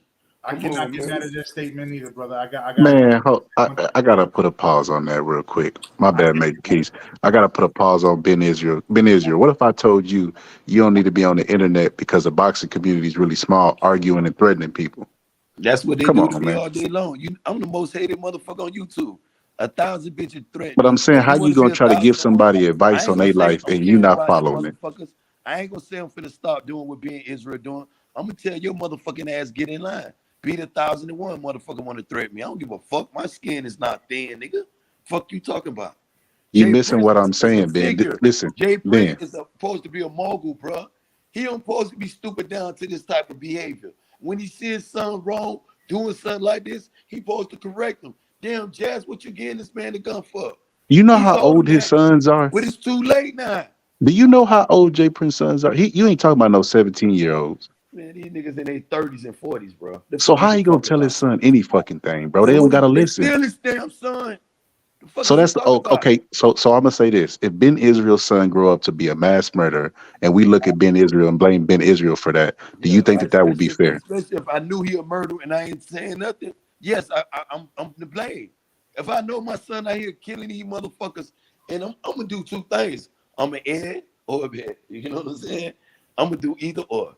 I'm not gonna blame Ben Israel. I'm gonna Rico his ass and blame all the Israelites, bro. That's what I'm. You know what I'm saying? You can do that too. You know, whatever you see is but it still it falls on me though, bro. You can tell all the jokes. If I know It's my easy, son out but here see, it's doing that easy shit, to say and that. I It's don't another correct my thing when you're in son, that and I situation. don't He's correct doing my what a father son, does. I'm guilty. It's sin. He see this shit and not correcting him. Y'all can talk all y'all want, and I I'm hear not you, I right, was man. just wrong is joking, bro. wrong. I think this whole shit is fucked up, though. I was just joking, like, you know what I'm saying? You should know me by now, Ben. Like, Yeah, I don't agree with you a lot, but I do talk to TBH a lot, and he's an Israelite, and I have a nephew of mine who was an Israelite for a very long time, you know what I'm saying? And me and him disagree a lot, but at the end of the day, you know, I try to love him, but his faith doesn't allow him to love me back because I'm not an Israelite. You know what I'm saying? And that's the only thing that I don't like about shit like that. You know what I mean? But me and I got a better relationship with boxing historian than I do with actual other Israelites that are family members. You know, so I don't disagree with you on everything, Ben. But the thing is that you got to open your mind. You can't just be like, you know, so aggressive towards somebody that disagrees with you, bro. That's almost a cultist. It's like Jehovah Witness, you know what I'm saying, and Mormons and shit. And I don't like those dudes. You know what I'm saying? So I don't want to dislike you because you're a smart guy. You know what I'm saying? So when you're at least when you're speaking to me, I don't know about the rest of the panel how they feel, but when you're speaking with me, Ben Israel, this is your night. You're here today. You're a great guy. You know what I'm saying? I know I've gone live about you, and like you said, I've asked you to bring receipts. I got no problem having a discussion with you, but just have respect, bro. Respect is the bottom line. That's all it is. We could agree to disagree all day long, bro. It's all good. It's all good. But as long as I have 9 children and I'm a 42-year-old man, you should at least respect that, bro. I've been living around this long in some fucking big ass hoods in the United States, man, and at least just give me that a little bit of respect when I talk articulately to you. You know what I mean? All love with all my people. Do not take it offensive. You know what I'm saying? This being Israel, you should know that more than anybody. Thank you. But when you talking about a person like the Jay Prince, because it's the whole center of attention, the Jay Prince, the mob ties affiliation, the bullshit, the extortion he got going on down there in Houston, need to be addressed though. We not addressing it because we don't stay in Houston. I got people out there. This all I'm hearing every time I talk to them. And these motherfuckers around here think a bitch pussy or something. Who? How these niggas can be so much caught up in everything? Who the fuck is these people? Then you ask yourself, why? Oh, you snitching because you I ain't snitching shit. I ain't said the nigga Jazz. I'm repeating what the nigga told the police. Jay Prince know how this nigga got the paper. You said it's public information. I'm saying the news people were saying it. Shit, I'm repeating what they said. And a nigga who stay in Houston had audacity to bet me. Nigga, run that bet. If not, nigga, that shit easy. And this shit been happening. Me as a black person, you Hispanic though, I ain't gonna tell you racist because you supporting your people, Major Key. So don't tell me I'm racist for supporting my people. If I called another black man out on the bullshit, I'm being a black man calling him out on the bullshit because I'm about supporting my people. I used to be caught up like that, black on black crime. Fuck them ops, nigga, wet their ass up. But I'm in a better place now. I can see the difference now. We all in the same boat, bro. So my little youngest understand this shit. I'm gonna still have to go scrap up when I go get gas in my car. I still might have to go get scrap up when I go get my motherfucking backwoods. You feel what I'm saying? That's the way life turns, though.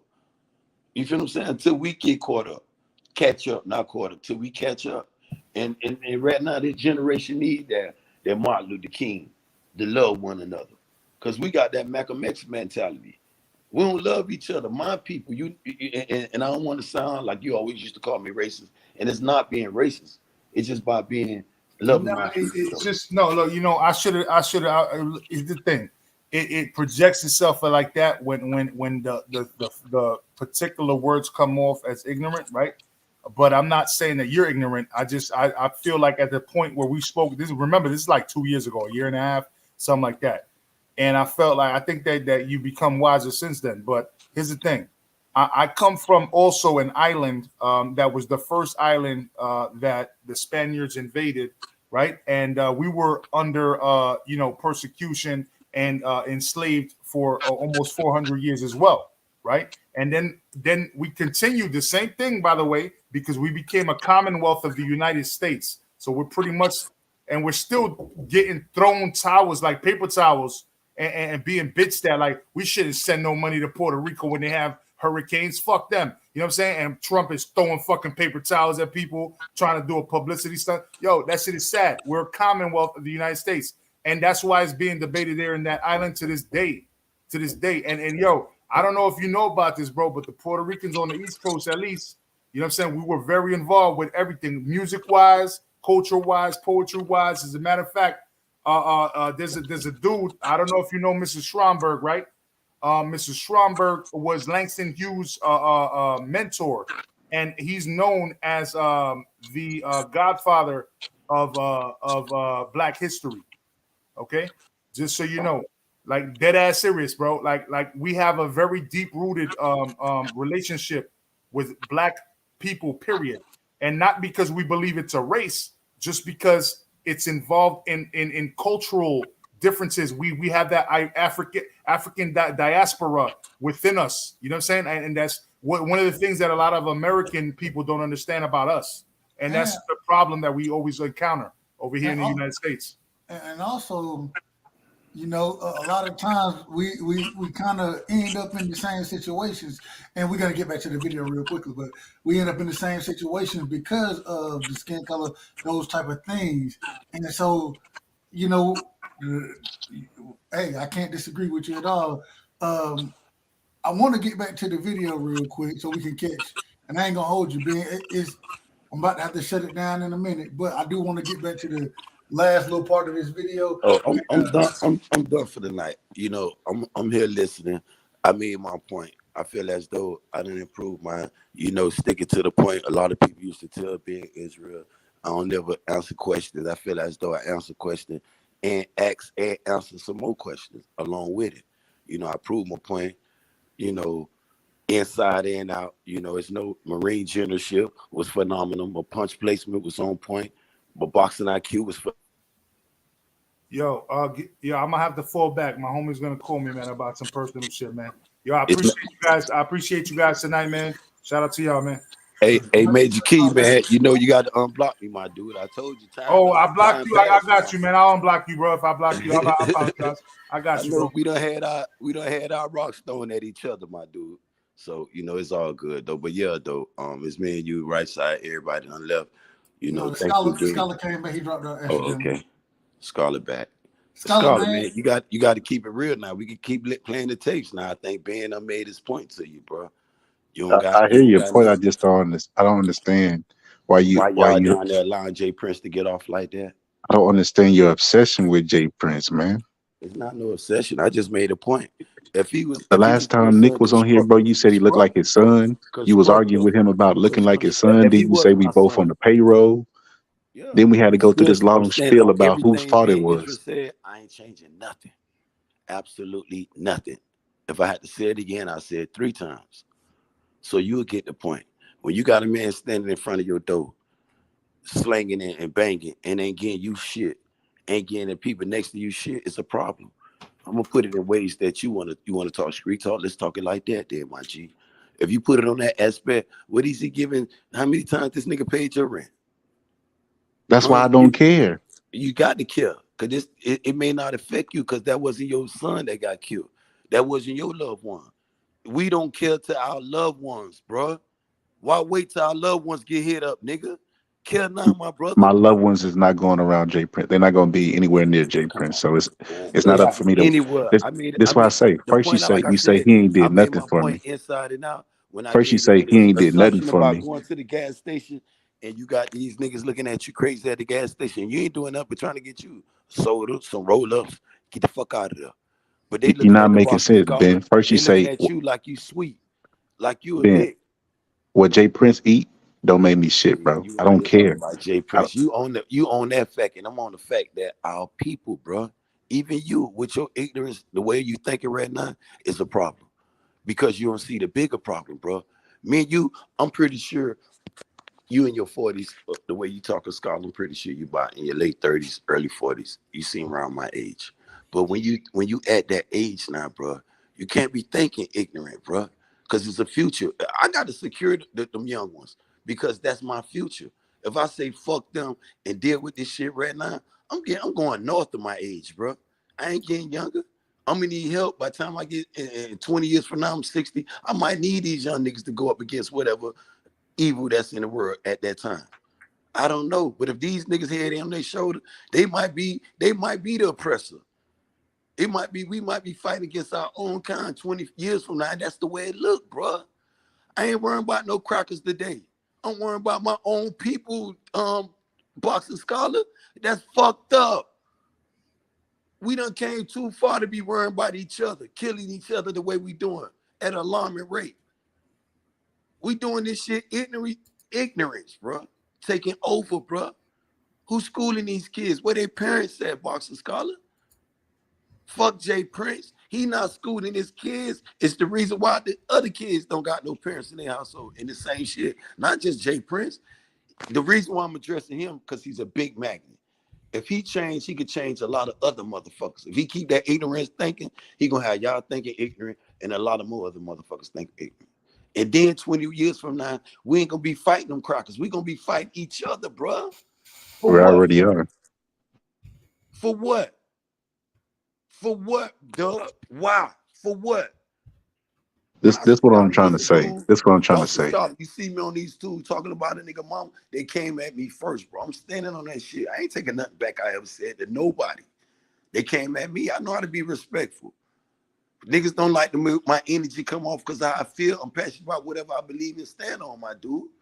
But you don't see how that don't make sense, Ben Israel. It The make same. a lot of sense if you can make it make. If you can. So you saying they came at you first, so you met them where they met you. So Ain't that the exact same situation that happened in Houston? I'm not down with Hold motherfucking. on. Wait a minute. I don't turn no. We not doing that. Let the brother. I wasn't raised under Martin Luther King, whatever his name was. Let the brother finish. Let the brother finish his point before you start snapping, bro. Respectfully, let the brother finish his point. He let you cook, and then when he started to cook, you cut him off. Let the brother finish. Go ahead, Scholar. So the situation that happened in Houston was an argument about basketball or some dumb shit, right? It escalated. Somebody ended up shooting. You know why somebody ended up shooting? Because there was no cool heads to be like, man, we argue about fucking basketball. Let me walk away. That's the equivalent of what you do on the internet, being you beat people where they meet you. Before you know it, you talking about their mama, you talking about their dead grandma. That's the same type of thinking. Nah, they started with me. I'm telling you. See, they start with, even though I talked to them about that though, and I'm glad you brought it up on my G. And that's why I said you got to know a person to understand a person, my dude. See, I wasn't raised with turn the other cheek. My mother was a warrior. I'm a warrior. My father was a warrior. I was raised as that, as such. I know how to mean if you throw a rock at me and it's just a foul rock, I'm gonna just take it in, put it to the side. But if I know you threw a rock at me with bad intention and malice, I'm gonna return that. I'm gonna throw a motherfucking brick at your ass. I ain't gonna pick up the same stone. I wasn't taught like that. I was taught to respect everybody. Keep morals about yourself, moral about your brothers. But if a motherfucker put their hands on you, break that shit. That's what I was taught. You feel what I'm saying? So when a motherfucker come at me, don't look at my response. Look at who started the shit. Cause I'm only defending me, bro. Me. And I'm gonna defend me, bro. If I say, well, this and such, and you might say, nah, being Israel, I ain't gonna say you dumb motherfucker. I'm gonna go do my homework. And if I see that you're right, hey, boy, Boston Scholar. But then the way I'm coming at people, it's hard for them to accept the shit I give them. It's hard. Because I don't have passion. I have low tolerance for the ignorant shit. And I come off very ignorant with people. Because that's what they're giving me. That's the energy they give me. So you got to be stupid with these motherfuckers to get your point across. At times, my brother. Because there's some brothers you can be very, articulate with, and they'll understand your point without even raising your voice or nothing. But some people, they won't get it. You would tell them, bro, Jazz gave him a gun. Jazz ain't gave, you hating on Jay Prince, man. Man, nah, nigga. See, you one of them dudes want to see a black man come down. You want to kill a black man. You one of them. What? This nigga out here killing my people. And you tell me I'm down with that nigga? Trying to make me to be the motherfucking enemy now? Nigga, you crazy as fuck. And this your energy, Boston Scholar. And you heard the man with the police report, and you still don't want to accept it. You don't went all the way around talking about, see, it was the time when, this here, and fuck that. When if I'm wrong for causing energy with you, I'm wrong. But if you start energy with me and I bring it more than you can handle, I'm not wrong, bro. Stand your ground, laws. I'm standing my motherfucking ground. If you, I told you, I was raised with morals, dignity, respect with your brothers, with your sister. That means if I see you and I'm walking by, I'm gonna say, "Excuse me, how you doing?" You don't have to speak back to me. You don't. But I was raised with respect like that for my people. I might see a person of color. That's who I call white people. And I might not say shit. I'm wrong for that. Because the Most High created everybody. But I was raised a certain type of way to be pro, stand for my people. Even though my people won't even stand for me. The motherfuckers don't even stand for themselves. Niggas be on YouTube half of the day, got kids and family. They'll argue with me. My shit ain't lined up. I don't owe nobody shit. Rents due, inherit, all that shit. Don't got nothing to be, got everything to be proud about, nothing to be sad about. But you'll find niggas on YouTube telling me to drop a location. They're gonna kill me, nigga. And then when I tell them nigga, I'm gonna fuck them up when they get here, I'm wrong, nigga. Hey, Ben, let's do this. I'm finna wrap this shit up. I'm finna wrap it up, man. Thank you again for having you. Truly the most hated nigga on YouTube. You know, it's been an honor and always a pleasure of speaking with you. Boxing Scarlet. The Boxing Scarlet is always a pleasure, my G. But you know, you got bagged tonight, my dude. On top of it, you owe a lot of $100. And I don't want it. I told you to send it to my boy Dub Rightside. You know, if you're a man of your word, keep it. If not, so be it. You know what I'm saying? I want all y'all brothers to be blessed. Stay safe. Stay safe, bro. Protect yourself at all times.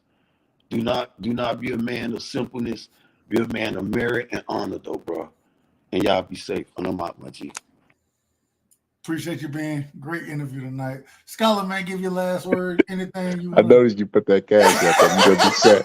You better be sad, right side, when I put the timestamp. That man said Jay Prince, bro. I said Jazz. But It's check all this out. good. I know you know what.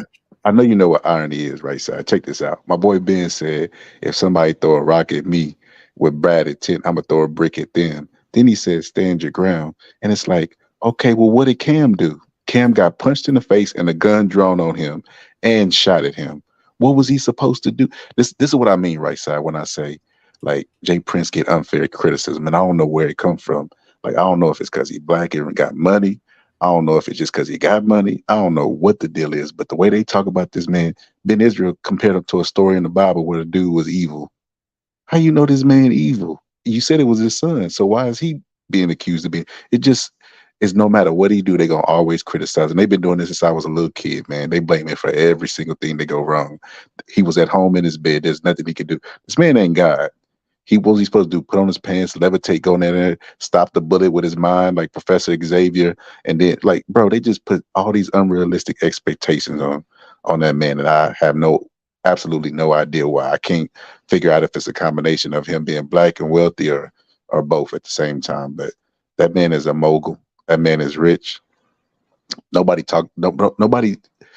I've never heard this type of slander towards Bob Arum in boxing. So we're gonna take it back to the boxing. Bob Arum gets slandered, but not to the level of Jay Prince, where they blaming him for everything.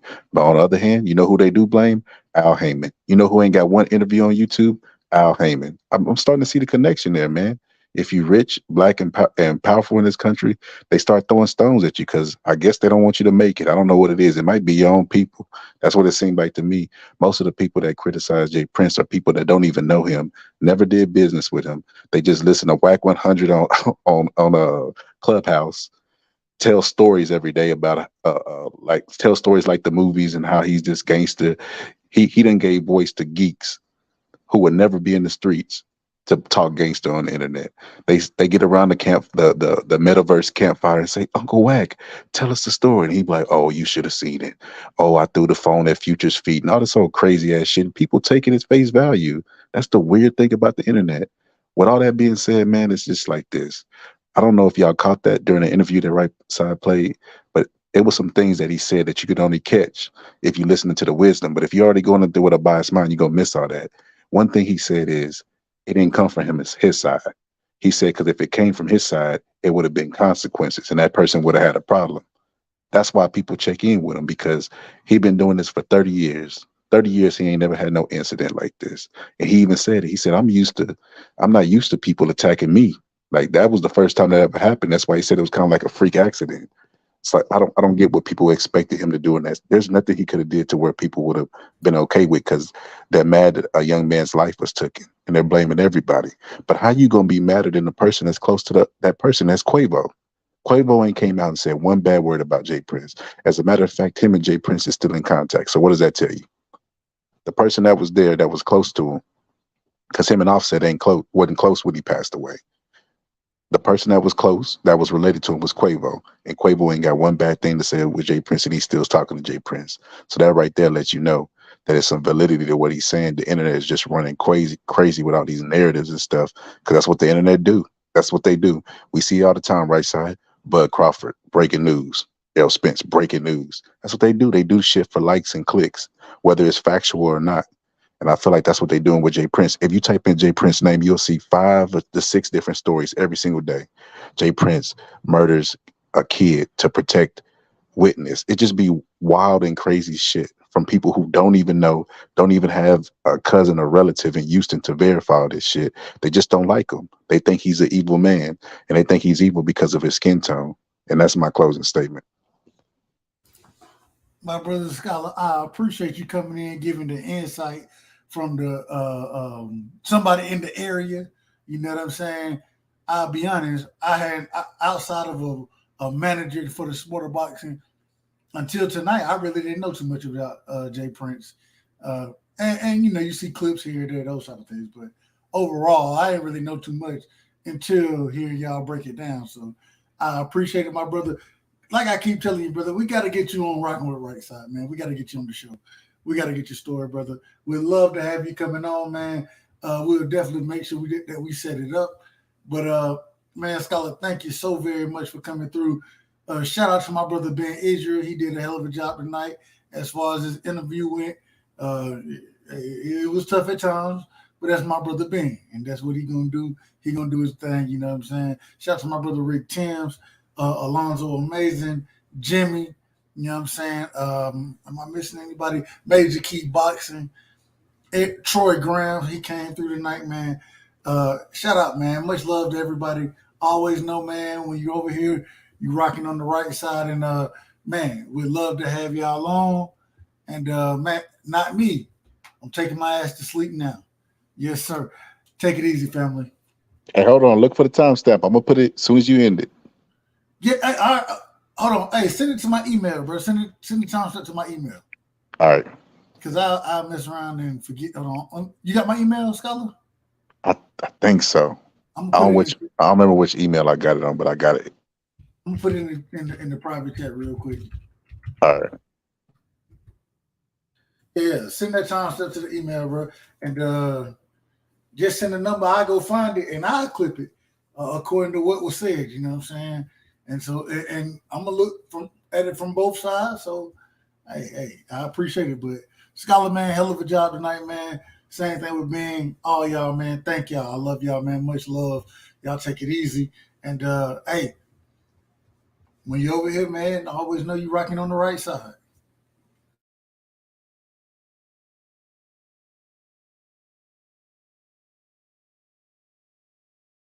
Bud Crawford is a fight fan, and he's a fight fan's fighter. The Ennis Express is a runaway train. Ain't no pressure when you built for this. Man down, round one. The truth hurts. Ladies and gentlemen, presenting the undefeated super flyweight from San Antonio, Texas, Jesse Damn